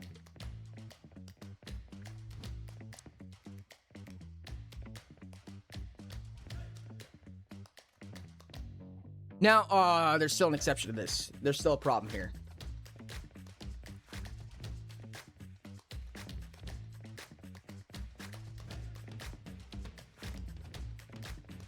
Okay, if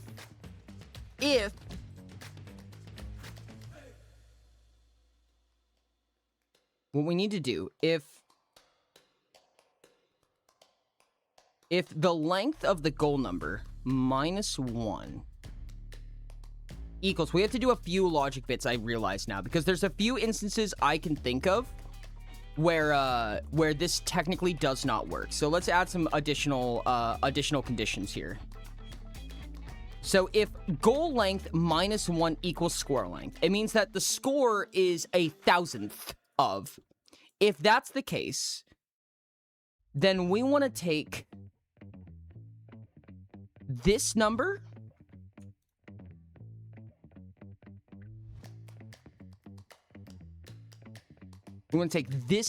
and divide that by 1,000, I believe.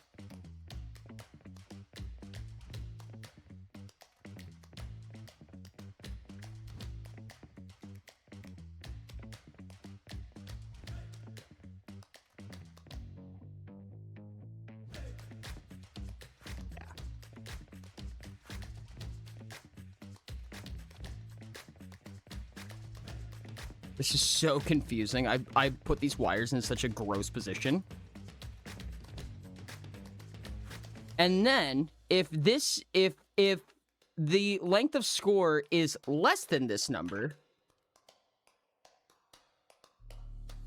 we're gonna put up here, I think. God, this is so gross. If the length of the score is less than goal minus 1, this means that you are within a millionth. Then we're just gonna set the goal to 0. Like, you're at 0, bud.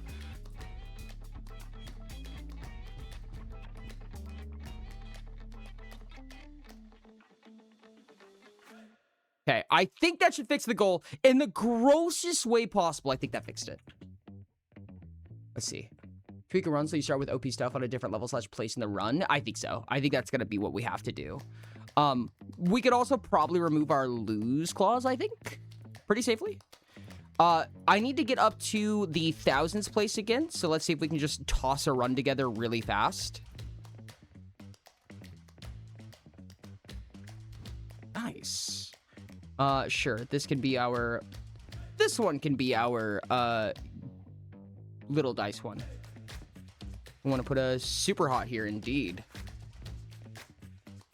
We're not getting to the thousands very quickly. Oops.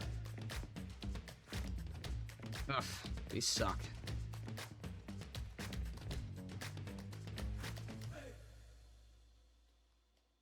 Can't place them on super hot. No, super hot's dead. Noxious is fine. Because we get money back whenever we buy one, so we want to keep buying them.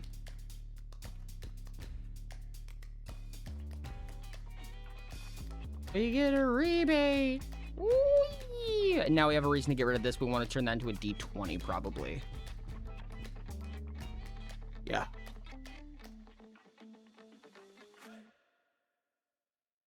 Yeah, that one. Yeah, nope, that's bad. We should be very much fuller, bigger, more than that. But I think it auto-corrected to 0 for some reason. That's what it looked like just happened. But that should not be correct, because score, is this attached to length? Yes, it is. Was not less than the length of goal minus 1. Not even close. Both of them were equal to 1. So that should have came back false. which means that it would have gone to this right here. And this one's checking to see if length of score is greater than the length of goal, which is not true. So we're going to go to this one, which is now checking if length of score is equal to length of score minus 1, right? Like the score is equal to length of goal minus 1. Which it is not. It is not that. So it will go to B, which is this one. Which should just be score 0 divided by... Oh, what? What is this?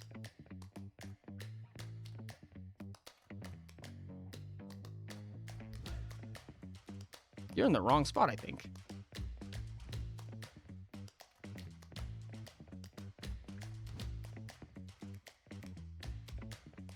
If goal equals 0?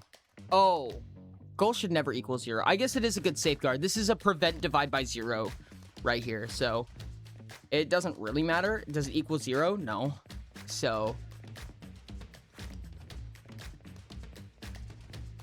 wait. Oh yeah, it does not. So we pick B, which is whatever it is. Divide them by each other.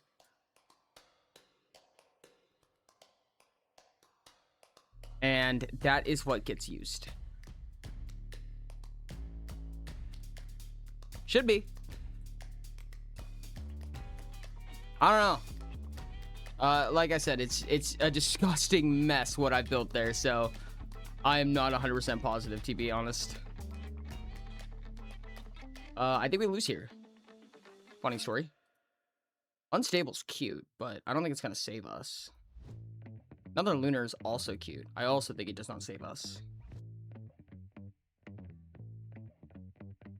Nope.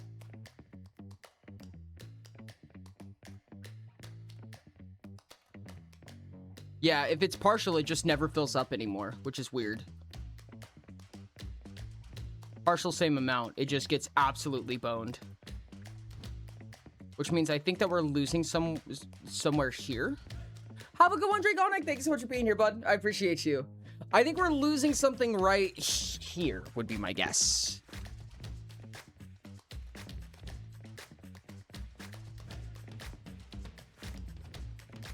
We skip that part. Just go to here.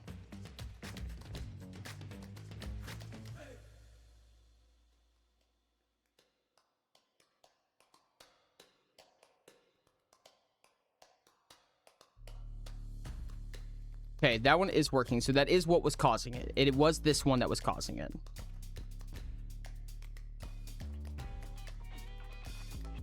So it's picking A for some reason.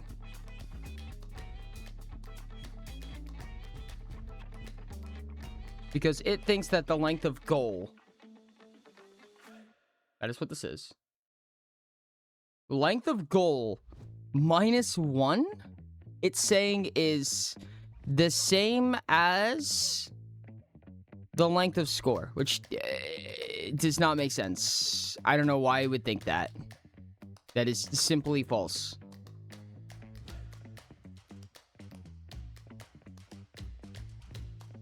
If that is true, you pick A, which is to divide by 1,000. Otherwise, you pick B, which is not that.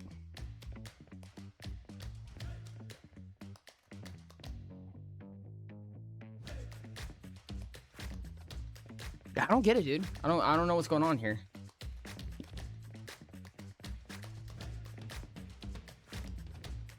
Yeah, see? It's not filling up the bar at all. So at some point, I think this is because it's being divided by 1,000. Which, to be fair, I think it's just the equivalent of being 0. That's not always true. That's not always true.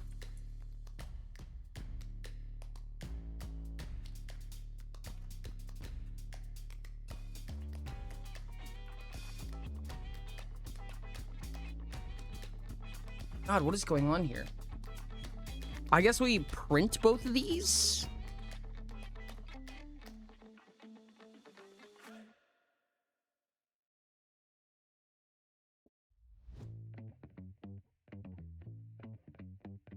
So print score, then print length.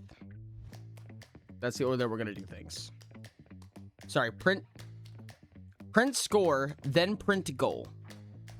And as long as they are the same number of digits, or as long as the same number pops out, that it should not, one should not be more than the other. Let's check. 101. Yeah, no, it still did it. I don't get it, dude. Which is weird, actually, because it shouldn't even be... What? No, what? No, I'm actually confused.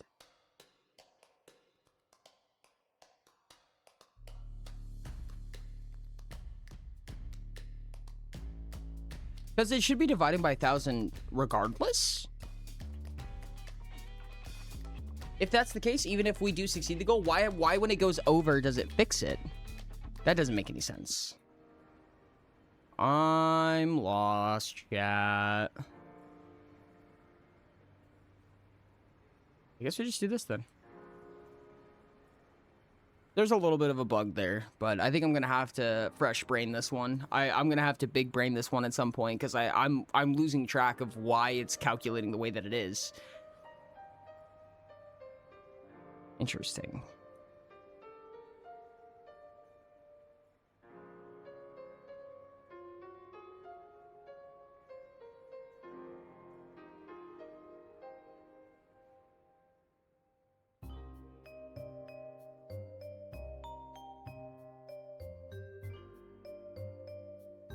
Time to start at the beginning and comment at alt.t. Honestly, tempted to. We might just get there. I'm gonna be real with you. Okay, I think what we're gonna do is we're gonna have a little hop. Oh, wait, do I already have one? I didn't even think about this. Is there a keybind? Do I have a debug button that just gives us money? Because I think I do. E. Usually E. E. Okay, no. We're going to add a debug right here. Debug press, debug key, debug key. Let's do debug key enter. I think that's usually one that's easy. I'm also going to comment this out. Gal, you are too powerful.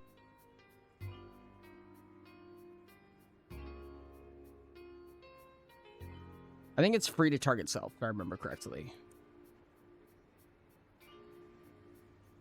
We'll comment this in red. It's usually how I remember that something is a debug command. So if we go like this... Pixies at chat. Let's check another update cache and make sure this is correctly how to use this. Yes, it is. Cool. Pixies at chat.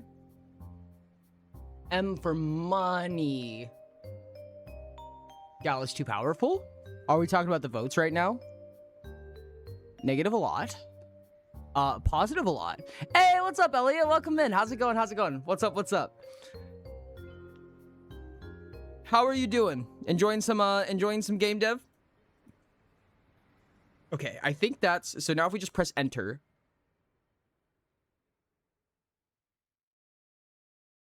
It doesn't work. Oh, wow. Interesting.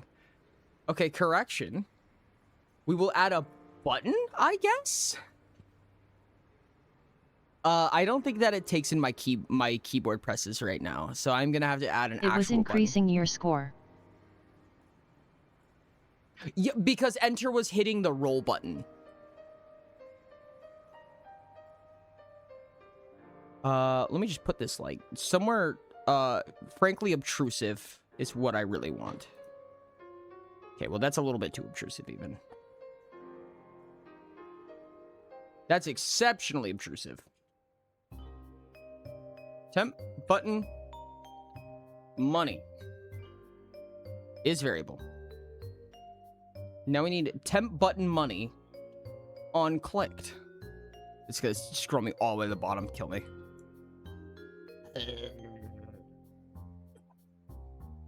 Okay.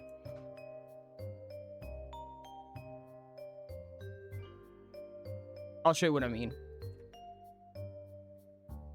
So now that we have this ugly, ugly button, I need to make it as ugly as possible to make sure that I don't forget to get it.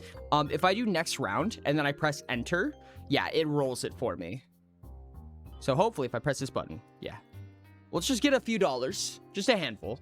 Just a few. Actually, you know what? It's actually probably smarter to have it just be score, frankly.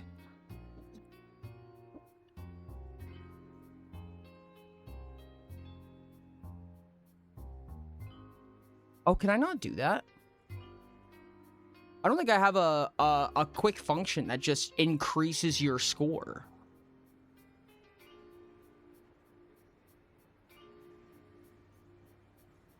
Oh.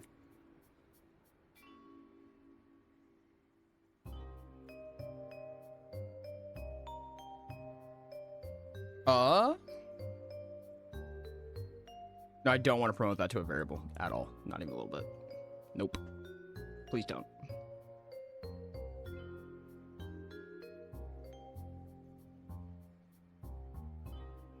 Can I not just set it to anything? Oh, I have to do make array. That's what it is. Make array. Yeah. We'll do... First one is the biggest number. So we'll do 99. Then just add a few pins. Let's go like that. So, I don't remember what level 30 is, but let's make sure enough pins that it's not a lot quite, but it should be enough to succeed all the way to level 30. 3, 4, 5, 6, 7. I think 7 is safe. Damn Kirby box. That's million, billion, trillion, quadrillion, quintillion. 3, 6, 9, 12, 15, 18, 21. That's an E21. 24, 27. This one should be safe, I think. I don't think that we E at 27. I could be wrong. Let's find out. Thank you, chatbot. Oh, it doesn't work. Hold on. Do I need to set score array?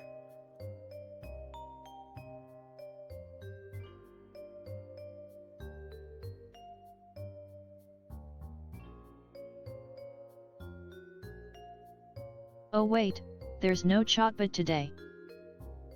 Oh, there is. Just not on this screen. Okay, that's not how we do score setting, unfortunately. I've learned just now. Okay. I have to go into the roll real quick. Figure out how it's did. What exactly happens? Add scores, add scores, add scores, and then set score. Yeah.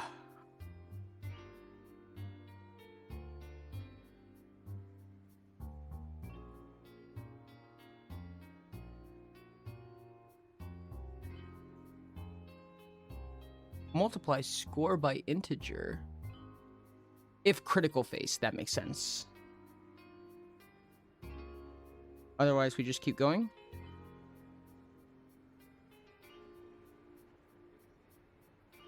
Oh, because it's just resetting it each time. Oh, that makes sense.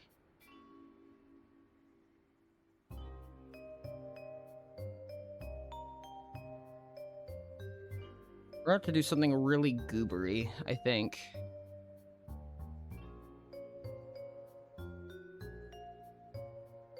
Yeah, I think we're going to have to do something super gross to make this work. Because whenever we do, do the roll what command... if you had an entire die of critical faces though, Ori? An entire die of critical faces. Imagine that, Zero. Imagine that. Cash. Update cash. We'll just have this be our money button.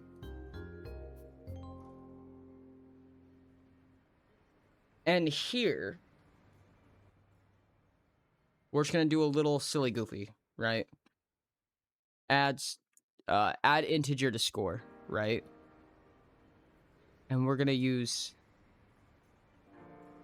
Save this so I know where it's going. What it was supposed to go to. Correction.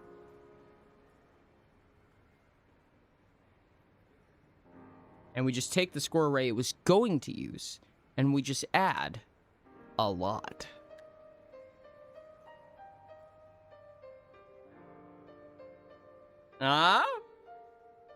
Actually, you know what? I should do multiply.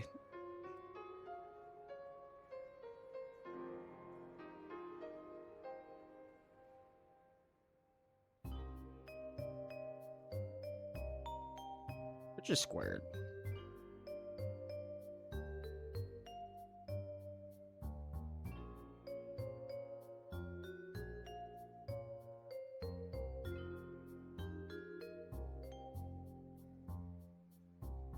What?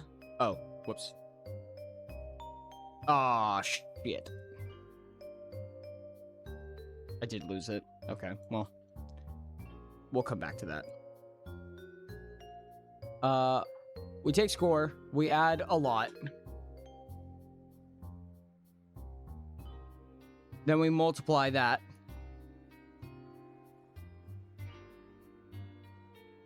By itself. And then we take that as our score. Foolproof plan. A poison for Cusco. That poison.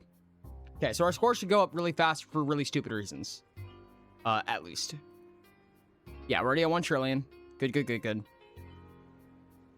And if we do this, it should also just go up ridiculous speeds as well.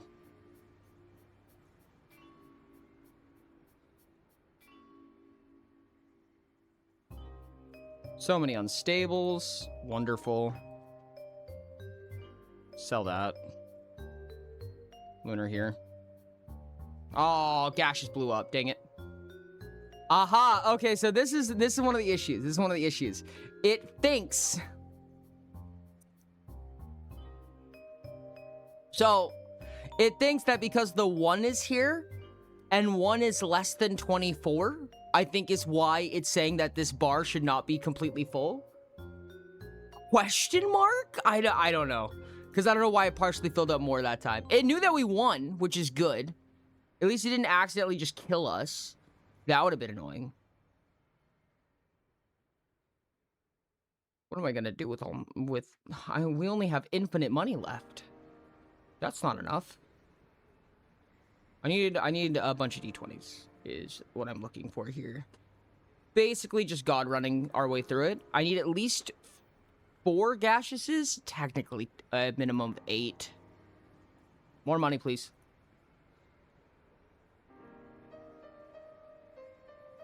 Sorry, 8 atmospheres total. Just as long as it's at 8 atmospheres, it doesn't matter. That's not true. No, it could be at 4. Because if it rolls a 1, then it multiplies by 4 2 times. Yeah, it can't roll below an 8. Good.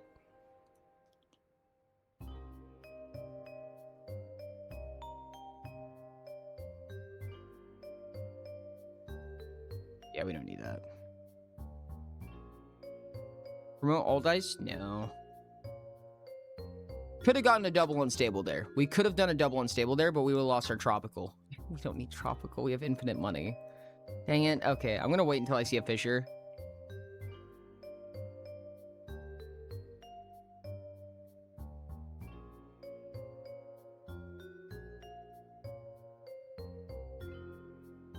I actually am going to promote this because I'm just waiting for a fissure right now. So. Poor Volt. There we go. Okay, so now both of our unstables have turned into double unstables. Now we need a sudden collision. Oh, a sudden collision! Crazy. Nice. Okay. Now we need atmospheric. We need a ton of atmosphere stuff. I would love to fissure this so much, but it will explode. Dang it. That would have been so good, too. Yo! Yo! Thank you so much for the sub. I appreciate it. Voltaic Grid just subscribed for 19 months. 19 months. GG, Volt. Holy shit.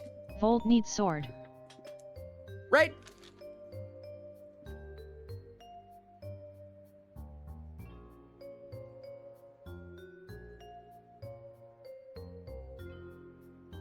I might be able to fit another one. I think I can get one more, chat. I said I couldn't, but I think I can. I think I can get one more on the subboard. Rain can sword you. Rain can sward thee. Orbital collision? Can we orbital? We could actually orbital. Yeah. With infinite time and money, yes, we can do many things, actually. Now I need... what's it called? Controlled movement. That's exactly the one. Ha ha ha. No, no, no. Actually, that will explode. I forgot. That's not true. I could have done it a different way, and now it's already too late.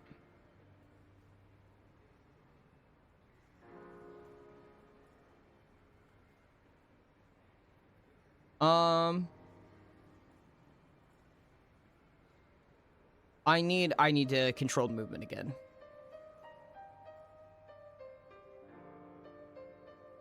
Dang it.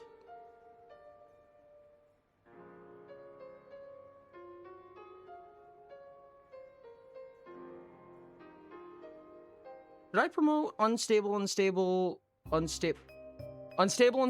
lunar, unstable? Pardon me. I don't think we promote that now. Next purchase is free? Sure. Do we want to find life or do we want to find life? Great question, actually. Controlled movement. There we go. We want to just push this over here, I think. Yeah. Now we're in the E15s, which is good. Let's just go a few times.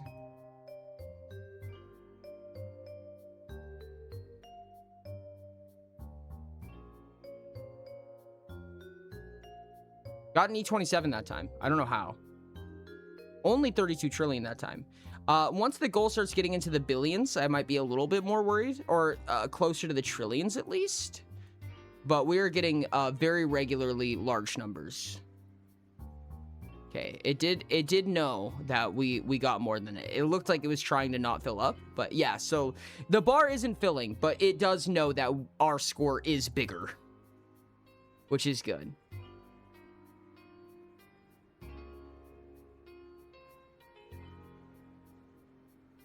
Oh, I replaced the 17. Damn it.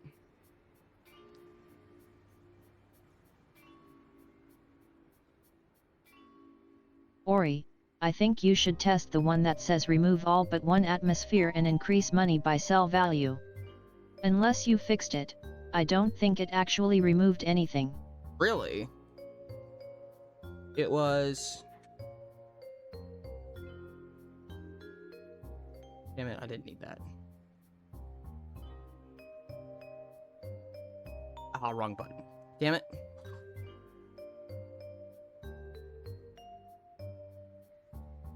You're talking about hypersonic maneuver? Hyper maneuver? Something like that, I believe it was. Hypersonic maneuver. Choose a quadrant. Permanently double its sell value.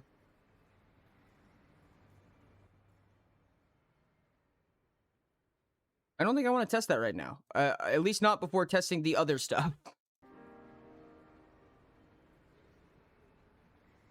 What score is required of round 30? Is it even in the trillions?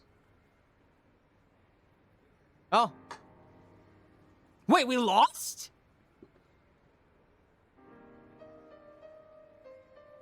No, it messed up. I think we did just lose, but it was incorrect. Oh, damn it. That sucks. Oh no. Shit.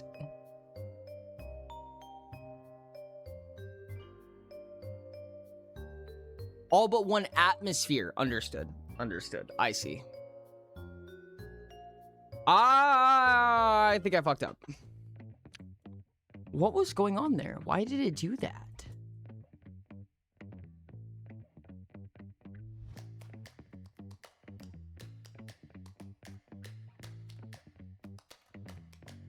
There's a score, check score grader, yeah.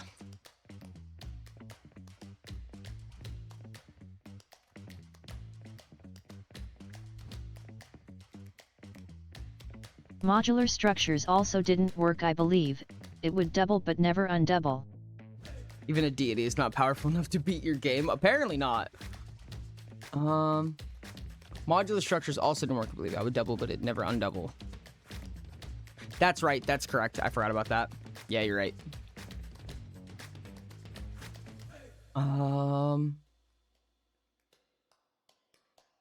check score greater. If not, then lose. If is, update cache, do all this stuff. Yeah, so we need to check the check score is greater thing. If the length of score is greater, then score is greater. Else if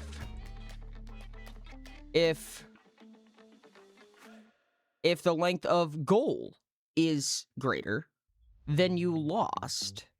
That is correct. Okay. And then, so now we know that they are the same.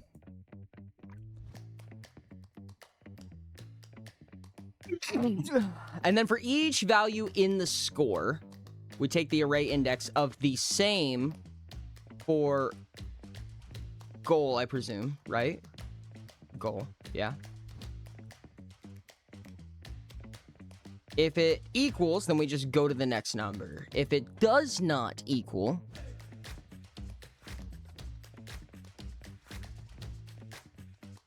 then if the score is greater, then yeah. Thank you. And then if you complete the loop, then because this is I had a tie. die that was worth multi-billions of dollars, and could just sell it multiple times. Oh, that's actually kind of hilarious. Yeah, no, that does need to be fixed really bad. Okay. So, greater than seems like it's working. I think that might have been a visual bug, because I don't know what here would not be working. This one seems pretty cut and dry to me. Also, one thing I've noticed suddenly.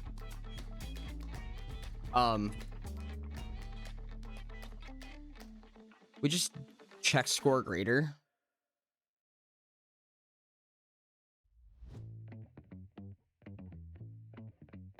We can just take this as an if statement.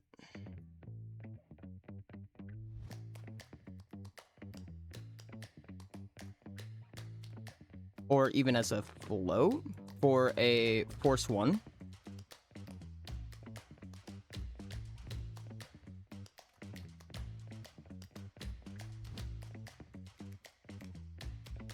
I think I'm just going to start over in the bar fill, dude. I think I'm just going to start all the way over. Hate to do it, but I have the power of exactly a multiple of 10. Oh, that's actually amazing. That's actually phenomenal.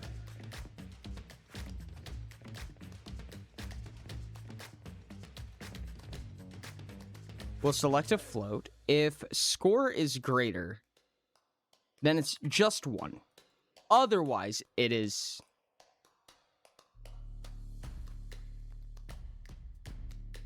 get the biggest number?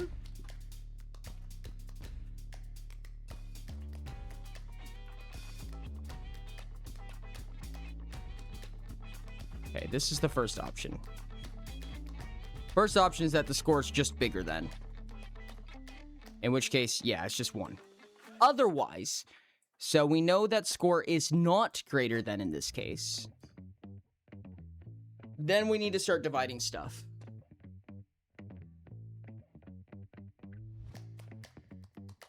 If the length of score is less than,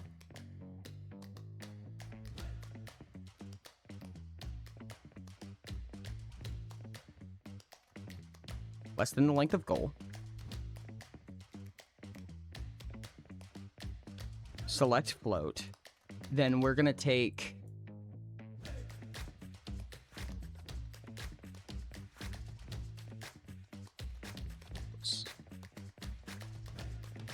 yeah, I think that's what we're going to do. We're going to take...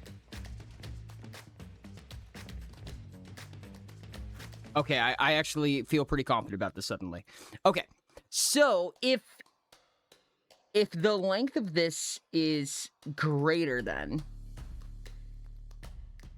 we're going to take this goal and we're going to multiply it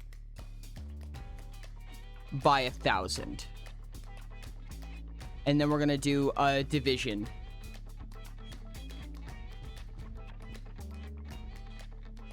We want to change this to a float pin.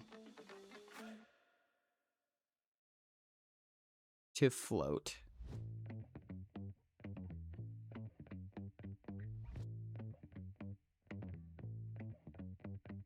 Yeah.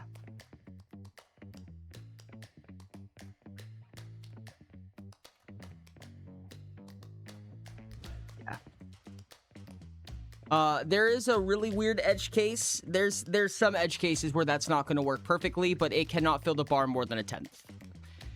So I think I'm pretty okay with that. And then our other option here will be like this, where we just divide the normal amounts, which is score divided by goal. Yeah, I think that's it. And we take that if it's not greater. I think that should be bar filling corrected? Question mark? Division is really hard when it's 2 arrays.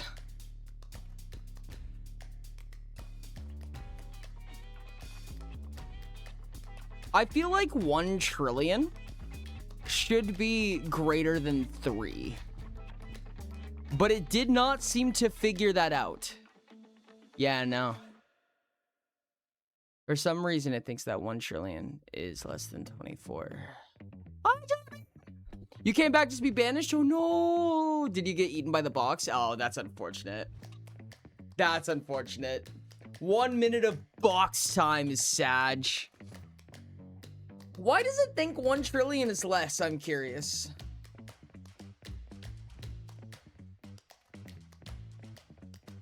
Oh, it's because it's counting the actual number. Okay, so it's not actually adding our score.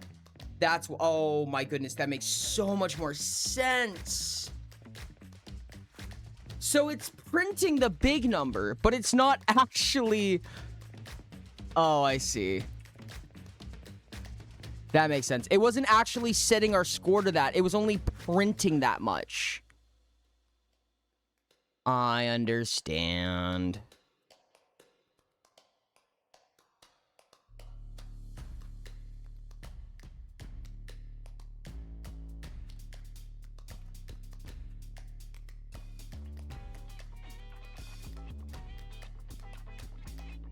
I think I need to connect one of these. Yeah, there we go. That makes sense. 1 trillion pennies. I figured it out now. I think I figured it out now. Okay, I think we're good. I think we're good. So now if I go like this, yes, it knows for a fact that this is in fact... Oh, interesting. It turns into nothing. It does actually turn into nothing. I don't know what that is.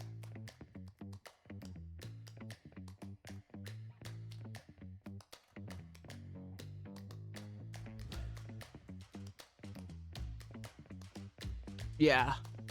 So it turns into literally 0.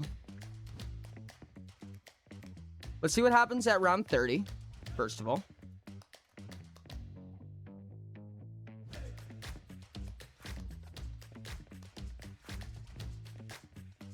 Does the gold just become 0 again?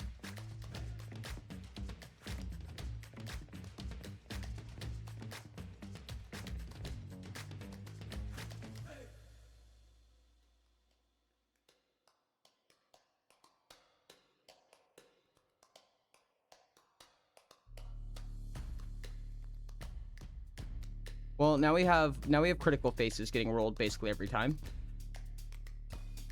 A free mineral, I don't want to deal with that.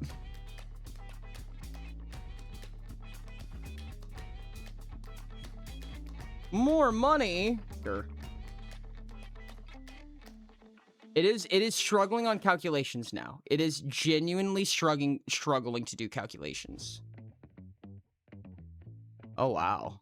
Oh wow, that one was a tough one. So we're on round 30. It knew that time. That bar should have been partially full, technically. That bar should have been partially full. But it did handle it. Okay. I think we might be in the tens of millions of calculations now. Or at least the millions of calculations. Because I think this might be where it would normally call for an infinite loop. Did it? Oh, now the goal is 0. Now the goal is suddenly 0.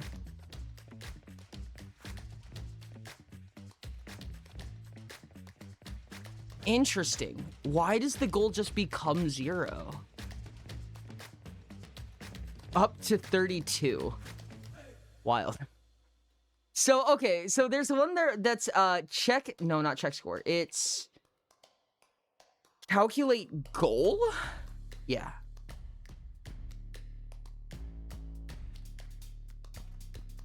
Multiply score by an integer.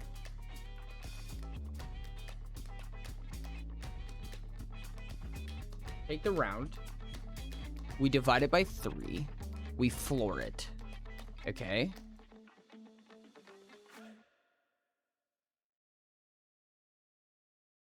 Then raise it to the second power, sealing it.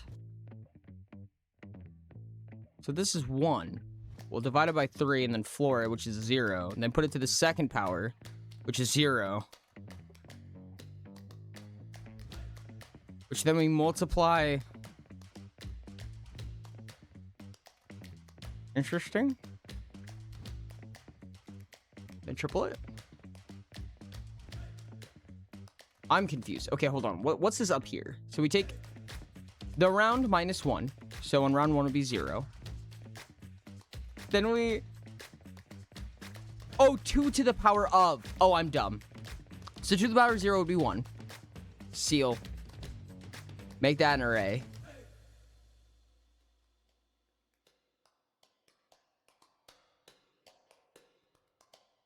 Oh, I see. Whoa. I think I figured out the problem. This integer might be getting too big. This integer is getting too big. It can't handle it anymore. Interesting. Okay. That's rough. Yeah, no, I see why these are getting so rough. That makes so much more sense, actually. Shit.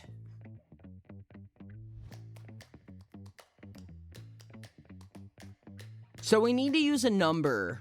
We need to use some kind of number that is, like, not going to explode on us. Preferably. So we can use the round, but we can never multiply it by some amount that's going to create an integer over 1 billion. So at most, we want the integer that we're using to be 1 billion.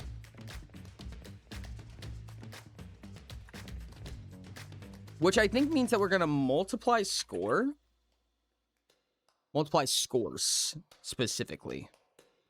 This is what we need to do.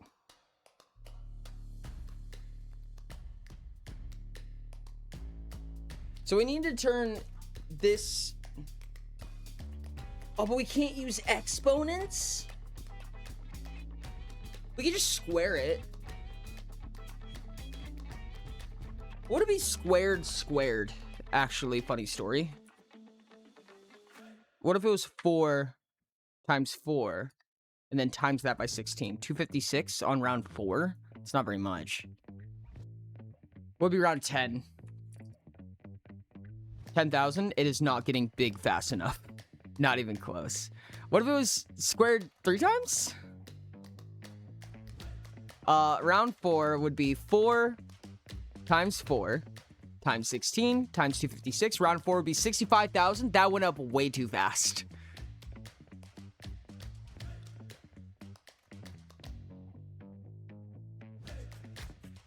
What's a good equation that we could do for this? Where the round doesn't turn into...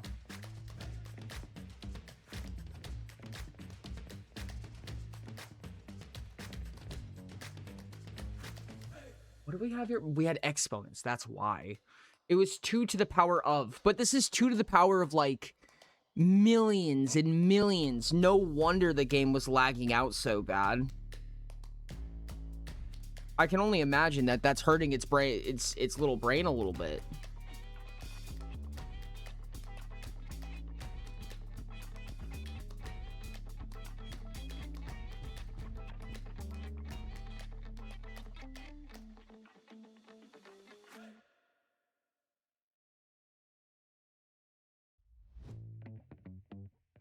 Okay.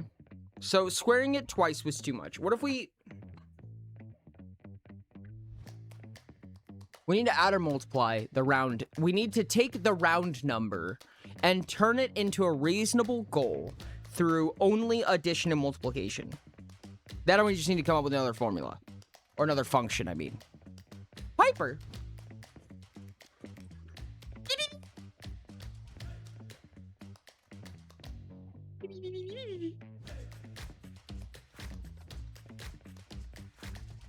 I think we can manage this. We can manage this pretty well, I think. Let's see. So if we had round 2 times 2 times 4, that's 16. That's not bad.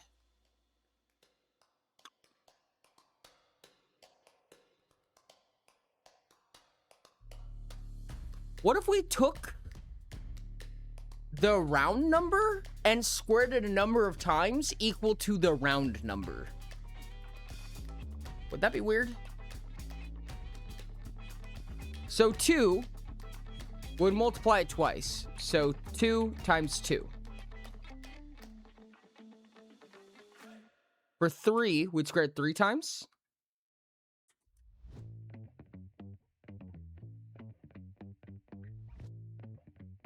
That goes up really fast.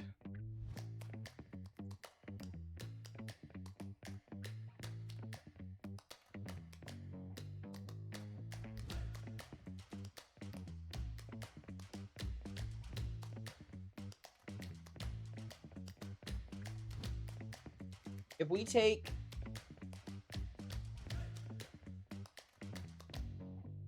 this function, this is calculate goal. Yeah. Do we have any local variables here? Yeah, we can use local variables. I think this is how we do this. I think this might be our best way of doing this somehow.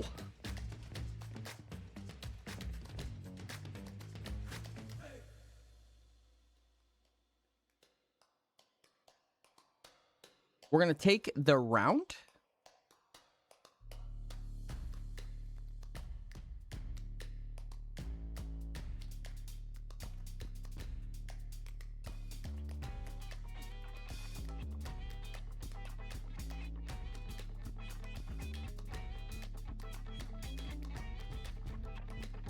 Square it. Just basically cubing it. If we just cube the round number, that's nothing. Round 10, 1,000 is not enough.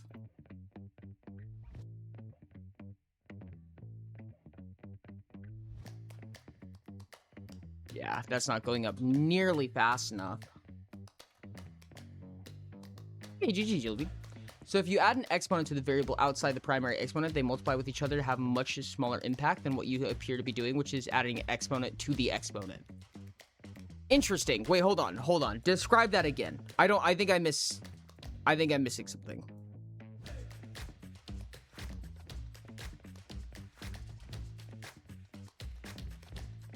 I think squaring it twice might actually be the 10 times 10.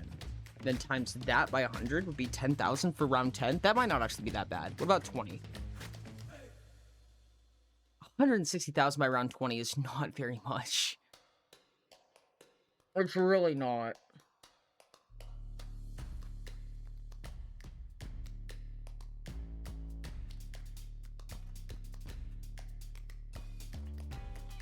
X to the 2 versus X to the 2 to the 2. Oh, I see. I understand.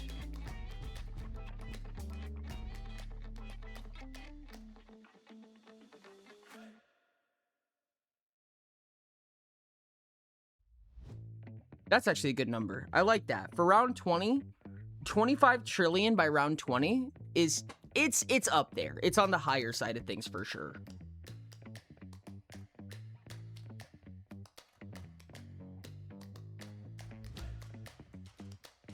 $100 mil on round 10 is also pretty extreme. What would be a normal amount for round 10?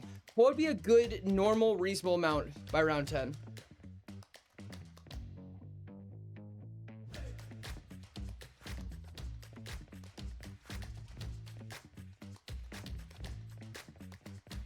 This is rough, dude. This is super rough. Why is this so hard?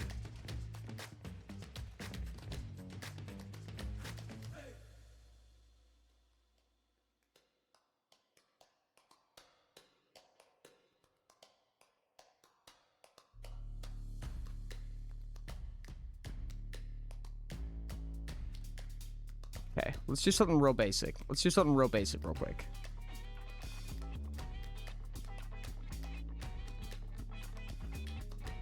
Oh, this is a weird one.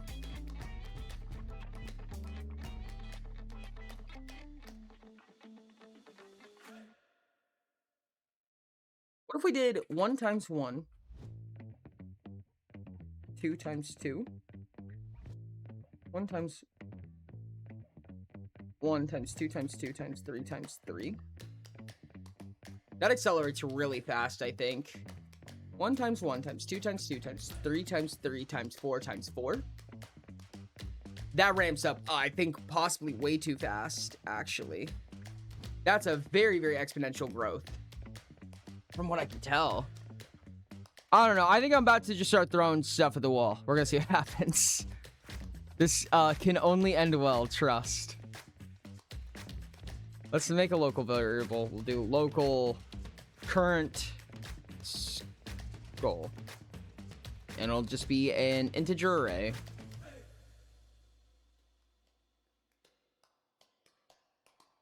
What is round 10 goal using that calculation? Using that calculation, I presume very high. Whoops. 1 times 1 times 2 times 2 times 3 times 3. I don't need to do the ones, but I do anyways. 5, 6, 6, 7, 7, 8, 8, 9, 9, 10, 10. Ugh, too big.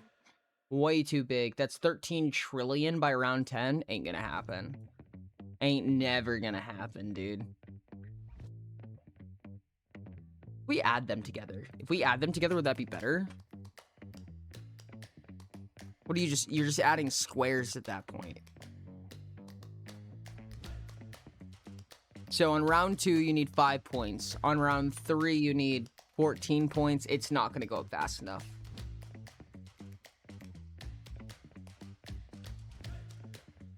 $30 points on round 4. What if we squared that? That might actually get us somewhere. So you need 30 points on round... Sorry. You need 55 points on round 5, which turns into 3,000 points in round 5. I can live with this. This might be 10 a million little by bit faster. round 10 is a round good score judging by a decent run. Fair enough. I think, realistically, I think the goal is to be on the easier side of things. I think we want to be on the easier side of things, at least in the early levels, if we can manage it. So we're going to take all of these. We're going to take all of these numbers for every single index, starting at 1, up to the round number. We're going to take these, and we're going to multiply scores. We're going to multiply it by itself.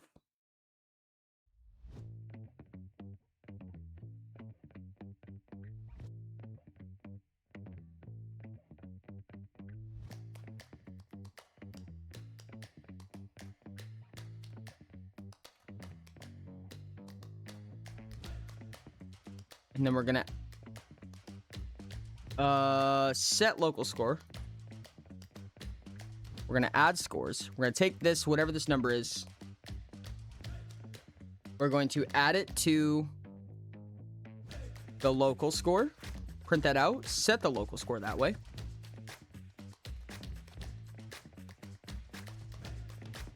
Correction. We need to set the local score. That's not true. It's already set to 0. Good, good, good, good, good, good. And then once this is complete, then we square it.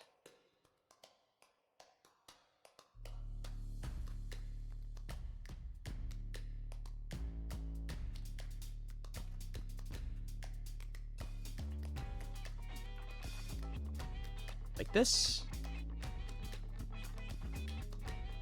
Throw that in there. Call it a day. If I'm correct about this, I think that the first score should be 1. Yes. Okay. Second score is 25. How? Should be 9, I thought. Then 196. Oh, goodness. 900 on round 4, 3,000 on 5, 8,000 on 6. It's actually kind of reasonable. 7, 19,000.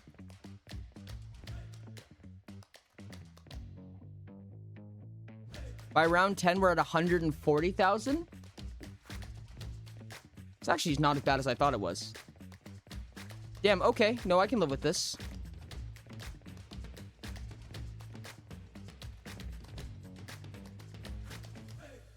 The question is, how far can we get with it? I think that this is actually going to go slower than our original. Yeah, I think we're actually substantially slower. We are a lot slower. By round 32, we're still in the millions. Don't love that.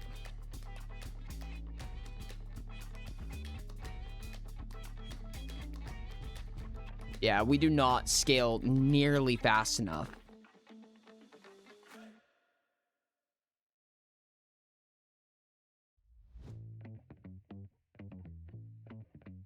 Round 47 already, dude. I mean, this would be a very easy run. We could do this just fine if this was meant to be a very, very easy run. But yeah, you're right. Round 2 already being 25 is kind of rough. That's not good, I don't think. We don't want... Yeah, it takes forever to get to 1 trillion, dude. This is it's not gonna happen. Yeah,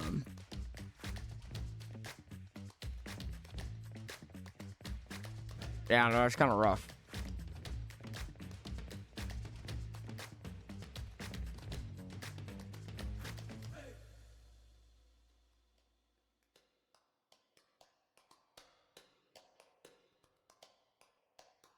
Oh, wait, hold on a second. What if we... Oh, we can't divide. Poop. No, we can't. Not without something wonky going on. I don't think so. No, I don't think we can. That's a toughie, dude. That's a really, really tough one. I need to come up with a formula that just uses addition and multiplication to make a nice, soft curve. We want something that goes like this. Hold on.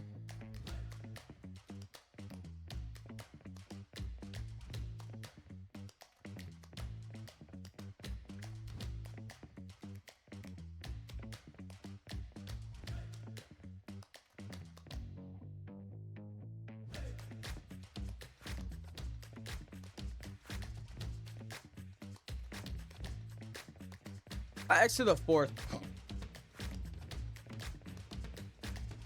10,000 by round 10 ain't enough. 160,000 to the 5th? We're already at 32 for that if we do that. That's not good.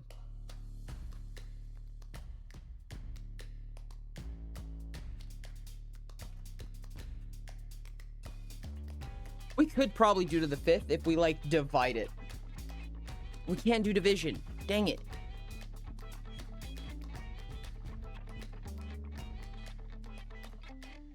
Yeah, 1 million by round 10 I think is good. I think that is good.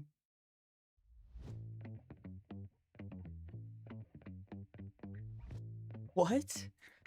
1.5 times 1.5 to the power of x? That's 2.25.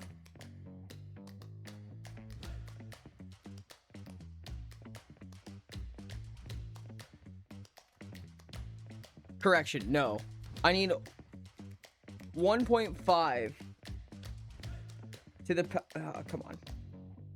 1.5 to the power of 1.5 is some ridiculous number to the power of something. I can't use exponents that way though. I don't think I can.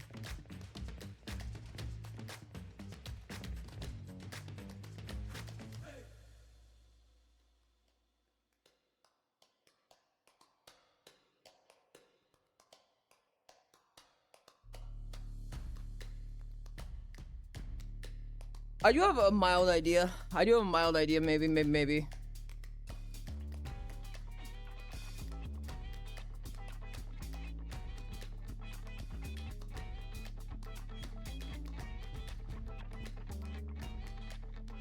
me start this at -1. I think it might just break. I don't know if this formula is actually designed or if this function's designed to handle 4. 36. 225. That went up really fast. Can you make it to the power of the round number?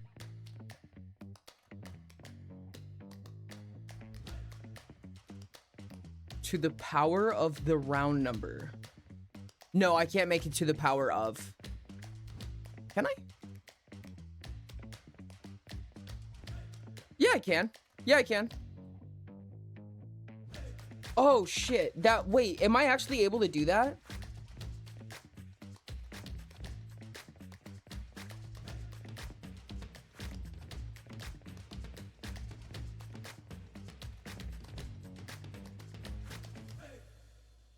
Oh, shit. The runtime would be x to the 10th power. Yeah, I think that is possible.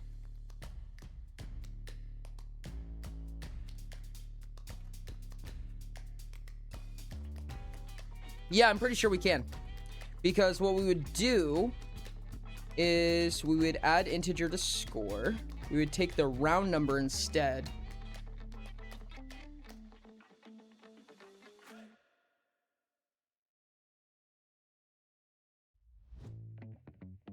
No, correction.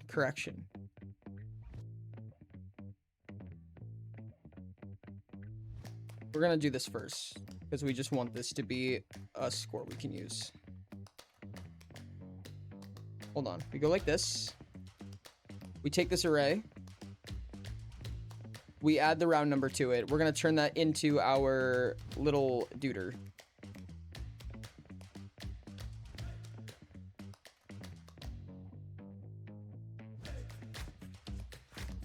I think? No.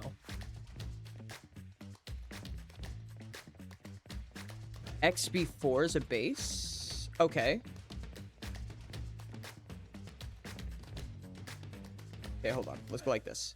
So, for round number, we take the round number. And we multiply 4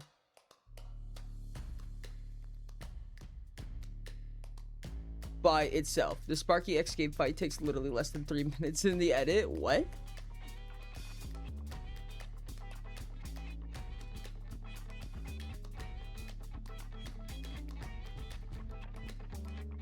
That's crazy. That's actually crazy.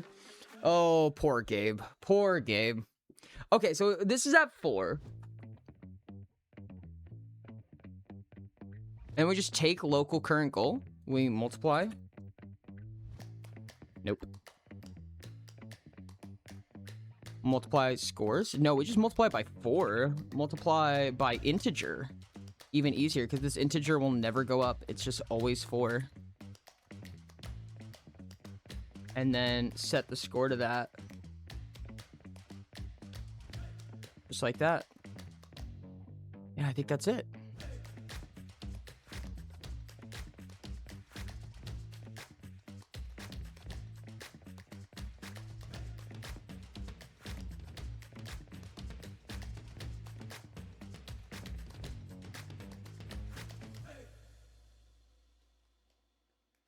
This should start at 1.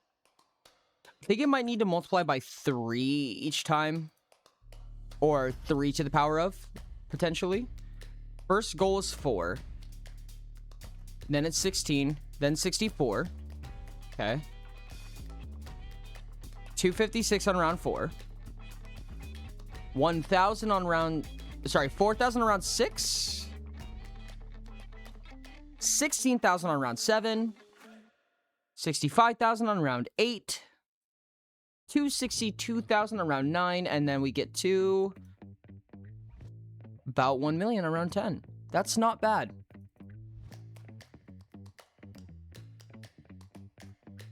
Let's see if we get to around 20.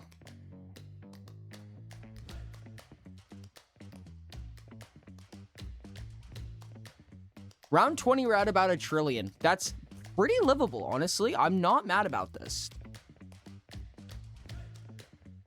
And how far can we go with this? We're at E15 now.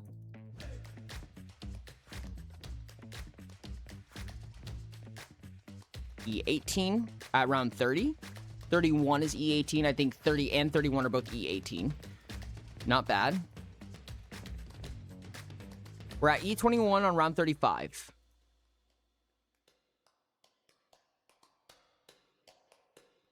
$24 on 40. I think our score is technically infinite, or it is functionally infinite in the eyes of the game. E30 by round 50. These are some pretty reasonable numbers. I'm gonna be real with you, chat. And now the goal is, in fact, a lot. So what happens when we just push this all the way through? How far can we go? To start ramping up towards the end, but I think it's fair for the goal of the game. Yeah, no, I agree with that. I think it is completely fair, personally. I think it's okay for it to start ramping. I think that actually ramps at a pretty perfect ratio, personally. Okay, now the goal is gone. So there is a point where the goal just dissipates. Like, it doesn't know how to handle that anymore. And I think that's part of the print function. Like, I think it is actually keeping track of which one is more than the other. But I think it is losing track of how to print it. Is going to be my assumption. Because I'm pretty sure, yes, there is a maximum amount, 12, 13, 14. It's where it says a lot. I see. Yep, it is true. It is what I thought it was. We can fix that with one of these. 72 is better than 32? Yes, indeed. But it is still keeping track of the numbers. Like, it still knows the numbers.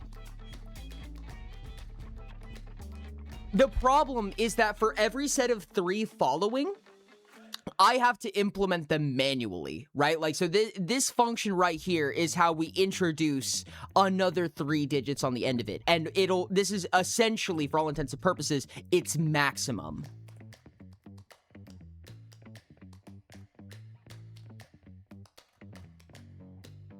Oh, I'm stupid. I should just put the default pin in here. I'm a goober. Damn it. Let's add a few of these, then we can probably wrap up.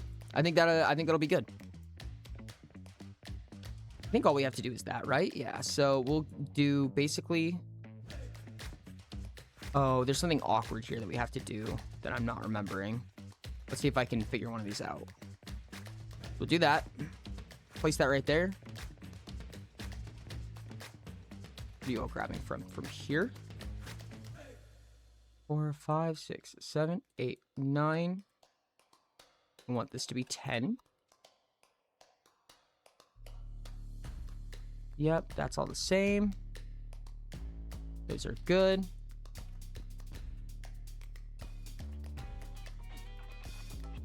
This to A? No. This to C. A goes to here, which is just the first 3 of the score. Yeah, that makes sense. And then E to here. Ooh. We set local score.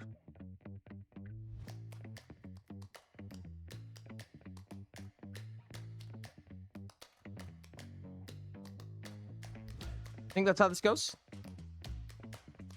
There is probably a formula that could make this go infinitely instead of having to do it manually each time. But like I said, this is just how I managed it.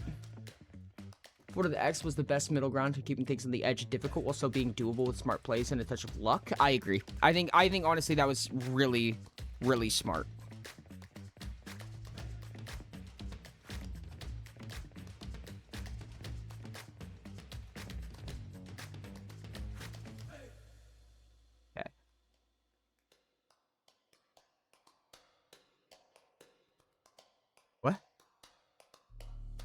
Why is this looping 0 out of 0 times? What is this loop doing? Oh, I see. I see why I did that. It's just so that it comes out at this node. Real as fuck. It's probably a smarter way to do that, but fair enough. Fair enough, me. You win this time. We get 11. And then we grab this silly little number right here. And then we grab this silly little number right here. And then we attach this to the next one up.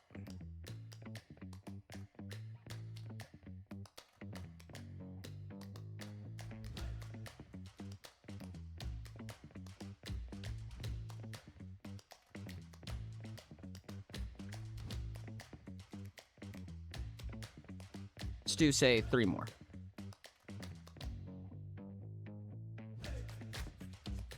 That way we can rack up all the way to 14 times 3. So 30, 42 zeros. It's not bad.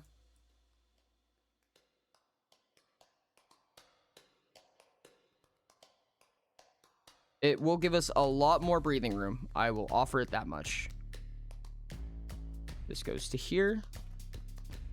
This goes to here. This goes to here.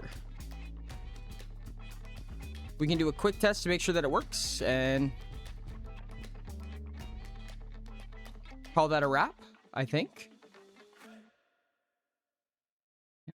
Do that. 13.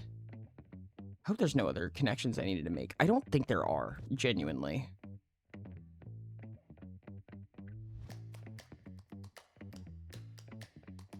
Okay.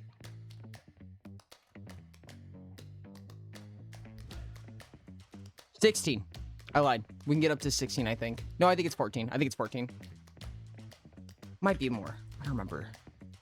We were at 9 before, and that was E30. No, that was E27. So yeah, 14. 14 sets of 3 zeros before it starts going to a lot. Pat bat for the Tamagotchi. Have a good one, Ray. Thank you so much. I appreciate it a lot. I really do. I hope you enjoy your stream, and I hope it's super amazing and awesome and amazing. We are just wrapping up, I think.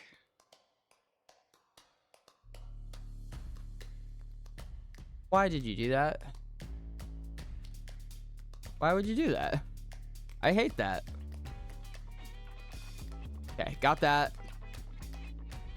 We'll just knock off these last sets of pins. We can add more as time goes on, quite freely. But now it just defaults. So no matter what it is, if it manages to find a number that it simply can no longer handle, it will always default to saying a lot.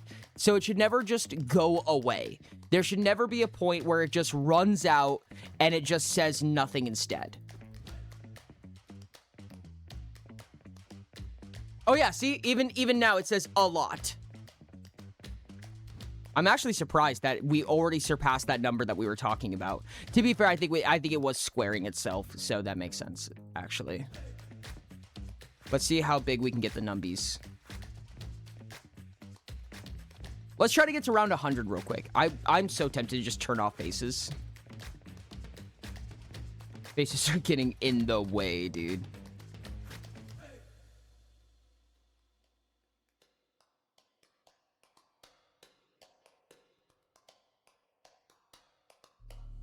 Around 36. This feels like a really good progression so far. I'm actually quite a fan, personally. Yep, you can see where it's actually struggling a little bit now. Yeah, you see the E24? It's not even close. And then once it gets to a lot, of course, it's enough. I wonder when it's going to be not enough. That's what I'm curious of. Because it is like, I think it's, is it squaring its, no, it's times a million again, I think. But that doesn't make sense because 1 trillion is 15 zeros and then it goes up to 24. Yeah, I don't know what the math is. I don't know what math I used there. That's E33. We're up to E36. New big numbies. New bigger numbies. Interesting. 39. We're on to E39. Cool. E42, and it hasn't lagged at all yet. Before, when the goal got this big, it was lagging pretty bad. And now it doesn't lag. Again, that's on my PC, but still. That's super cool, actually. E45. Hi, Emmy. Thank you for the lurk. That's... Okay, now it's at a lot. And we lose. We lost at level 80. So at a roughly round 80, it starts running out of power. That's crazy. Okay. Neat. We could probably do more. I'm going to be honest with you. I'm tempted to get it up to 60 zeros. I shouldn't, but I'm going to.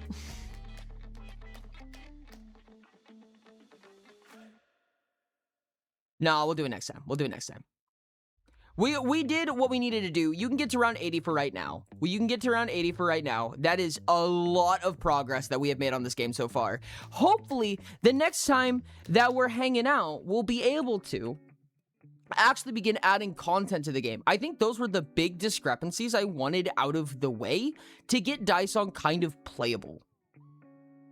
And I think it's kind of reached that point. Like, I'm very happy with it so far. I'm going to delete our funny debug buttons real quick. I know you guys can't see the screen right now, but I'll just try to do it fastly. I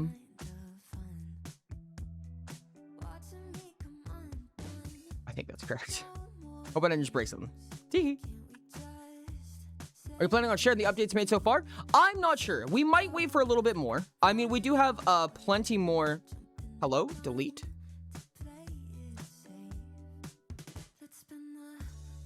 Unreal, you good? Oh no. Okay. It's kind of freezing up there for a second. I think we might wait for having a few more updates or going to the next one, because we're doing this again next Sunday and the Sunday after that. So I'm tempted to maybe do some content expansions before actually getting into building it and giving out the builds and stuff like that. You can technically lose the first round on really bad luck now. That was one thing I was thinking about. I was like, it's a little bit awkward because you can just lose on the first round. You also lose the second round if you do nothing. Almost guaranteed. You have to do something to win the second round, which is really interesting, actually. I'm wildly intrigued. It does ramp pretty fast. In comparison to what it used to be, I should say. So that's kind of neat. You can get away on the first round, though. You can guarantee a win on the first round if you buy at least one die. So it is possible. It is possible to win consistently. Cool. No, I'm actually so stoked about this, dude. Daisong is getting a little bit more real every day. And now we can talk about, so chat, if you guys are ever interested in Daisong and you want to see more stuff for Daisong, come next Sunday with some ideas prepared. Come with ideas on like what kind of dice there should be. Like, you know, like I personally think there should be more econ dice. Like, I think there definitely needs to be more economy dice. It should not just be reliant on tropical 100% of the time. Introducing more dice also makes it so that it's a little less, basically get tropical and then win. At least a little less consistent, so that like if you see a tropical or you see an unstable, you're like, oh my goodness, this might be the run. Like super lucky, super crazy. We need to basically, in my opinion, just dilute the pool a little bit because it is so potent. It's so easy to just rely on rolling enough times, I think. So that's my thought process. I think we're going to go ahead and find somebody to raid. I already know who we're going to raid. Don't even worry about it. But this was a lot of fun, dude. This is a lot of fun. This went a lot better than I was originally expecting it to go as well. I was not expecting it to go that well. I wonder. You wonder. What do you wonder? Copy that raid message, chat. Make sure to copy the raid message, post it in their chat. Let them know who sent you. Thank you so much for the good stream. Make sure to copy the message with the little emotes if you are subscribed to this channel. If you are not, then you can use the ones that say raid on them in big red letters. I appreciate you guys so much for being here. Make sure to go into raid's chat, post it up in there, let them know who sent you. You guys have been absolutely amazing. Thank you so much for being here. Tomorrow, chat, it's finally happening. Tomorrow is Paya's return. So, please join us for a month in the waiting. Pious Return finally happening. Rain will be editing the Pious Return session that'll go up before session tomorrow. So this is going to be really exciting. I love you guys so much. You guys have been absolutely amazing. I will talk to you soon. I'll see you tomorrow, and bye.